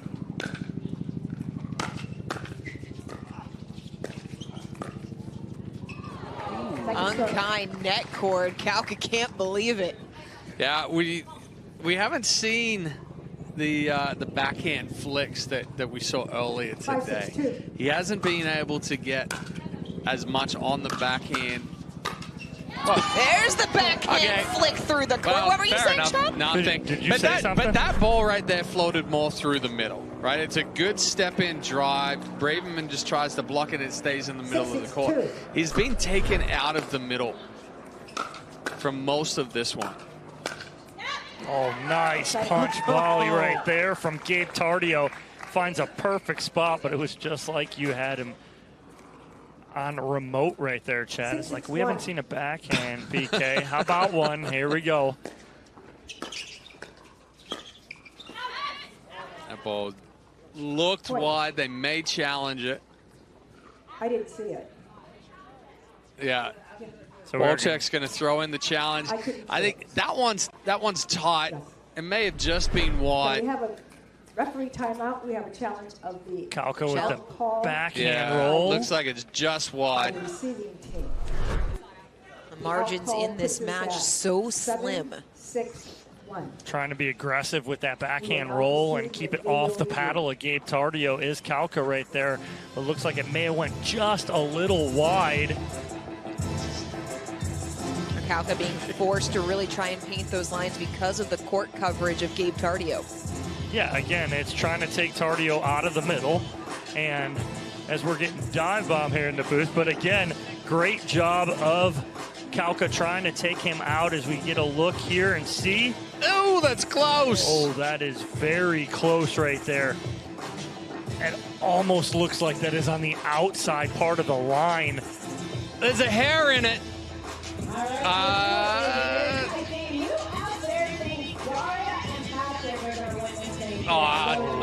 That's why I don't want to be a referee. Nope. I don't want to make this decision. Unenviable task for sure. Wow. And what is a critical juncture here in game number 2. I mean, honestly, if you're the referee, unless, well, we're getting the same feed right here.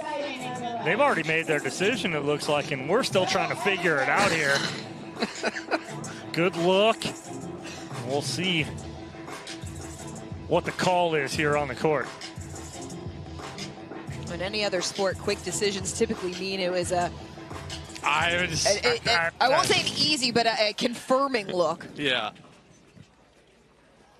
Maybe they have less glare on their view than we do. What? Did we get a call on the call? What happened? After video review, okay.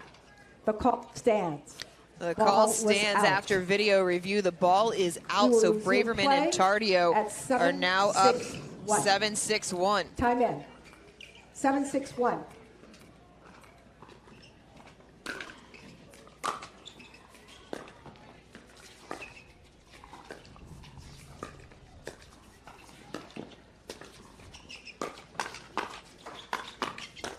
Oh! Double off the top of the wall. Stand-up double. 7-6-2. But great job by Braverman expecting the speed up from Kauka. She got on top of that first one. Oh, she got it backed up. That ball landed in. Tadio couldn't do anything. He was just trying to stay out of the kitchen after his volley. That point had a little bit of everything. It's a side out as Walczak and Kauka trail by 1.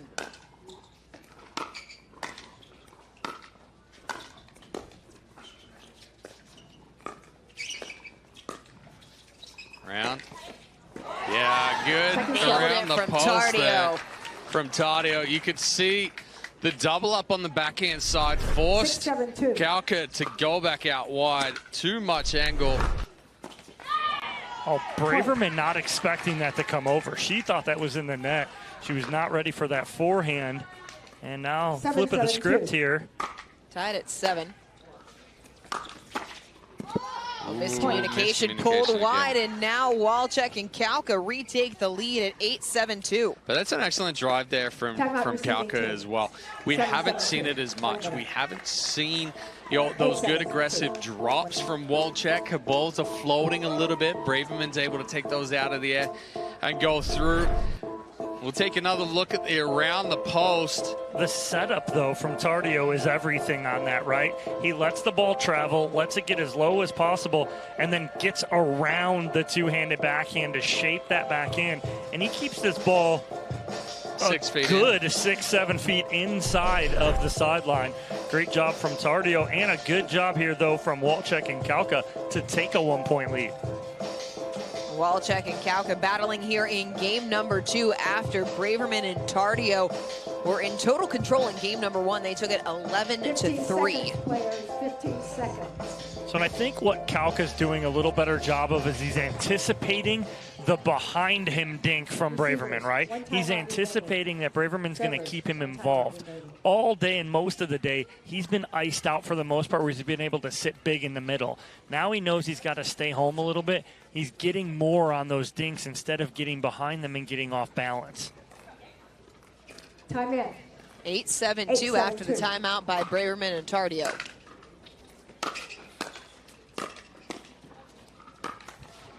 Went for the forehand speed up. He had all the space down the line, and he put it in the net. That was a good get on the first one from Tardio. I thought that was a winner from Kauka.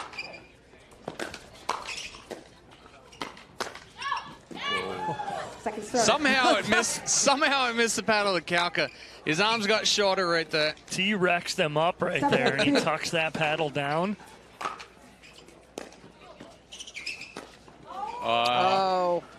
Feet got tied up. Wasn't sure about whether to take that out of the air, let it bounce. Wasn't able to take it out of the air. Ties it up at 8.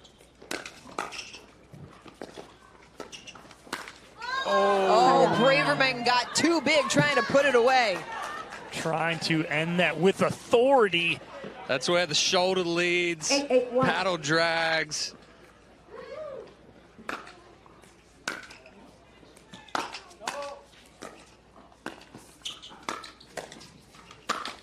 Kauka right off the foot of Braverman. We're pointing, Chad, you and me at Walczak. It was her who started that. She stepped into that forehand. Well, stepped into it heavy through the middle here. Braverman gets caught. That ball's a little too far behind her.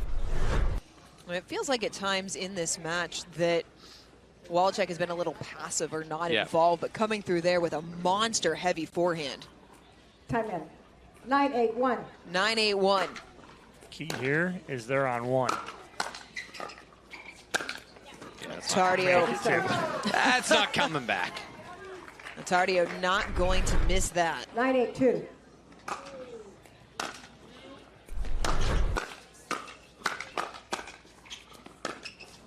Walczak not able to pick it up deep in the court. Braverman and Tardio forced the side out. Well, good job by Braverman and Tardio keeping it off the paddle of Kauka in the middle.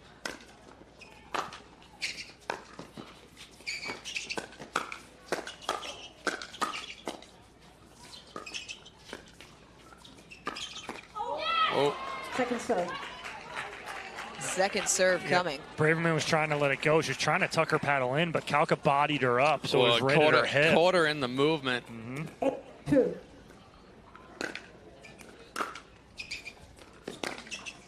Tardio trying to go backside forehand. It was tough footwork there, too. He didn't quite get around that ball. It wasn't fast enough footwork to be able to hit that inside-out forehand.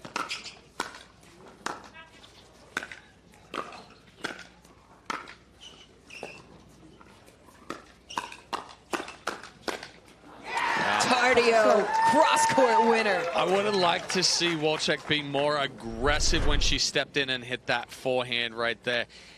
Had some shape on it, but didn't have enough power, so really didn't put the pressure on like she could have. Like that There's a heavy But that's got a little bit of pace behind it. And that one right there, when she is putting that pace on, it's allowing Kauka to poach in the middle like he did right there. And it brings up game point for Walczak and Kauka. Up 10-8 in game number 2. I'm surprised no timeout here. 10-8-2.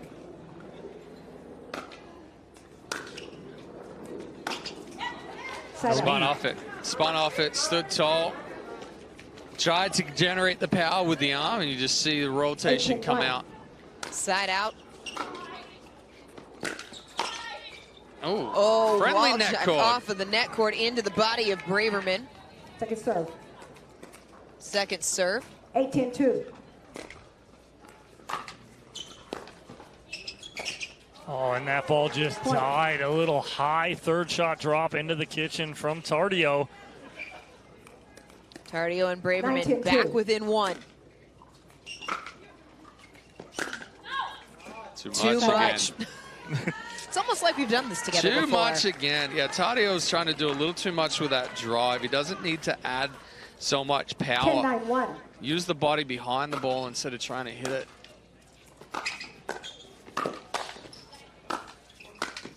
Oh, great coverage from Braverman. You too. Seriously, you too.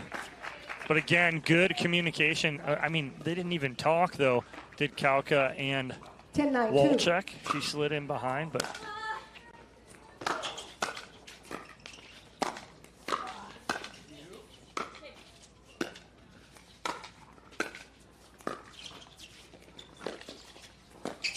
Oh,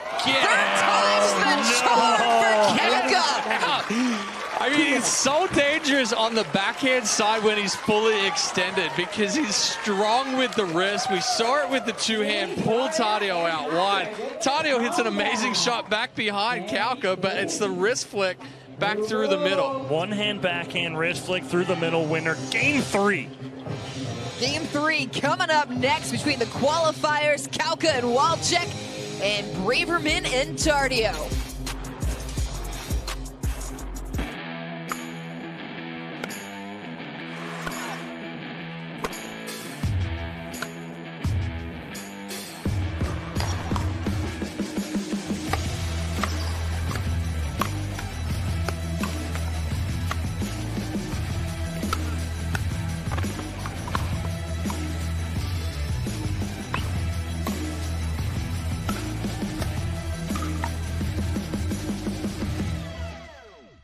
No, since I've been using Leo Rubber, I've had way less problem on my AT band and hips. It has been really a game changer for me, so I highly recommend it to everyone. That's what makes it so different. The whole idea about balanced compression, it improves your blood flow, reduces your fatigue. At the end of the day, you feel so much better. I feel comfortable, I feel supported, I feel that I can train harder, train longer, recover faster, and feel supported while I'm playing. And that's so crucial for me, especially in singles when I'm trying to play against the youngest. I'm not the youngest out there, but I try and play against the youngest. 18 years from tonight, Grant Gill will become a legend when he totally kills it at his improv class's graduation performance. Knees will be slapped, suds will be sprayed. People won't know what hurts more, their cheeks or their sides. That's why he's already keeping himself in shape and razor sharp today with health tips and wellness tools from AARP to help make sure his health lives as long as he does. Because the younger you are, the more you need AARP. When I have pain from arthritis, I grab BioFreeze. Unlike Voltaren, BioFreeze provides fast-acting relief. I can apply it to more areas of my body, and it's NSAID-free. Cool the pain, so I can get back on the court. Our good idea game point on the third attempt. Kauka and Wolchek finally finding some space in the middle of the court to send us to a winner-take-all game 3. The strength of that one-handed backhand here from Kauka to find the hole and actually put something on that being off balance is incredible. It's the first time that Kauka and Wolchek will go to a third game in this draw. They've been able to advance, knocking off seeds as they go in straights. This one for a place in Sunday's gold medal match. Yeah, that was an excellent ball there from Kauka. Just outside the left foot of Braverman. It got behind her, pulled her out of position. Wasn't much Tardio could do to help her there either. Oh, Big geez. forehand. Wow. So that's the X right there. So that ball, even though it's on Braverman's backhand, it's her ball. Because Tardio's pulled to the sideline, that ball's moving away from him. He's got to allow her to take that two-hander and put that away.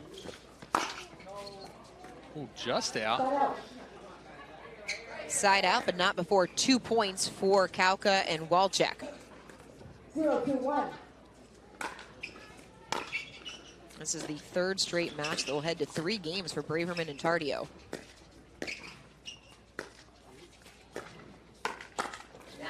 Oh, now the speed up from Braverman right there on the flip to Kauka. Not expecting it. 1-2-1.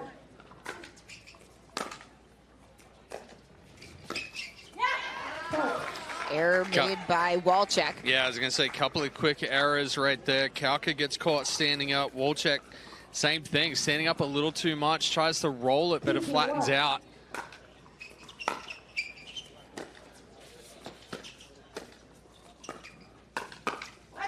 Great spot in the middle from Braverman.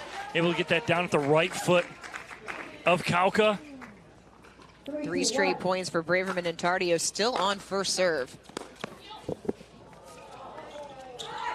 Oh, he got Tardio there, though. nearly got at the foot speed. How about the angle on the return there from Kauka, though? Shorter ball, pulls Tardio out off the court.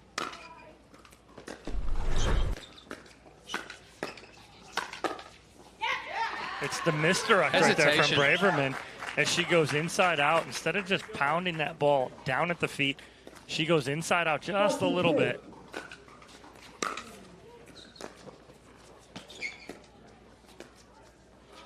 Braverman comes up short side out. Kauka and Walczak now trail by 2.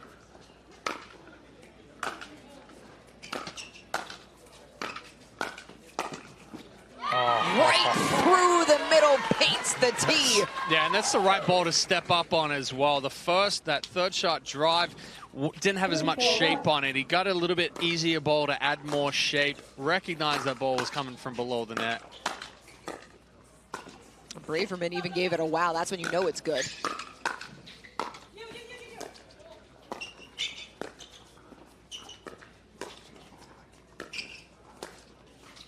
Behind. Oh, she got it. Braverman gets the ATP. Oh, and she's peacocking back there, staring right at Kauka as she hits this perfect ATP. Yeah, just a little too much angle here from Walczak.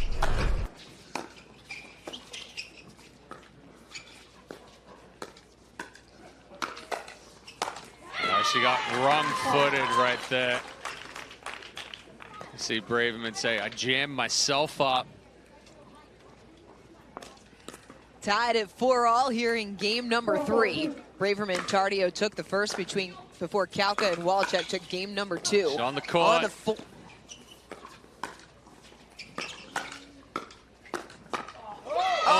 Slippery little sucker from Tardio. I mean, that's where there's a little bit of a breakdown there for Kauka because he's looking to be so big in the middle.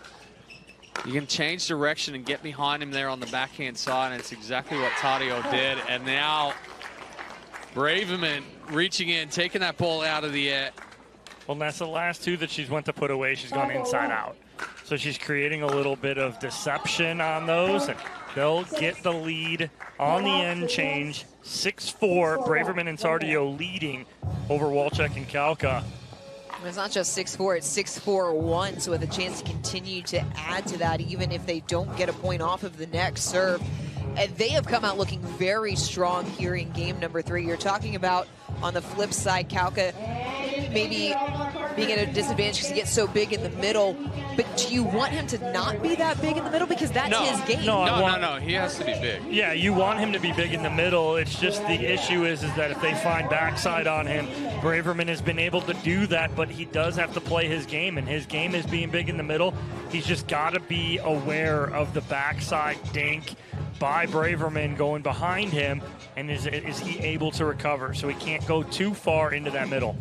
Well, and the tougher part of it as well is that Wolchek and Kalka are a much more aggressive team, so you're having to use the legs more. You're expending more energy. We're getting later into the day.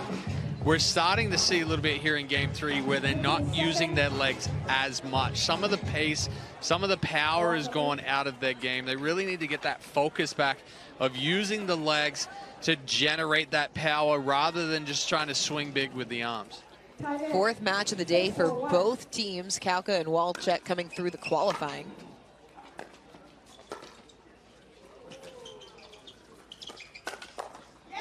Oh, Tardio all over it. It's just a good cover in the middle from Tardio. He expects and anticipates the speed up from Kalka. He sits forehand on it and counters it perfect. 3-point lead for Braverman and Tardio.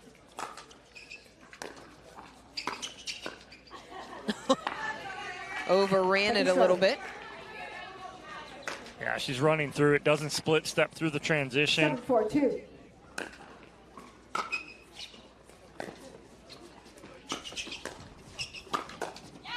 Kalka stepping in to earn the side out. 2 balls there from Wolchek where she focused more on getting the paddle head underneath, adding some topspin to it, getting a little bit more shape, and really kind of change the eye level and change the positioning for Braverman. Ooh. Step across off of the edge guard from Tardio. Little hesitation from Tardio as he's going to hit it. Almost doubted if that ball was going to stay in, and I do think it would have went out if he can get his paddle down, but he was already half committed. It came through about shoulder high on Tardio.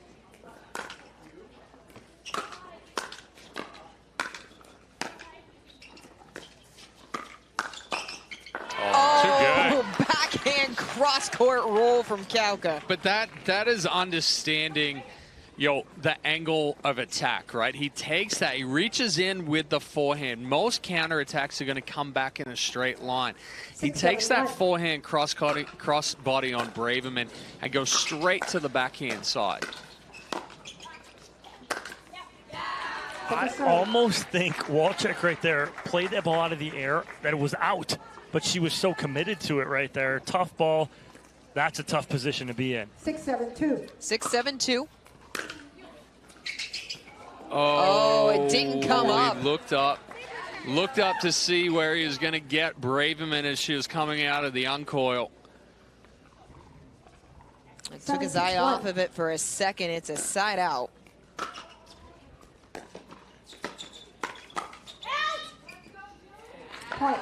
Another point for Braverman and Tardio. Yeah, it's a good spot. Again, Wolchek doesn't make that ball bounce, gives Braverman the opportunity to change direction. Braverman trying to fight that one off, but that ball set up off the tape for Kalka. Not going to miss many of those. 8-6-2.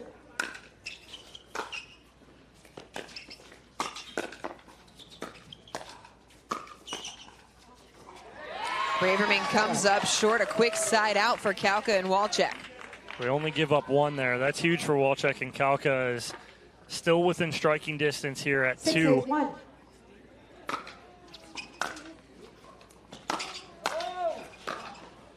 Miscommunication again. The miss hit with the roll. Lands about 5 feet inside the baseline. That's got to be Tardio's. Tardio has to be the aggressor with his forehand in the middle and take that. 7-8-1.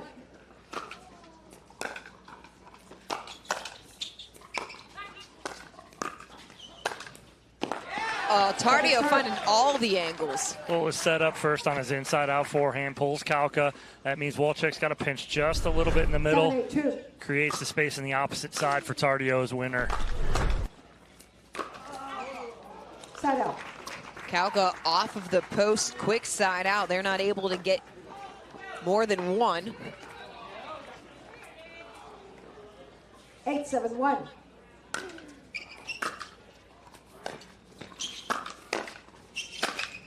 Kalka puts it away into the seats. It's headed our way. Watch your eyes. Yeah, plenty of power on that overhead there from Kalka.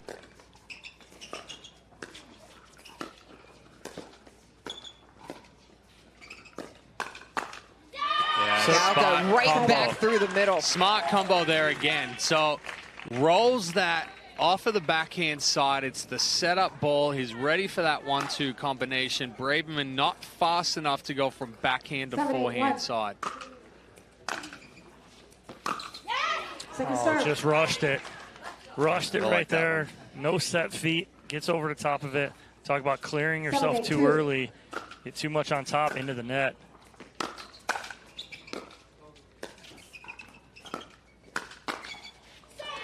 Tied at 8. Off the end of the paddle. Couple of mishits falling through the middle there. I'll take that mishit all day. 8-8-2. 8-8-2.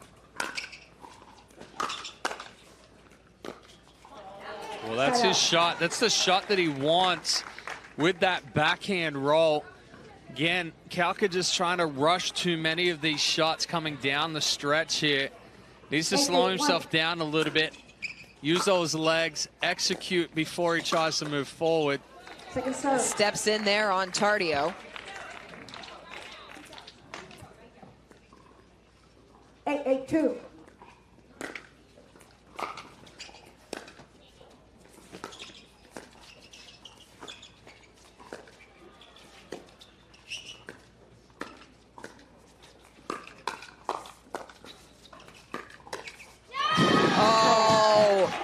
Taking chances. So right there, Taking chances. That's 3 straight service games for Braverman and Tardio with no points. Each one of the last 2, Walczak and Calca, have gotten 1, and they keep chipping away, now looking to take a lead. And Calca overcooks it, sends it long. These are the tense moments. It's the difference between playing on Sunday and playing today.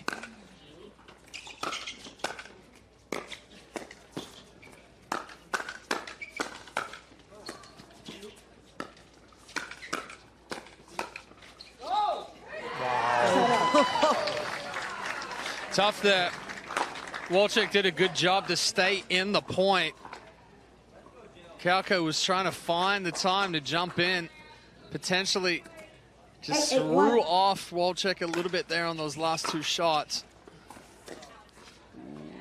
Well, it's not the time to miss a return. Big serve there from Braverman, and like you said, not the time, but I think we're going to get a challenge here on the court. See if that ball is in or out. Mine as well, right? Nothing to lose here if you are Calca and Walczak. Now, but they finally get a service game where they get on the board. If this ball is out, do Braverman and Tardio. It had been 3 straight with no points. Walczak and Calca able to answer and get back in this, tie it at 8, but all hanging on this review here.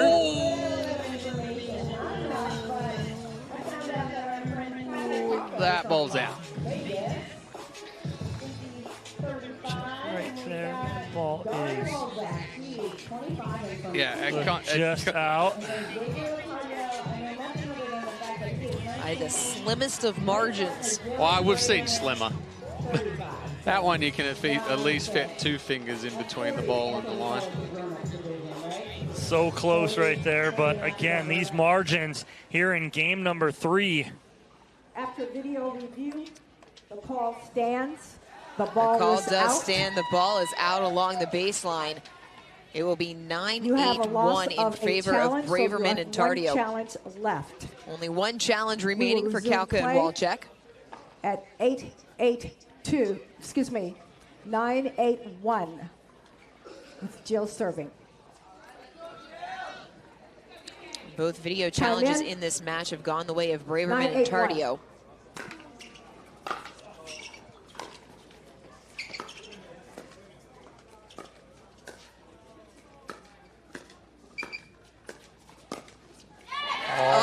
Braverman got locked up. She swung 3 times at it because what Calca did was he went flies. inside shoulder. Instead of going to the forehand, she was sitting low, trying to scorpion that, and got handcuffed.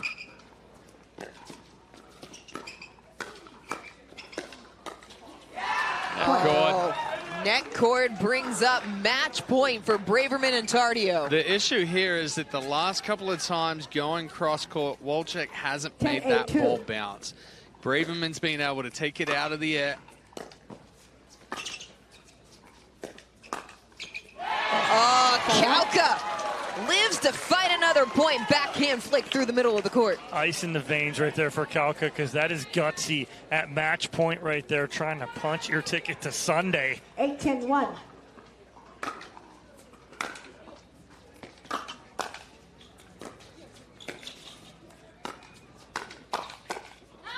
Oh, nice step Just over there misses. from Kauka.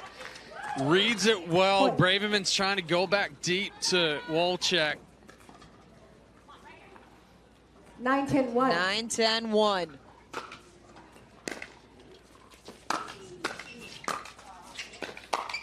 Oh, Kauka hangs with it. We are tied at 10. The let cord reaction from Tardio just to get it back up and over, but Kauka just sitting dead red here. 10-10-1. Forehand punches it down the middle.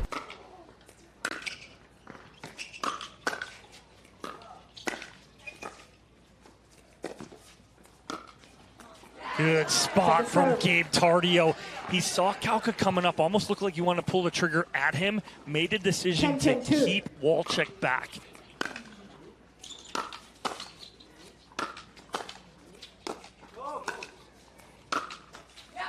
Big forehand from Wolchek, but it's in the net.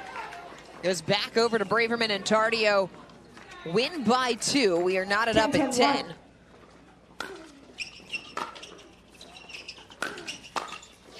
Nice angle there from Kauka. So if Braverman's going to drive that one, in reality, need to go down the line to the backhand side there. Comes ball middle, gives Kauchek just enough reaction time to get on top of it quite easily. Oh, no. Oh, what a forehand. Nice cross-court pull. He goes cross-body on Braverman right there. Braverman trying to sit middle on that speed up, but he goes opposite hip into the net. Huge hold for Wolchek and Kauka. Again, it's the pace that's coming on that one. Braverman tries to counter it, but she takes too big of a backswing, and that ball jams her up. 11-10-1. Match point for Kauka and Wolchek. The qualifiers have done it. They are into Championship Sunday. They outlast Jill Braverman and Gabe Tardio. Wow. Wow. Just wow. That's pretty much it right there. It's a triple wow. You fight off a match point of your own, and then you get the opportunity and you take it. We will hear from Patrick Kauka and Dario Wolchek when we return. We have our first pair into Championship Sunday. Don't go anywhere. We will be right back here at the 2024 APP Sacramento Open. The Pro XR pickleball paddle answers the age-old question of how to get paddle speed and control with the same paddle and one grip, and this is it. Pro XR gives you more spin, greater control, and quicker reloads on every shot in the game, because you always have that constant feel for that leverage and control and paddle speed that we're all looking for. Pro XR is the most revolutionary technology in pickleball.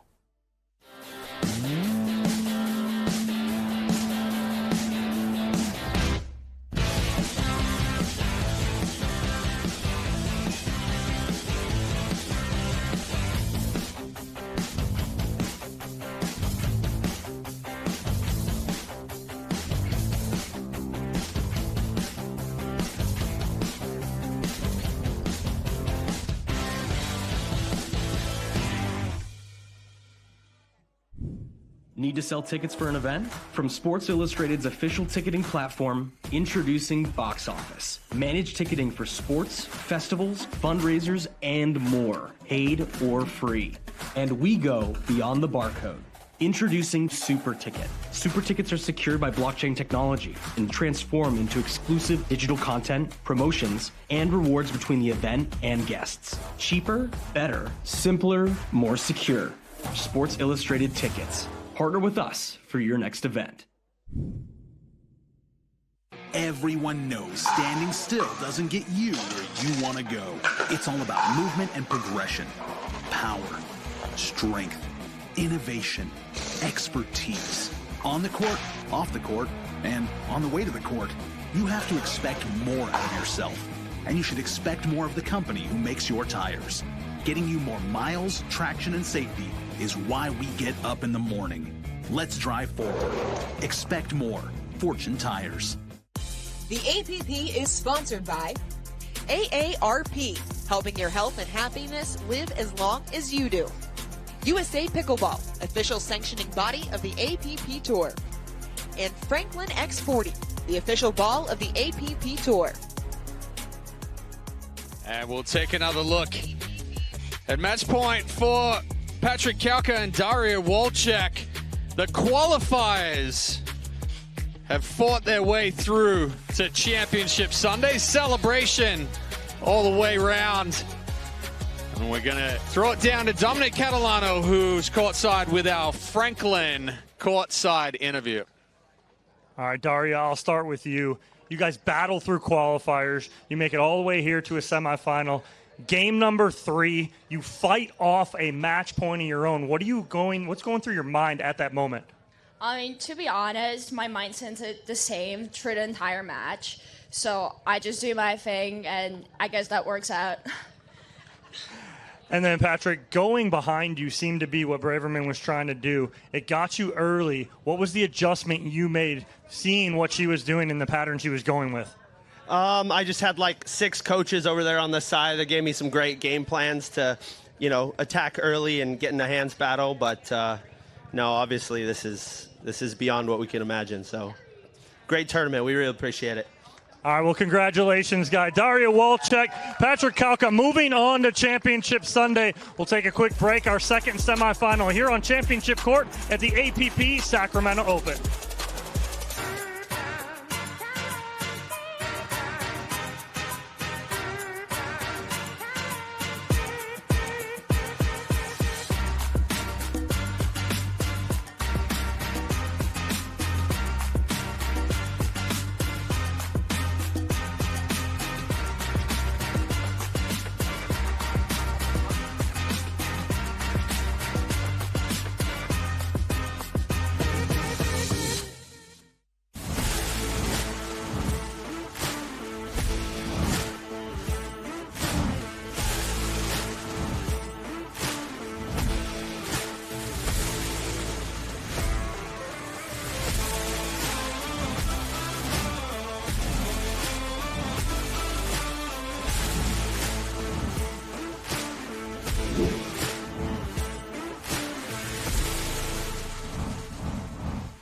When I have pain from arthritis, I grab BioFreeze. Unlike Voltaren, BioFreeze provides fast-acting relief. I can apply it to more areas of my body, and it's NSAID-free. Cool the pain, so I can get back on the court. Everyone knows standing still doesn't get you where you want to go. It's all about movement and progression, power, strength, innovation, expertise. On the court, off the court, and on the way to the court, you have to expect more out of yourself. And you should expect more of the company who makes your tires. Getting you more miles, traction, and safety is why we get up in the morning. Let's drive forward. Expect more. Fortune Tires. The APP is sponsored by Fulfill. We swear it's a protein bar. Good Idea. Primes metabolism, balances blood sugar. And USA Pickleball, official sanctioning body of the APP Tour.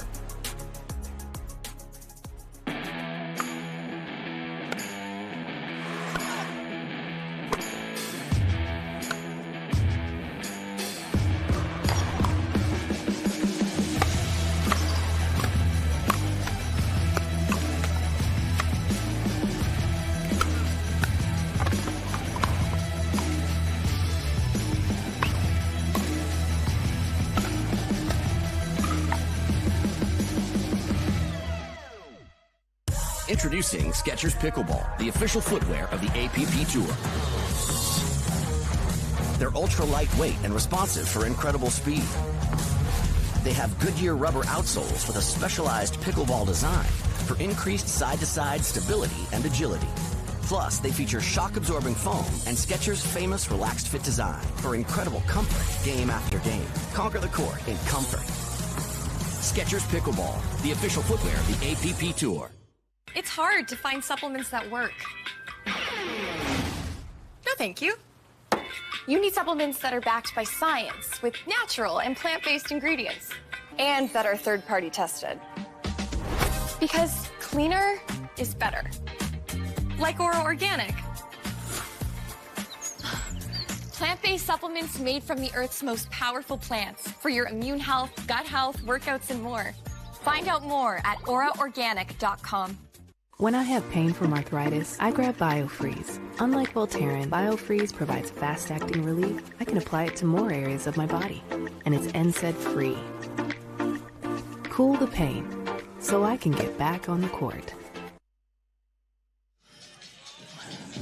Welcome back to Championship Court as we take a look at J.W. Johnson.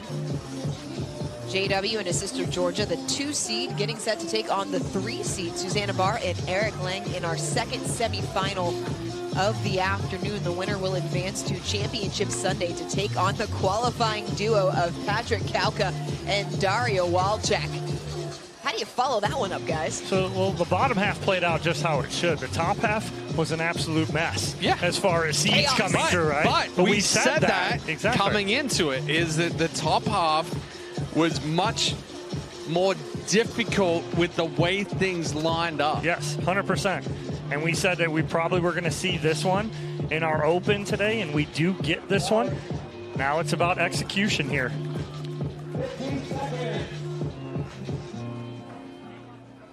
Barr and Lang took down Game 1, time in. Brendan 0, Long 0, and 2. Mari Humberg in their quarterfinal match, while the Johnson siblings took down Will Howells and Millie Rainey. Side out. Quick side out. A little bit of a miss hit there from Barr. Just comes up a little too early, catches it off the end of the paddle.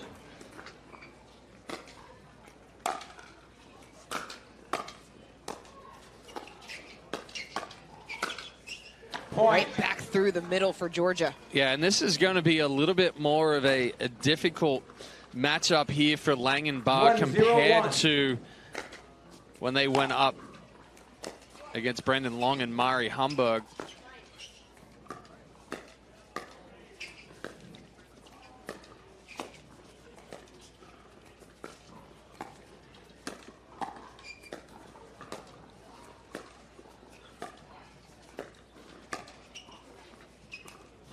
Lands in the back corner. Second serve. What a lob there from Susanna Barr. You're not going to find a better placement than that. I'm not sure why Georgia didn't hit it right there. I don't know if she thought it was going out.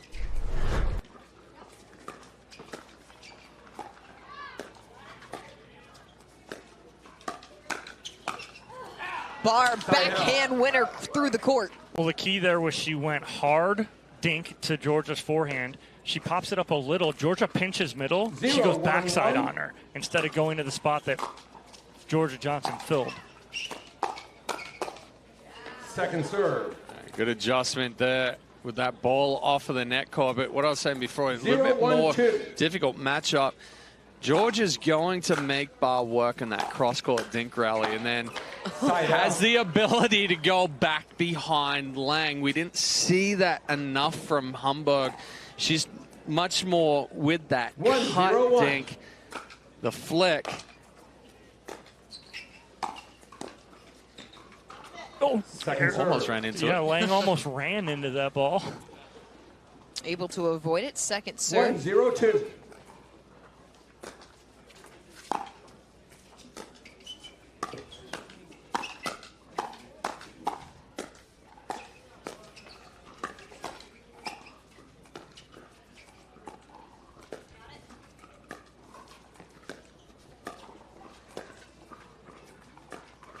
Oh, and the hands right there in the middle of that point is just disgusting. Everybody's like literally like, I'm just going to hit this one, block this one, put this one back down, and now we'll get back Well, to the dinking. reach from JW was insane. Georgia steps across into the hip. Yeah, good step in there from Johnson. Reading a good drop. She doesn't wait or hesitate. Comes in, takes that out of the air. 3-0-2.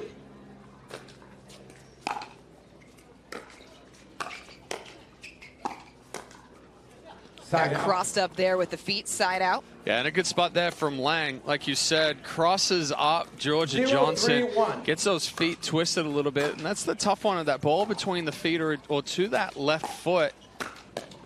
Second serve. Good spot right there from J.W. Johnson, right at the left foot of Susanna Barr. Barr won this tournament a year ago alongside Andre Diescu. They defeated Paris Todd and Hunter Johnson. Point. Georgia got a little big.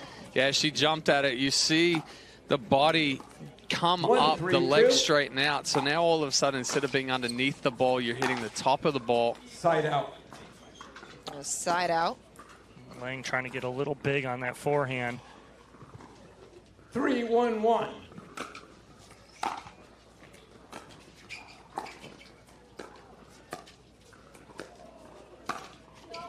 Oh, hits the net cord, pops out wide.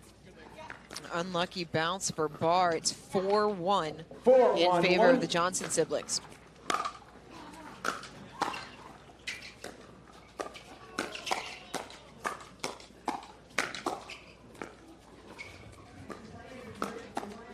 Oh, good Lang. spot. How many net cords are we going to see today? Quite a lot, and that's the progression of pickleball right now. Is because we're more aggressive, we're going to see those net cords.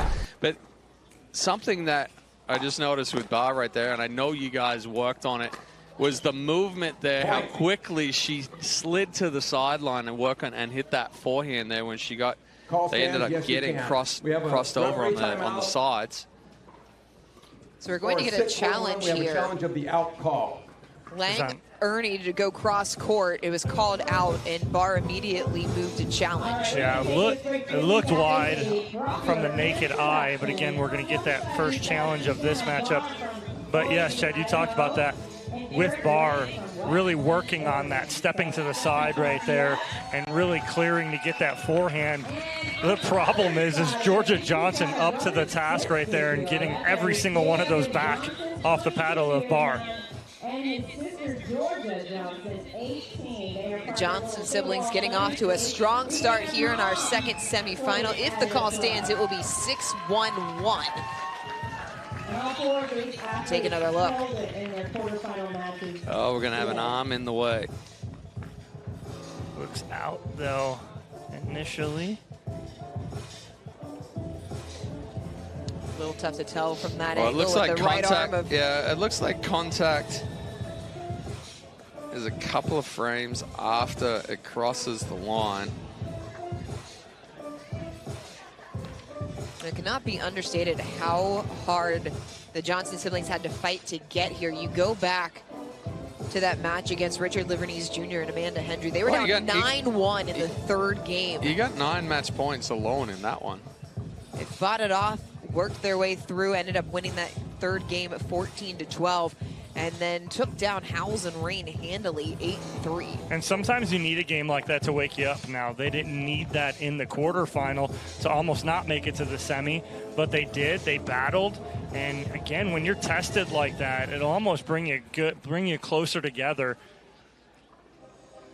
And they are off to a good start here in game number 1 of this semifinal. You talk about the chaos in the top half of the draw, the 2 seed nearly being knocked out. I think that just goes to speak after video to review.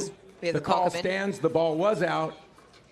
2 challenges left. 3 challenges left. So the ball was out, but it just goes to speak to the depth of talent in this draw and in the sport of pickleball. 6-1-1. Point. Another point for the Johnsons. 7-1-1 here in game number 1. 7-1-1.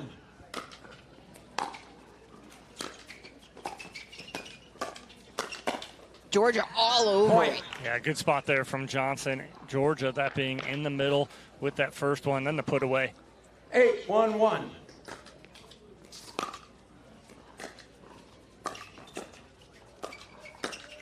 Oh, got it. Point. Yeah, she tries to go with a little bit of a scorpion right there and get on top of that forehand, but can't get that paddle up fast enough. Goes off the side of her face. Timeout receivers. Well, I mean, that's part of the misdirection there from Georgia Johnson as well.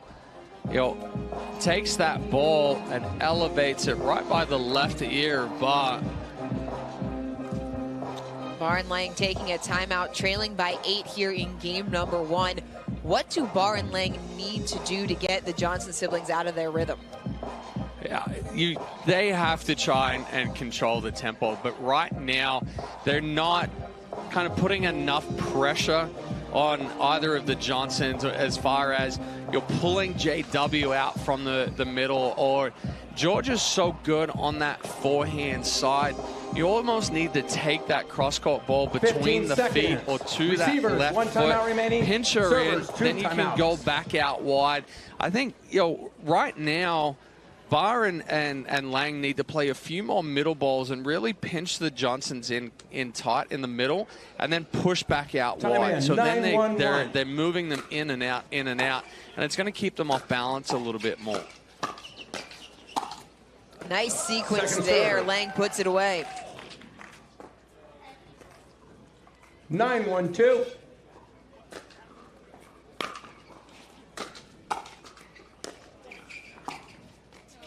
Too much there from Lang. But he does that first middle ball, forces the Johnsons to kind of hold their spot there in the middle.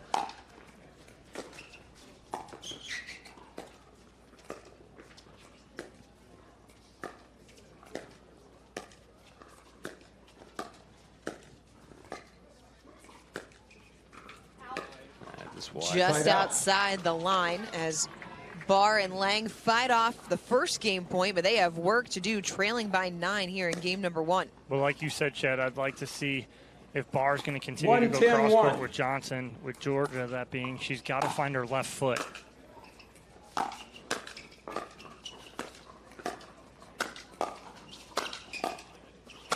Foot fault, right foot. Ooh. Foot fault. Let's see a replay of that one.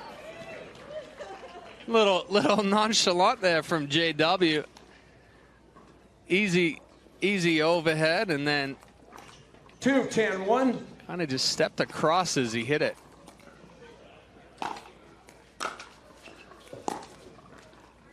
Lang just comes up short. A little short. Tried to whip that across too much with the wrist.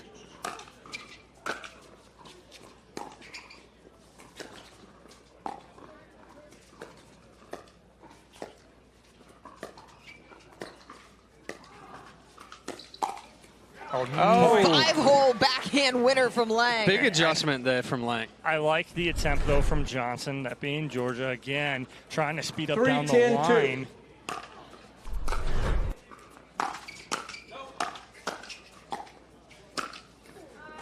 Right through the middle off the paddle of J.W. Johnson, and the Johnson siblings will have another attempt at game point. 10-3-1.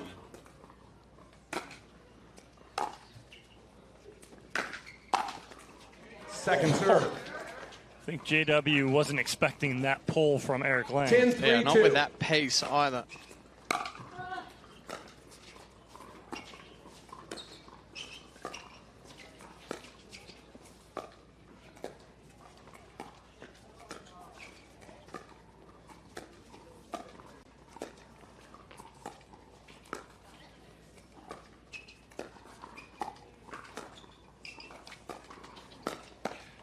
Oh, side out.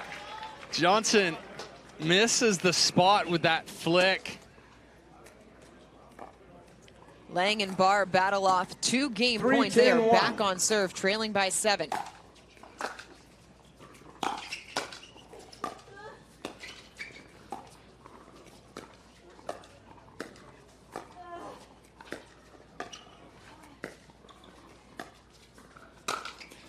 Oh, what an overhead put away from JW. Yeah, nice read from JW Johnson on the lob. Barr doesn't get it to the corner like she did earlier.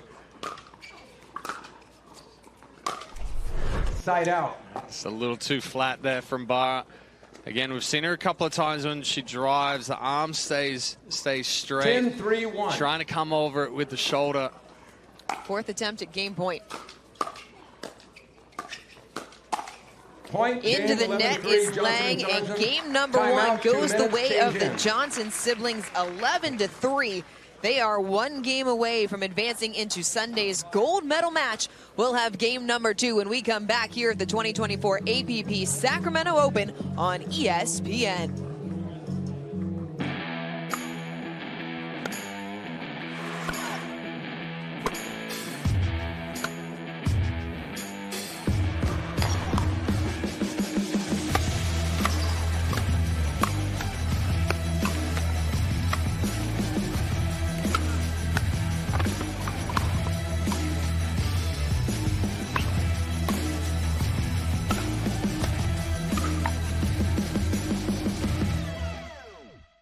It was deep into the winter freeze when Ryan and Brenda Brinka made a pact. We will no longer be prisoners to you, Wisconsin winter. We shall fly south to where the courts are eternally bright, and we will do so with a new phone plan, one with the same coverage, up to half the cost. They may call us snowbirds, but we're phoenixes. When freedom calls, we're here to answer. When I have pain from arthritis, I grab BioFreeze. Unlike Voltaren, BioFreeze provides fast-acting relief. I can apply it to more areas of my body, and it's NSAID-free. Cool the pain, so I can get back on the court. The BioFreeze USA Pickleball National Championships, November 10th through the 17th in Mesa, Arizona. Designed for pickleball's best. Amateurs and pros alike. 14 tournaments, 14 opportunities. Find your golden ticket tournament. Earn your title.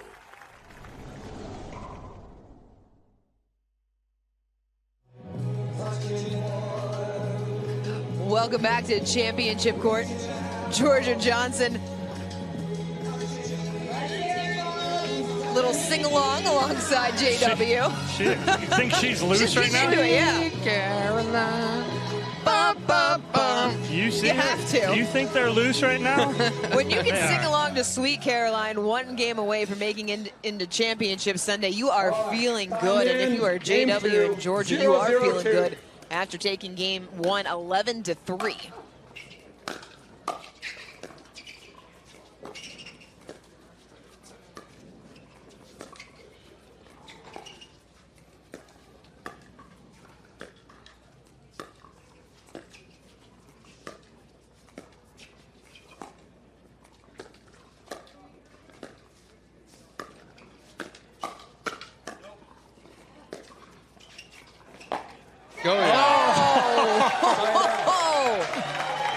What a shot around the post. Much better point construction there from Barr and Lang 0-0-1. early on here in game number two. Move the ball inside and out nicely. Second serve. Barr tried the backhand, speed up, just clips the tape.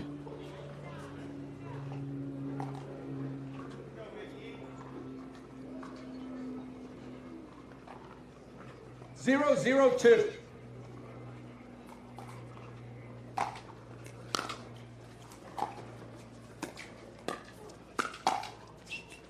Lang finds some space in the corner. Good protection from Eric Lang because Susanna Barr was pulled off the court on that reset. 1-0-2. And Lang steps in the middle and finds some blue. Side out. Let's get stuck there. Steps in, draws it. At Georgia, she's making that transition forward, 0-1-1. but the feet get planted.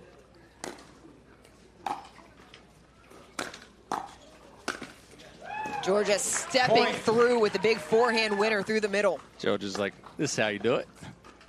Drive at you, I'll step up and close again. 1-1-1.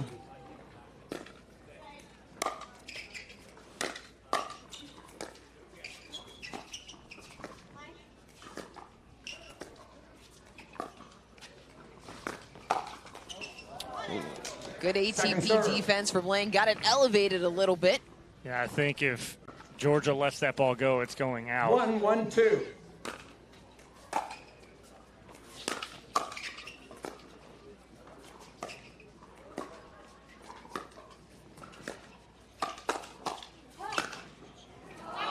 Oh, that was in. Yeah. That ball ran 5 feet along the net cord. No, it's in. They called it in. See it hit there, Oh. run along, dribble down, land just inside the sideline. 2-1-2.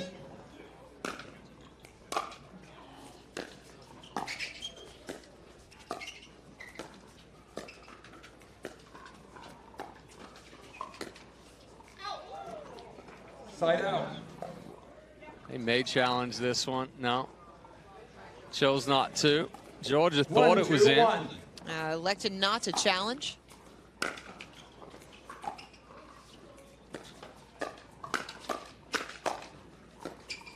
Oh, good hands there from Barr. Just quick reactions to keep that last one in play. I don't think Georgia and JW thought that last one was coming back. Ties it up at 2.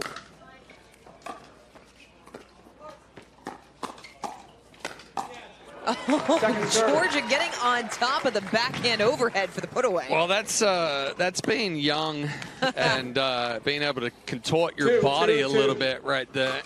Must be nice. Twist herself up. I just blew out my L4, L5. Just watching trying it? to attempt that one. 2-2-1.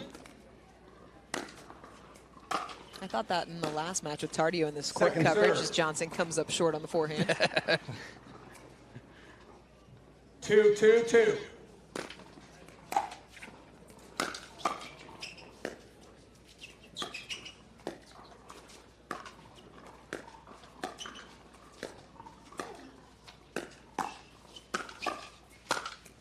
Great hands from JW to put it away. Yeah, nice job in the middle. He stayed big in that middle and waited for the right opportunity and able to put that ball away. Good patience by JW. 3-2-2.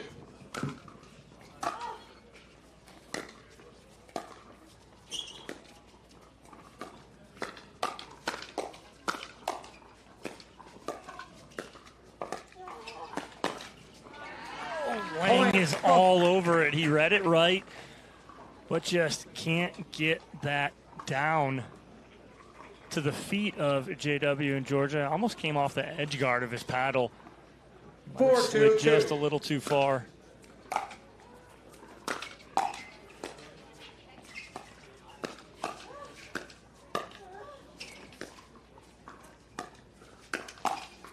Yeah, good adjustment there from Lang. This time he clears himself a little bit more, but you're definitely sensing that Barr and Lang are under a lot more pressure than the Johnsons. They're having to really fight to stay in every point right now.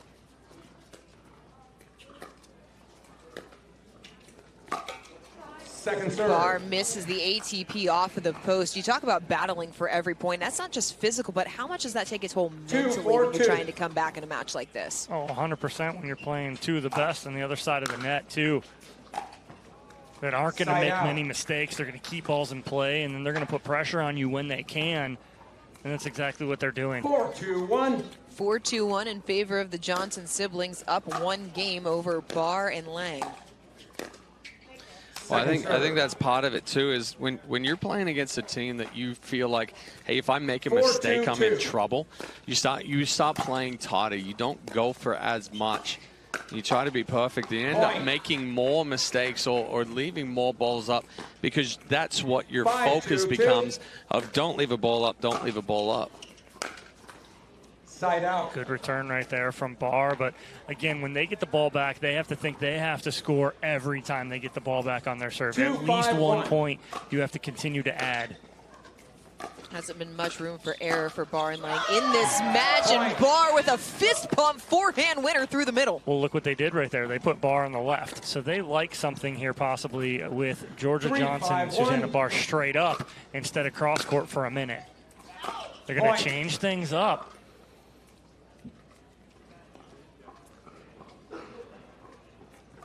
Return was long, back-to-back points.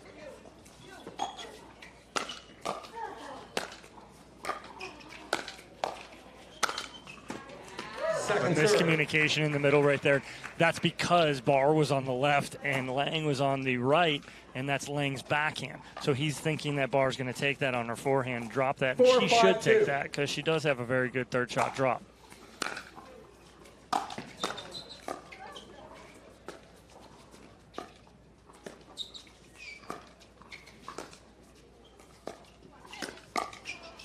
A good spot there from Georgia Johnson, going back elevated and into the movement of Barr.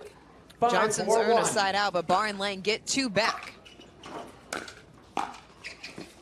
Lang had the cross court and missed it. He's done that a couple times here in this match where he's got that roll backhand. Well, you've already got that angle set, and then when you go to accelerate through and you end up flicking more, you push it wider. When you already have the angle set, it's almost like a punch through. Oh, the Johnsons just feel like they're everywhere defensively.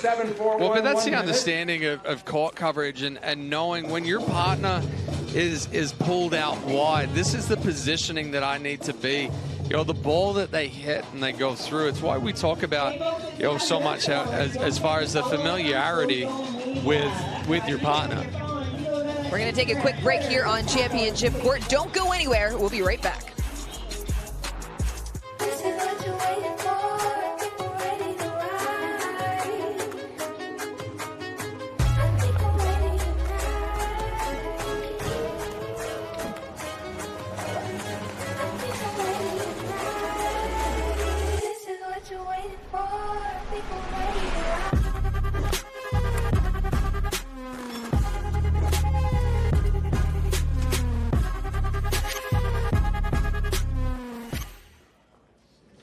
Welcome back to Championship Court.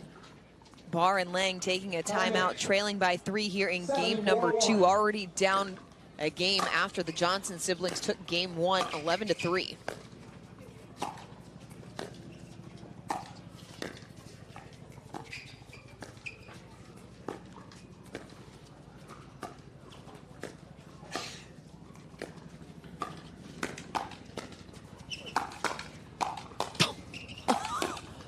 Are you kidding? The defense, how hard Lang and Barr had to work in that point. Finally, Lang able to put that ball away, but the defense from Georgia and JW. I like the aggression there from Lang. Clears the body, quick speed up into the body of Georgia, and then slides back across. That's what you call a good timeout. Yeah.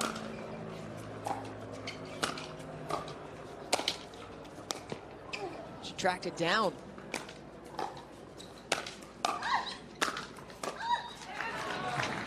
Barr battling on the baseline, but can't get the third one back. Did everything she could. She almost ended up in the front row on the first one. 4-7-2. Spectator participation here on Championship Court. It's too good from the Johnsons. Well, it's the way they set up the point, right? They're not overhitting it. They're getting it down to the feet. They've got spin with it. It's kicking up. And each time the ball comes back, it's getting more and more elevated till they finally get that put away shot.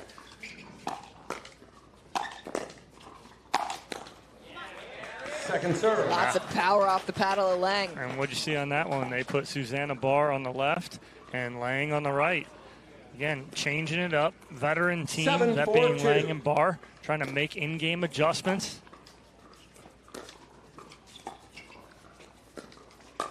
Foot fault, right foot or left foot.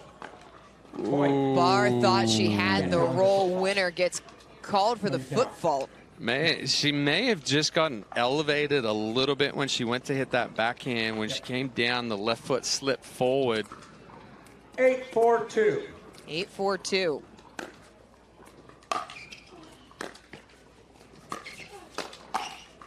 Point. Lang's done that a couple times. The ball right at him on his backhand. He's jumped up. 9-4-2. Now the Johnsons within 2 points of moving into the gold medal match. Side out. Lang able to earn the side out. And now you're in territory where you do get this serve back. You have to score. It's a must to get on the board here 4-9-1. for Barr and Lang.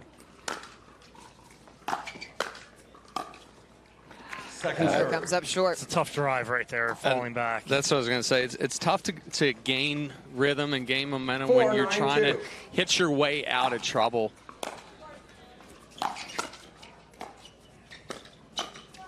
Side out. JW Johnson with that little wrist flick right there. So 9-4-1. good, so aggressive, and a good spot on Barr. Nope, not coming back. Second serve. Lang just keeps it inside the court. 9-4-2. 9-4-2.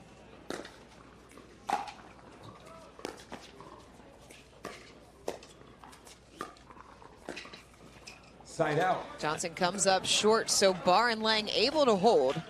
Yeah, Georgia's feet got stuck there 4-9-1. at the kitchen line. Didn't give herself enough separation away from that ball. Jammed herself up a little bit. Oh, he missed it wide. Point. Lang and Barr are hanging on. Hanging on by a thread, but they're hanging on. First time in 3 service games that Barr and Lang have scored.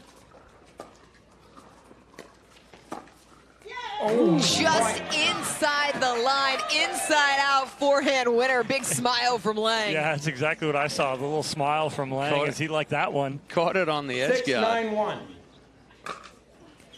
Used all the paddle. Yeah, that one's in. Flick lands inside the court. 3 straight points for Barr and Lang. It's a 2-point game. And that's a quick 3 too, right? 7-9-1.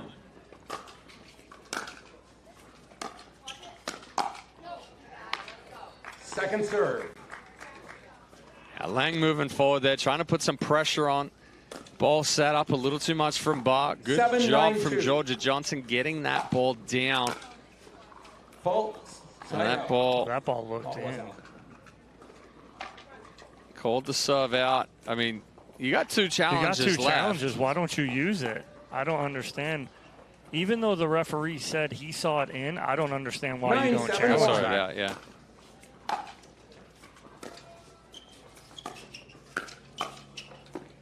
Second serve. Nice direction from Barr.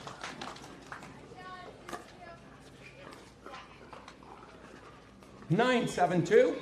9-7-2.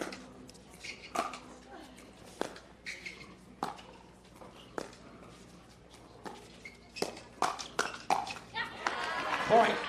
Good Into job. the net, brings up match point. It was a good job there from Barr. She cleared the body. 10-7-2. Georgia just fought that one off.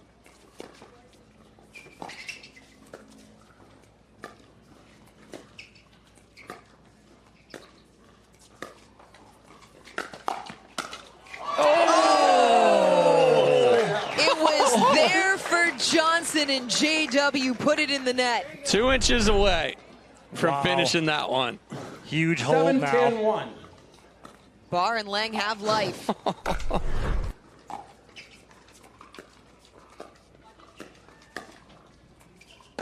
No, that's ambitious. No, that was super ambitious. Ball checked up right there. The ball had no topspin on it. It was a dead dink off of the paddle. Never cleared the post. But Georgia was already committed to it. 8-10-1.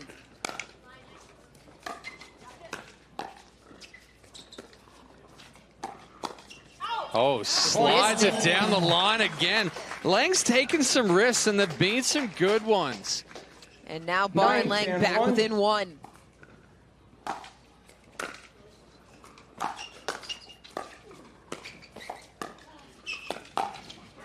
Tried to do a little too much there. Tried to really come up, put the pressure on, cut down that area, but he ended up putting himself in a bad position on the court.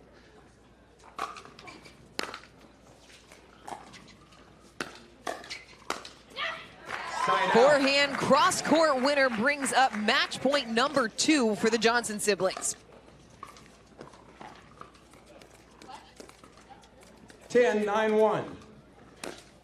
Oh, Service error into the net. wow. Momentary lapse of concentration right there. You saw 10-9-2. everything decelerate when she went to hit that serve.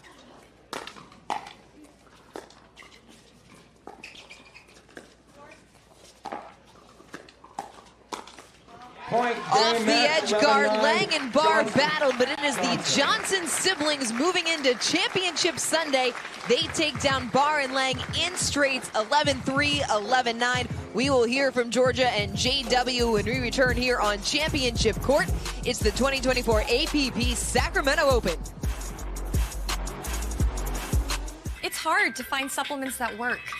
No, thank you. You need supplements that are backed by science with natural and plant-based ingredients and that are third-party tested. Because cleaner is better. Like Ora Organic. Plant-based supplements made from the Earth's most powerful plants for your immune health, gut health, workouts, and more. Find out more at oraorganic.com.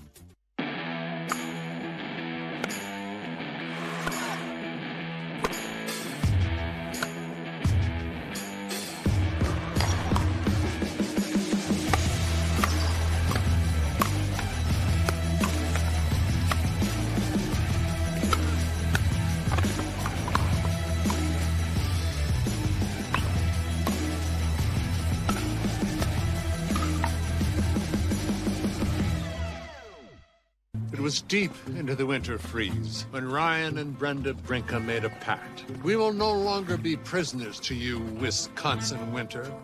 We shall fly south to where the courts are eternally bright, and we will do so with a new phone plan, one with the same coverage, up to half the cost. They may call us snowbirds, but we're phoenixes. When freedom calls, we're here to answer. The BioFreeze USA Pickleball National Championships. November 10th through the 17th in Mesa, Arizona. Designed for pickleball's best. Amateurs and pros alike. 14 tournaments. 14 opportunities. Find your golden ticket tournament. Earn your title.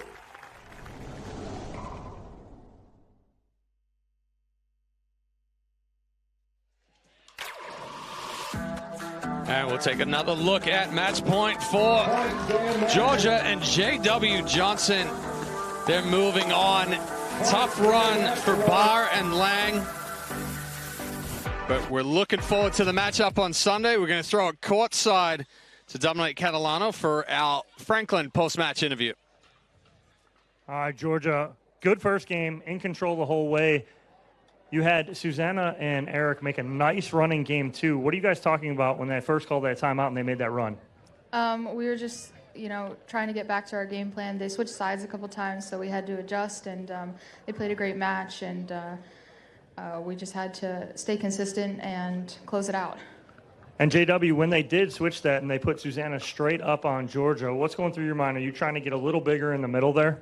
A little bit bigger, a little more patient, because obviously they both have really good hands. Eric is sitting in front of me, so hard to attack him, and just play really patient. All right, well, congratulations, guys. Moving on to Championship Sunday. Georgia Johnson, J.W. Johnson. We'll take a quick break. One more match here on Championship Court. Bronze medal mixed pro doubles here on Championship Court at the APP Sacramento Open.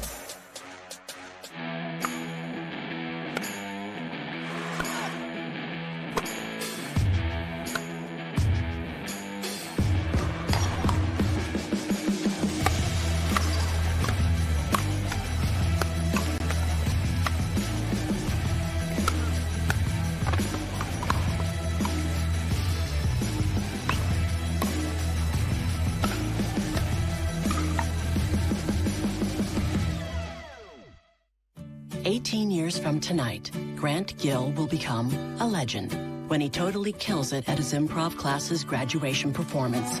Knees will be slapped, suds will be sprayed. People won't know what hurts more, their cheeks or their sides.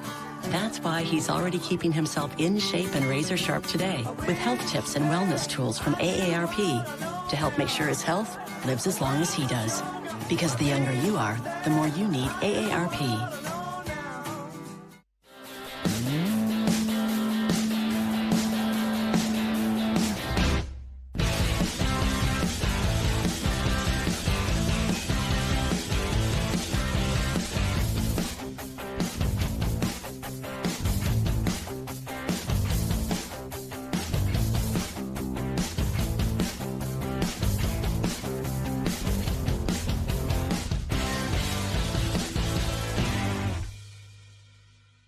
My name is Chef Jamoke Jackson. I'm here with Vlasic Pickles, and I'm putting the pickle back in pickleball. In pickleball, a chop is a slice from high to low to put a backspin on the pickleball.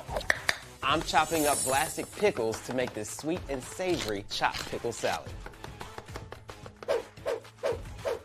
Feta cheese, Kalamata olives, olive oil, red wine vinegar, lemon juice, sugar, black pepper, toss to mix. Sweet, heat, and full of flavor.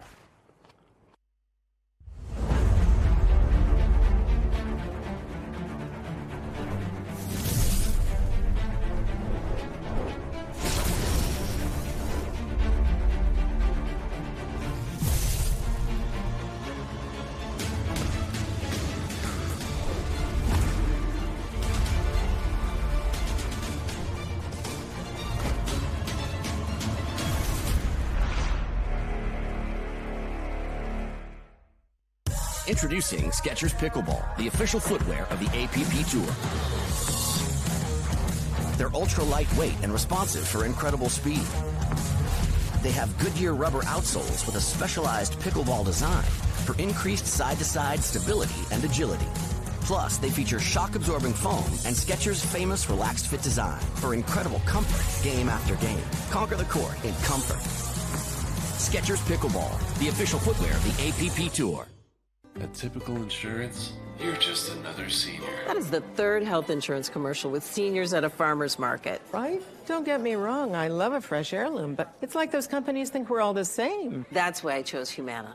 Before I signed up, I spoke to someone who actually listened to what I needed. She told me about benefits that were right for me, like vision and dental, all in my budget. I finally feel in control. What are you doing? Taking control. Humana, a more human way to healthcare.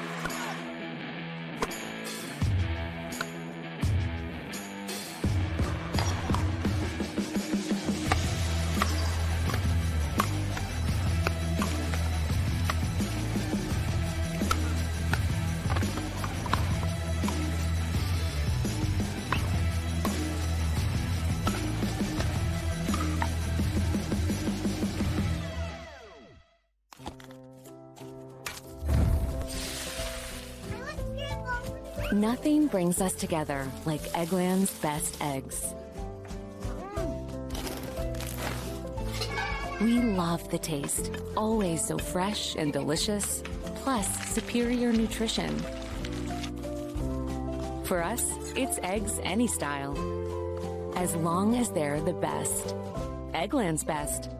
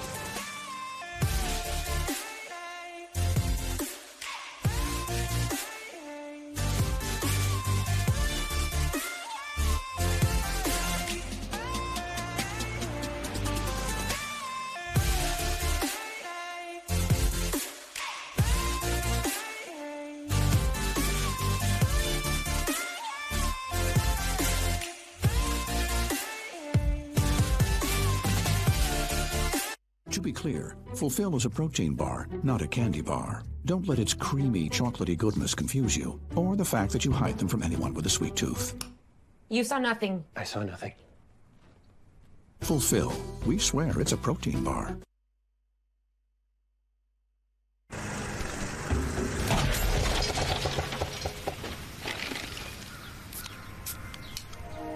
Doesn't a beer sound like a better idea? Fat tire. It's hard to find supplements that work. No, thank you. You need supplements that are backed by science with natural and plant-based ingredients and that are third-party tested. Because cleaner is better. Like Ora Organic. Plant-based supplements made from the Earth's most powerful plants for your immune health, gut health, workouts, and more. Find out more at oraorganic.com. 18 years from tonight, Grant Gill will become a legend when he totally kills it at his improv class's graduation performance. Knees will be slapped. Suds will be sprayed. People won't know what hurts more, their cheeks or their sides. That's why he's already keeping himself in shape and razor sharp today with health tips and wellness tools from AARP to help make sure his health lives as long as he does. Because the younger you are, the more you need AARP.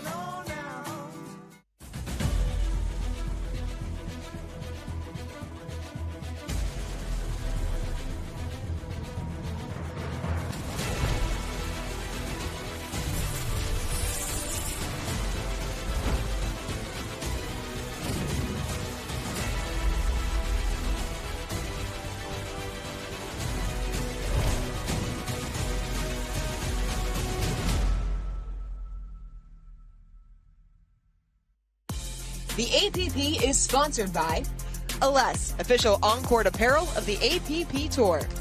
C&D Nets, the highest quality nets made in the USA. And Vlasic Pickles, official pickle of the APP Tour. Welcome back to Championship Court as we get set for our bronze medal match between Susanna Barr and Eric Lang and Jill Braverman and Gabe Tardio. Both of these teams played great semifinals, coming up just short. And this should be a very competitive bronze medal match. Yeah, this will be a good match here for bronze. As both of these teams, like you said, Dorian, played some really good pickleball in the semifinal.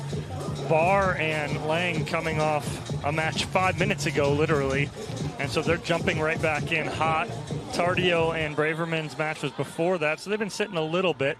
But don't expect any lack of energy from both of these teams. I thought you were going to say from Jill Braverman. Would you rather be the team that's coming in hot, though, just because you're a little bit more loose? A little bit, yes. I'd like to be Barr and Game one, time Lang in, here 0-0-2. as they just finished up.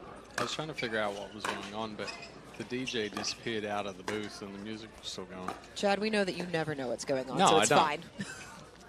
Oh, wow. Inside out forehand for Barr for the first point of the game. She hits it and walks away from it, almost like 1-0-2. It's like a mic drop moment. I got it.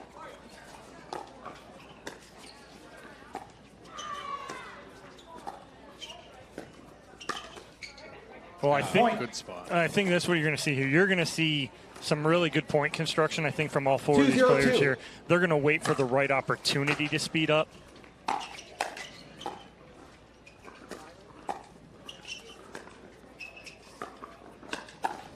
Eric Lang able to get the paddle up. It's going to be fault. Going to be a little bit. Woo. Only line calls. Lang cannot. 0-2-1. Well, he got his size 16 shoes. Just over the line, apparently. But yeah, it's going to be more old school pickleball as far as, not as much aggressiveness off of the drive or off of those speed ups. Still going to take their chances. But it's going to be at the right time. And like you said, going to be a little more old school grind out points here. 2-0-1. It's been quick work so far, though, for Eric Lang and Susanna Barr. Back on serve already. Ooh, nice hands there from Braverman on the speed up from Eric Lang. That's a good spot. Good counter. Barr. The body just jumped a little bit when she went to attack again. Side out. Side out. If you're Braverman and Tardio, you feel like you played well enough to advance into championship Sunday, eventually falling to the qualifying duo of Patrick Kauka and Dario Walczek in that game 3 as Tardio pulls it wide that went 12-10. Played well enough. They had a match point on their paddle. Yeah. 0-2-2.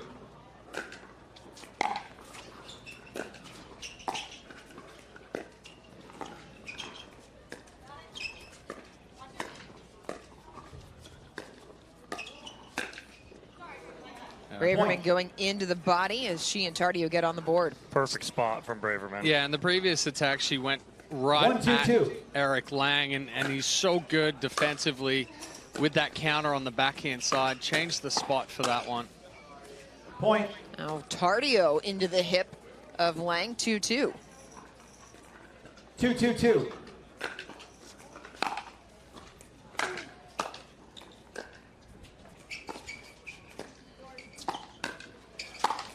Lang stepping across for the put away to earn the side out. Well, he needed to do that the point before. There was a ball up that he kind of let float across. He needs to come across, just be a little bigger, be more aggressive on those balls. 2-2-1.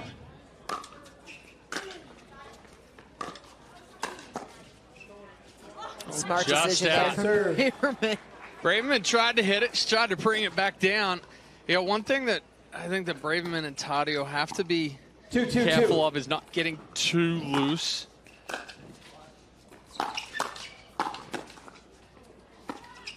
Oh, side out. Couple of monster forehands from Lang. That one sails long. long. I love it. Just out, though. That's why she loved it. Listen, you have more appreciation for an opponent's shot when it's not their point. Yeah, that's the one where you say, you know what, that would have been amazing if it had landed in. 3-2-1. Braverman and Tardio take the lead, 3-2-1.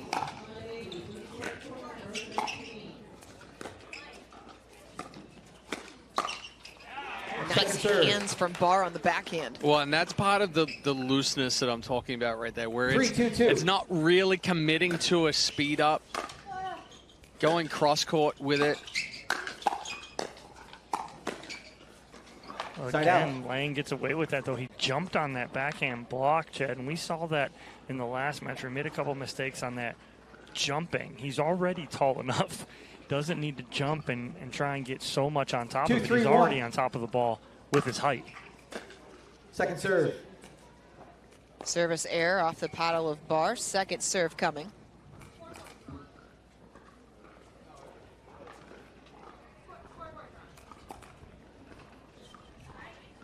Here we go. 2-3-2. Oh, two service errors. Wow.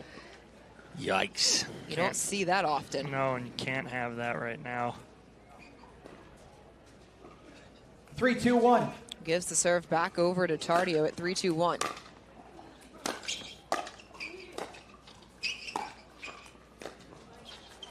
Second serve. Tardio can't make the pickup. 3-2-2.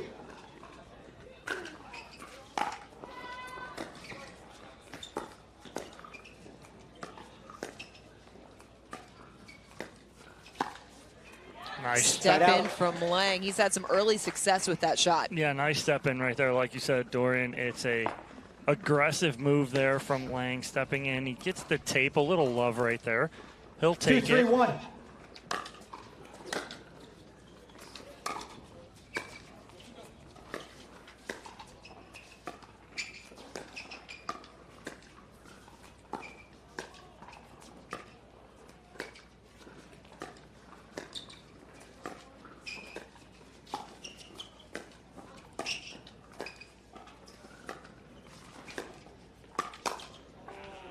Wow. Step in from Barr results in an error off of the Tardio paddle. It's 3-0.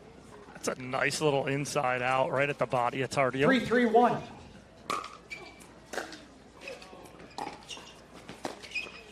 Oh, love from the net there for Tardio.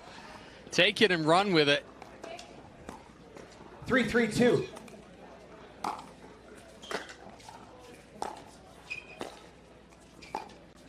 Foot fault. Right foot, point. Been a lot of foot faults today. And so, I saw that one there. Foot slid forward 4-3-2 as he reached As he reached in, for it. and then he kicked back as he made contact.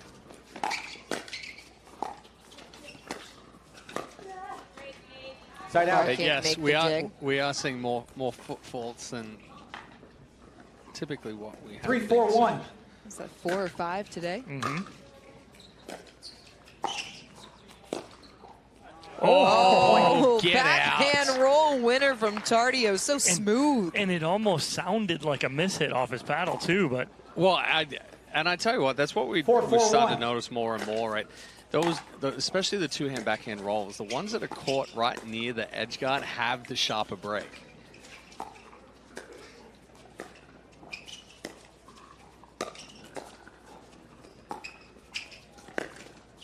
Second serve. Lang gives him a taste of his own medicine. Left-handed overhead there from Susanna Barr. Didn't get a ton on it. Didn't need a ton on it. No. 4-4-2.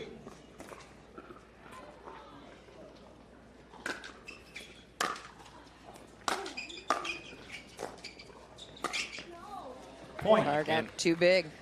Too much with the shoulder. You know, when we get fully extended and the paddle head's out and we start with the shoulder, now it closes off that face and we end up bringing it down. That hand, that forearm need to start the motion. Foot fault, left foot. Side out. What? Another one. Ooh, which one? On Jill. Oh, was it on It Jill? was on Braverman. What's contributing to all these foot faults today? I have no clue. Like, it's just, it's very odd. We don't see a lot of foot faults at this level.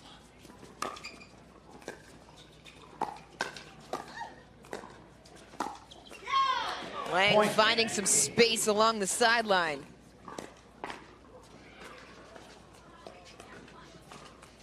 Five, 5-1. 5-5-1.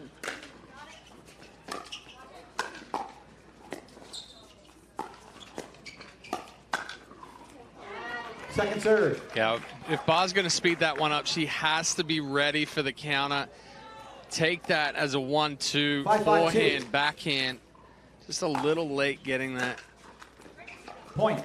Tardio can't come up with the return. Another point for Barr and Lang as they retake the lead at 6-5-2. 6-5-2.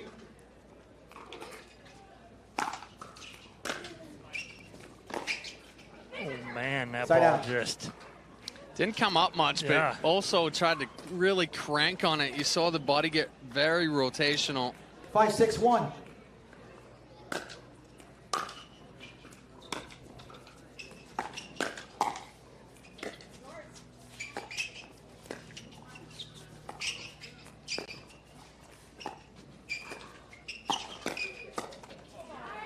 Point. Lang has to do more with that floating ball there. Just tries to flick it back cross court. Needs to be a little bit more aggressive. Fire something down to the feet. 6-6-1. Makes it 6-6-1. Braverman stepping across. Yeah, I like that step over there from Braverman. It was a good drop from Tardio. Gets it down below the net. He was a little off balance. Braverman reads it well.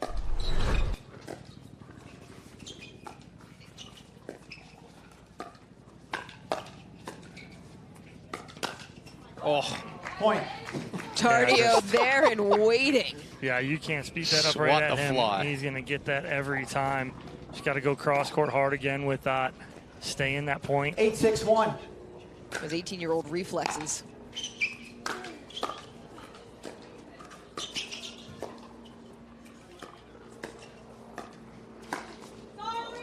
Point. Braverman going into the body of Barr. 3 straight points for Braverman and Tardio. No timeout here. Again, this would have been 9-6-1. a perfect time for one, if not one earlier. And Point. It's Missed return off the forehand side, and game point now for Braverman and Tardio. Yeah. Receivers 10-6-1. Lang 1 just minute. asked how many timeouts they had. They're going to take one right now, but potentially a little bit too late. we see it all the time. It's just the misuse or lack thereof using timeouts in these matches. Well, I would say even at this point right now, too, I was expecting a lot more challenges than what we've seen. Yeah, 100%. Which I was talking with Lang and Barr after that match and kind of asked why they didn't challenge that one late where it was a close game. And, you know, both of them were like, well, the referee said he saw it like in. Doesn't matter. And it's like, you got to understand that you got to understand that even though the referee says that, you still have that challenge. Absolutely. And so there's got to be an education with this and understanding when and where and using those timeouts and those challenges at the right time. And we all thought in the booth here that was a perfect time for it. 10-6-1. 10-6-1 game point.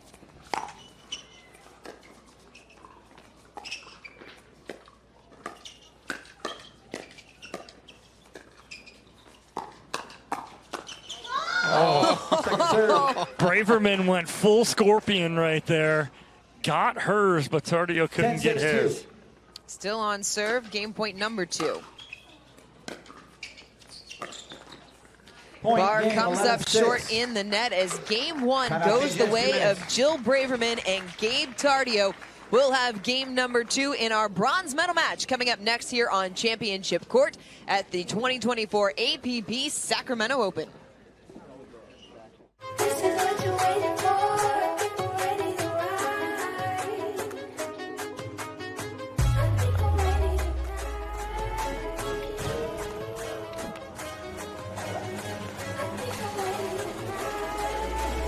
This is what you're waiting for. People ready to ride.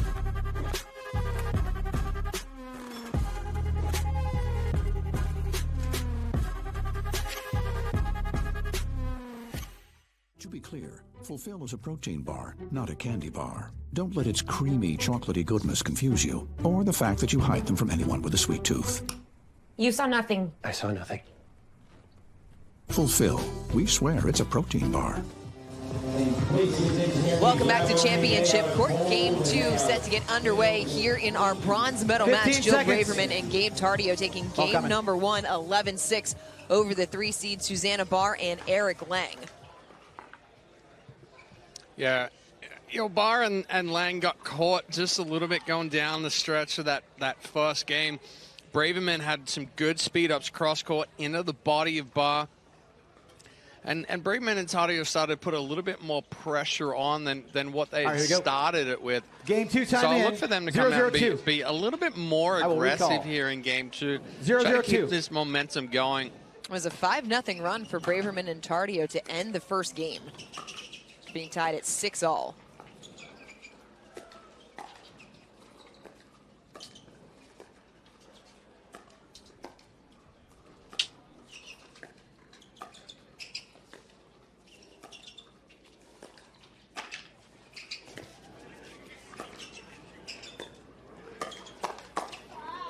Yeah, just a tough spot right there. I know Barr wants to speed that up and go inside out, but Tardio's sitting dead red, meaning he's sitting speed up right there because he can adjust to a dink.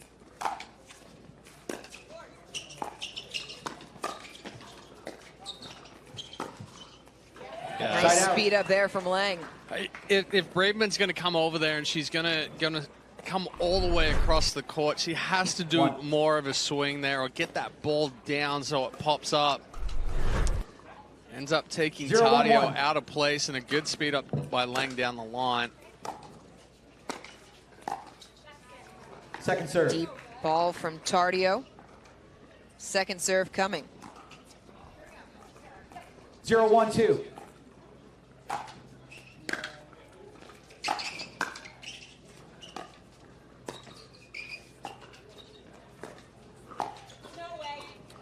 Side out. Just out. Braverman calling it while it was still in the air. Yeah, not as deep as what you would think from the Braverman call. Second serve. Tardio's forehand in the net. 1-0-2.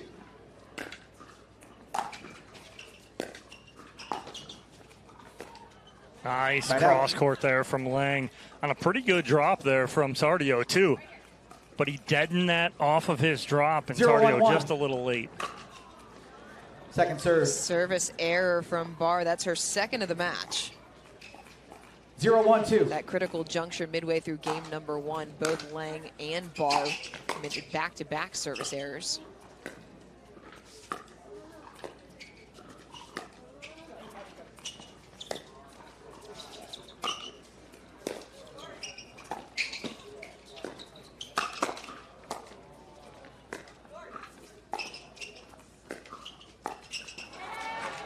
off the backhand side. Couldn't come up with it. And a quick side out for Braverman and Tardio.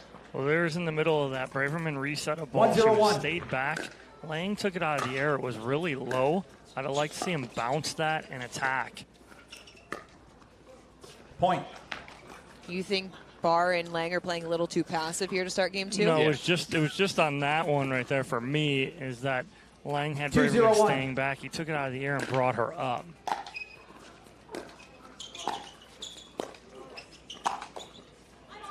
So, Chad, you said yes to passive. Why did you say yes? Well, as far as the tempo's going right now, they're not taking any risks. But I 100% agree with Don with, yes, we can take a ball out of the air, but if we can't attack it, or if that ball's sitting up high enough, we're better off letting it bounce, letting it come up. Then we can be a little bit more aggressive. 3-0-2.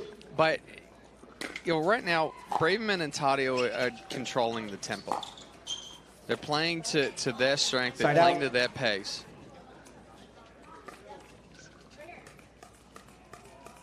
Zero, 3-1.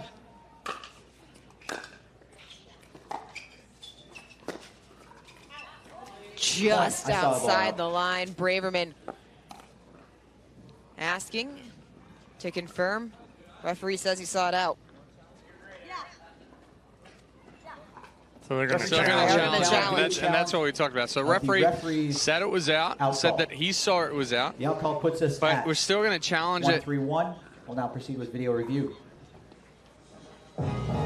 Yeah, and again, why not, right? You have 3, use them. If you think it's close enough, if you're doubting the call, use it.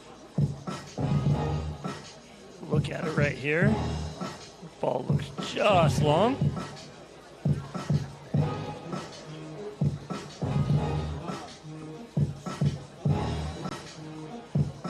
Get a better view from this angle. I mean, potentially looks out right there, but we do have that down the line view.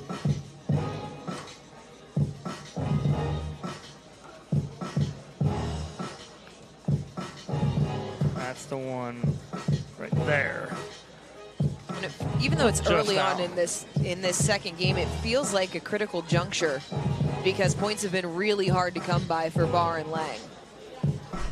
Yeah, again, perfect spot, perfect timing. And again, this too plays into the, Braverman likes to play those kind of games. And right now, if you think you got some confidence with a ball out, she thinks it's close. Even if she's like, I know it's out, let's take this. Let's make him think about it a little bit. It's a perfect call. It's a perfect spot for it. Well, let's look at it this way. You got 5 timeouts. You do. You get 2 and then the 3 challenges. Yeah. So why not? So freeze it a little bit. If you get it wrong, nothing hurts. Right.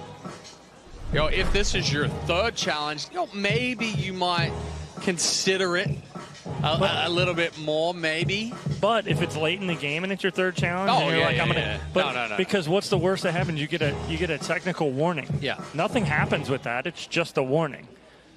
All about situational awareness. You get that warning after the 3rd. After the 3rd, right? So you got it. So one of the longer reviews we've actually had. Yeah, they're really taking a look at this one.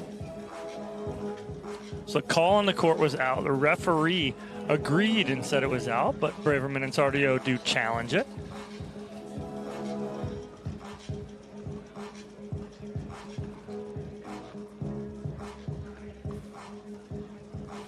Extended break on the court as we take a look at this ball along the baseline. The first video challenge we had, the call was overturned. Ever since, the call has been confirmed. Correct. Here it comes. After video review, call stands. Lost video challenge. You have 2 challenges left. 3 video challenges left. We'll resume play at 1-3-1. So the call does stand. 1-3-1. Time in. Braverman and Tardio 1-3-1. lose a challenge.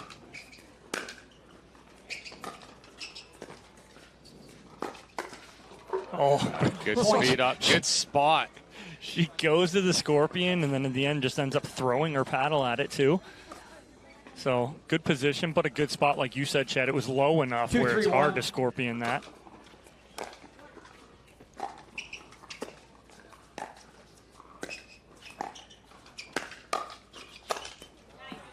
Tardio, good angle on the put away. Well, going back to that spot, a lot of the times we want to try and elevate that speed up, but that's opening up for the Scorpion. If you go from armpit to hip, it's really tough to hit that Scorpion coming across. Lang just coming up on that late and off the edge guard. 3, 2, do 1. Get 2 back.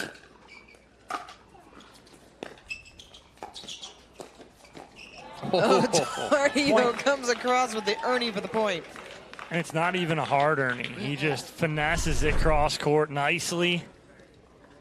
Little misdirect Ernie right there. Finds the feet of Lang. Tough to do.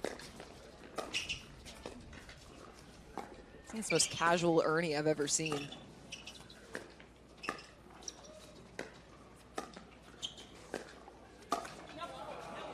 Barr tried to speed up a ball below the net. Yeah, she's anticipating a high ball back from Tardio, but he resets it nicely and gets back in. 5-2-1. 5-2-1.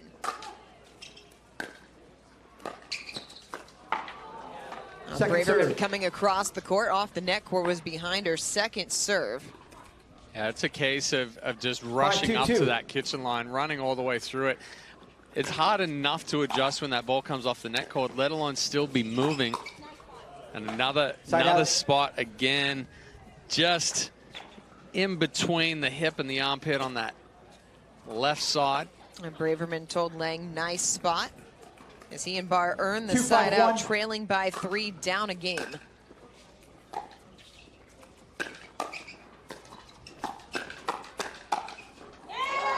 Oh, how about the hands, but Lang sends it long. I mean, those are 2 balls that typically are going to be winners, but Gabe Tardio so quick, but so short. 2-5-2.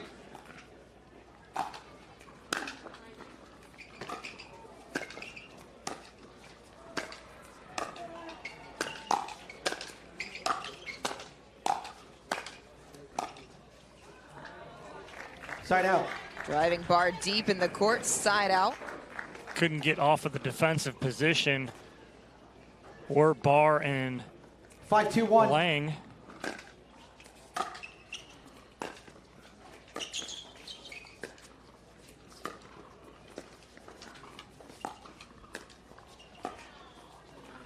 Point. Yeah, good ball movement there from Braverman. Caught it close down the line. Almost pushed it out a little wide. Extends the lead to 6-2. 6-2-1.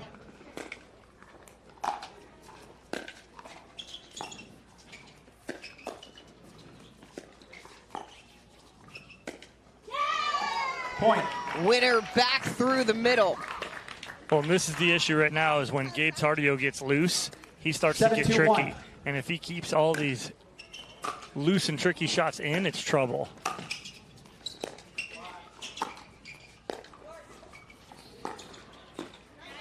Second serve. Lang pulling it wide.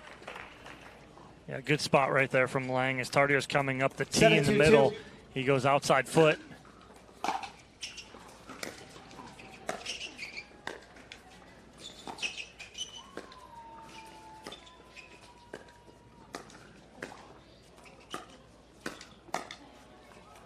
Point. Good reach in and good spot there from Braverman.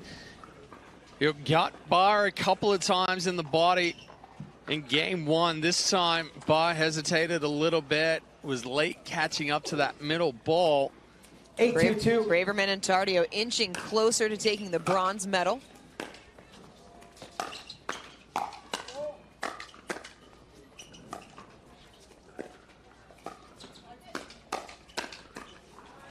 Tardio backhand flick, another point. But another good combo there from Braverman and then Tardio with the finish. It's a 7-point advantage for Braverman and Tardio. Timeout receivers 9-2-2, 1 minute. As Barr and Lang take a timeout. Yeah, again, on cruise control right now are Braverman and Tardio, playing loose, playing clean. They're not missing much right now, and it's really hard for Lang and Barr to find a hole to create something because it's just all covered from Braverman and Tardio. We talked at the beginning of the match about if you wanted to be the team that was coming in off of loss or the one that sat. But mentally, how difficult is it for Susanna Barr and Eric Lang to turn around after dropping that semifinal match and have to get up again for a bronze medal match immediately? Well, it can go both ways. On one hand, it's kind of like, yes, we just lost, but now one timeout we have our opportunity for redemption so quickly. We haven't sat, we haven't dwelled on it, we haven't thought about the things that we did wrong too much. We're just going to go out and make a few adjustments. On the other hand, you haven't had time to think about what adjustments we need to make. Whereas if you've sat, you can kind of re-strategize and come in with that different plan. Side out. Braverman can't get there in time. But right there, it's Braverman with a 9-2 lead going. Watch this. I'm going to try and pull the trigger on Lang and see if he makes a mistake. He almost does on the first one, but he converts on the second.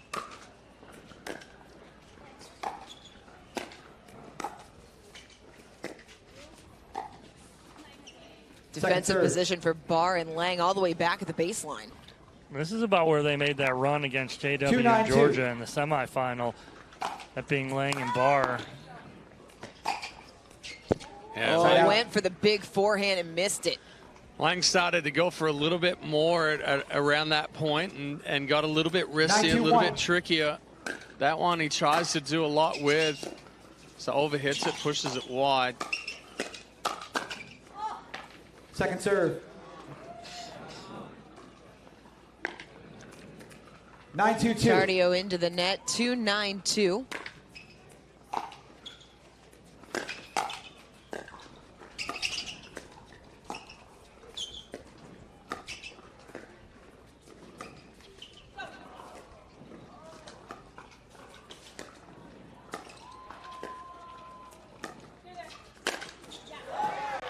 Nice. Big put away from Tardio, and it is match point. Yeah, tough spot right there. Barr trying to go up and over Tardio, but Tardio reading it so well. 10-2-2.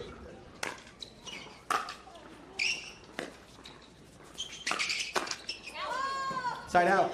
Tardio rushed it just a bit. It's wide as Barr and Lang still alive here in the bronze medal match.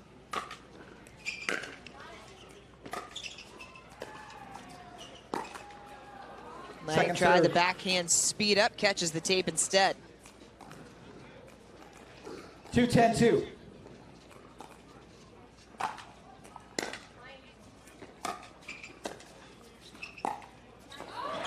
Point.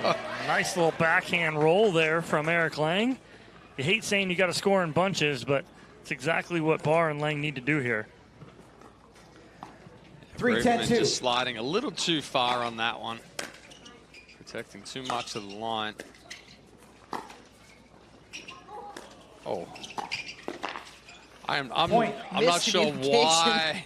I'm not sure why Tardio didn't step over and take that one. Well, Braverman and Tardio leaving the door open, however slightly, for Barr and Lang.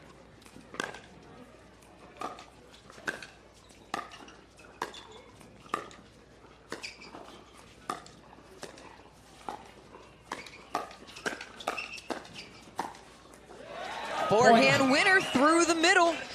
3 straight points. Almost got to put these two down, and then they wake up a little bit.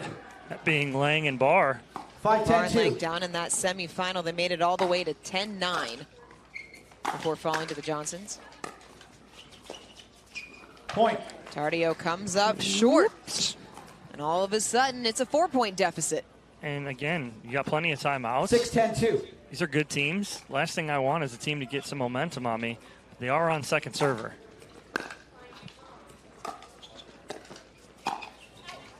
Oh, just flicks it long, and it brings up match point number 2. Yeah, it came out flat. He didn't roll that one, didn't have that wrist action like he normally has.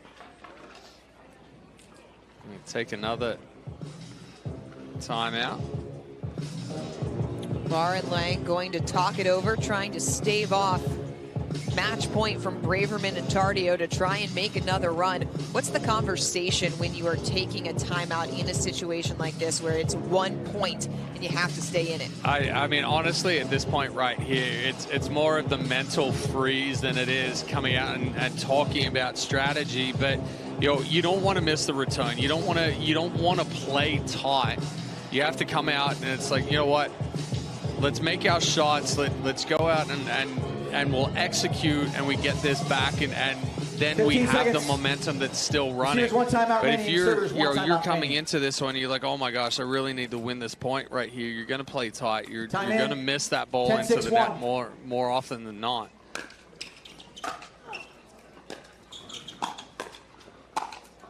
Lang puts it past Braverman. Hanging on here. Match point number 10, 3. 6-2.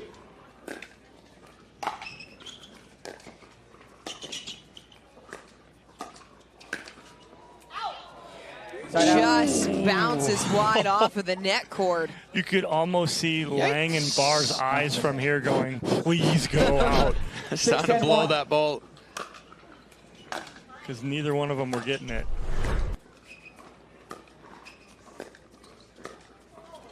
Second serve. Barr just a little too soft on the touch. Yeah, some slight hesitation there. 6-10-2. As far as when to take that ball out of the air.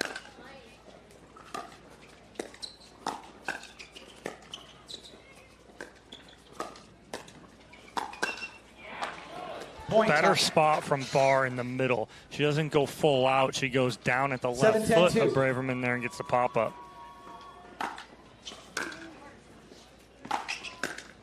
Big forehand from Lang. It's back within 2. Where were we, Dorian? 10-2? 10-2.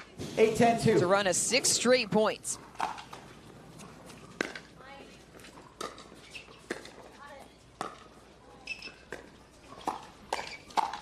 Oh, he set it up. And that's a situation that you finish and the paddle's down. 10-8-1. Now as you go to bring it back up, the elbow and the shoulder come up and you get this wave motion.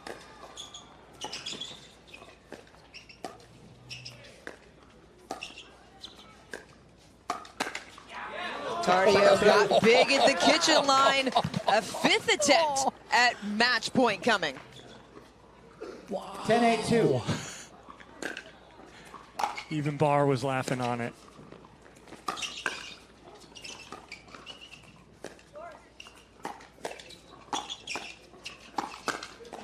Finally, Tardio able to get it past Lang as Braverman and Tardio outlast Susanna Barr and Eric Lang to capture the bronze medal. They take it in straight games, 11-6, 11-8. Wow, what a finish there. Nice run at the end again from Barr and Lang, but just can't come out on top again. Put themselves behind the 8 ball early and had to dig out of that hole. But congratulations, Braverman and Tardio are your bronze medalists. Braverman and Tardio capturing the bronze medal to cap what has been a phenomenal, a fantastic, use whatever superlative you want for this day, full of pickleball. It's been full of surprises and great play as Braverman and Tardio. Lots of smiles here on Championship Court as we welcome you back into the booth here at the Johnson Ranch Pickleball Complex. Dorian Kraft, Chad Edwards, Dominic Catalano. Guys, we saw a lot of action today, and I think the surprise for all of us, maybe the feel-good story of the tournament, has to be Patrick Kauka and Dario Walczak running their way through the top half of the bracket to make it into Championship Sunday. Yeah, they played super well today. They really played with pressure. They put pressure on as we see them right here. That's exactly what they did all day. They were not going to play slow. They're going to play fast and aggressive, and it gets them all the way through Sunday. Beautifully done by Walczak and Kauka. And we saw JW and Georgia come out. They started off game 1 a little slow, but then they had that opportunity and they came from behind, one of the last 6 in game 1, and then really came out and set the tempo in game 2.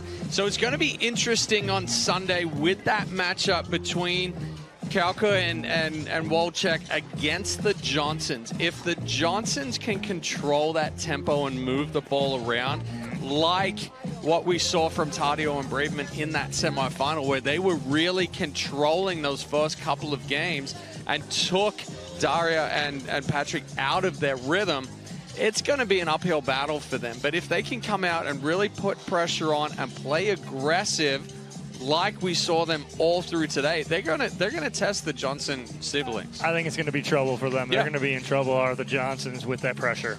We're going to have to wait till Sunday for that matchup. Coming up tomorrow, though, we have men's and women's doubles. What's the one thing that each of you are looking forward to the most?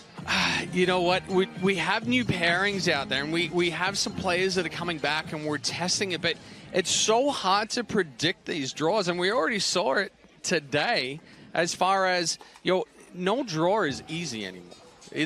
We have so many new players and so many unknowns coming through it. But you could say with the top couple, with Simone and Allison, Megan and Susanna, kind of, they're expected to be there. Anything Who knows can on the happen, day, right, though? Exactly. Yeah, anything can happen, like you said, Chad. And again, the men's side too, you have Tardio and Deascu again playing really well together, so that's going to be fun to watch. Tardio already has a medal, taking bronze, as we just saw. So again, those matchups and those draws are going to be very interesting tomorrow. If there could be a dark horse, who do you guys think it would be in each side? Oh wow! Hold on a second. You know what? I think a tough team on the women's side to beat is going to be Mari Humberg and Alex Tronk. If they get their rhythm, and we saw Alex today, and even yesterday in singles, she's playing a lot more aggressive than what she was in 2023. And Humberg is, if she can really knife that ball and then she's got that flick, they can do some damage. They can have some upsets on that women's side. I'm not going dark horse, but I'm going with a team that's brand new, and it is Deascu and Tardio. And can they roll, right? They are rolling right now. They both are playing really well, and so they're going to be a team that I'm really interested in seeing in front of my eyes and what they can do tomorrow, because if they're playing well, I mean, they could do some a lot of damage on the court as far as that brackets and just blow that whole bracket up. Well, as we saw here on this Friday from Sacramento, no seed is safe. That is how good the field is here at the 2024 APP Sacramento Open. Friday, full of action, full of upsets, full of fantastic pickleball action. And we still have plenty more ahead this weekend. And we all get started here tomorrow afternoon. Coming up at 12 o'clock Eastern on Championship Court, 3 p.m. Central, men's and women's doubles, full action, including gold medal matches. Coming up tomorrow, we hope you will join us then. Thanks for watching. Have a great night.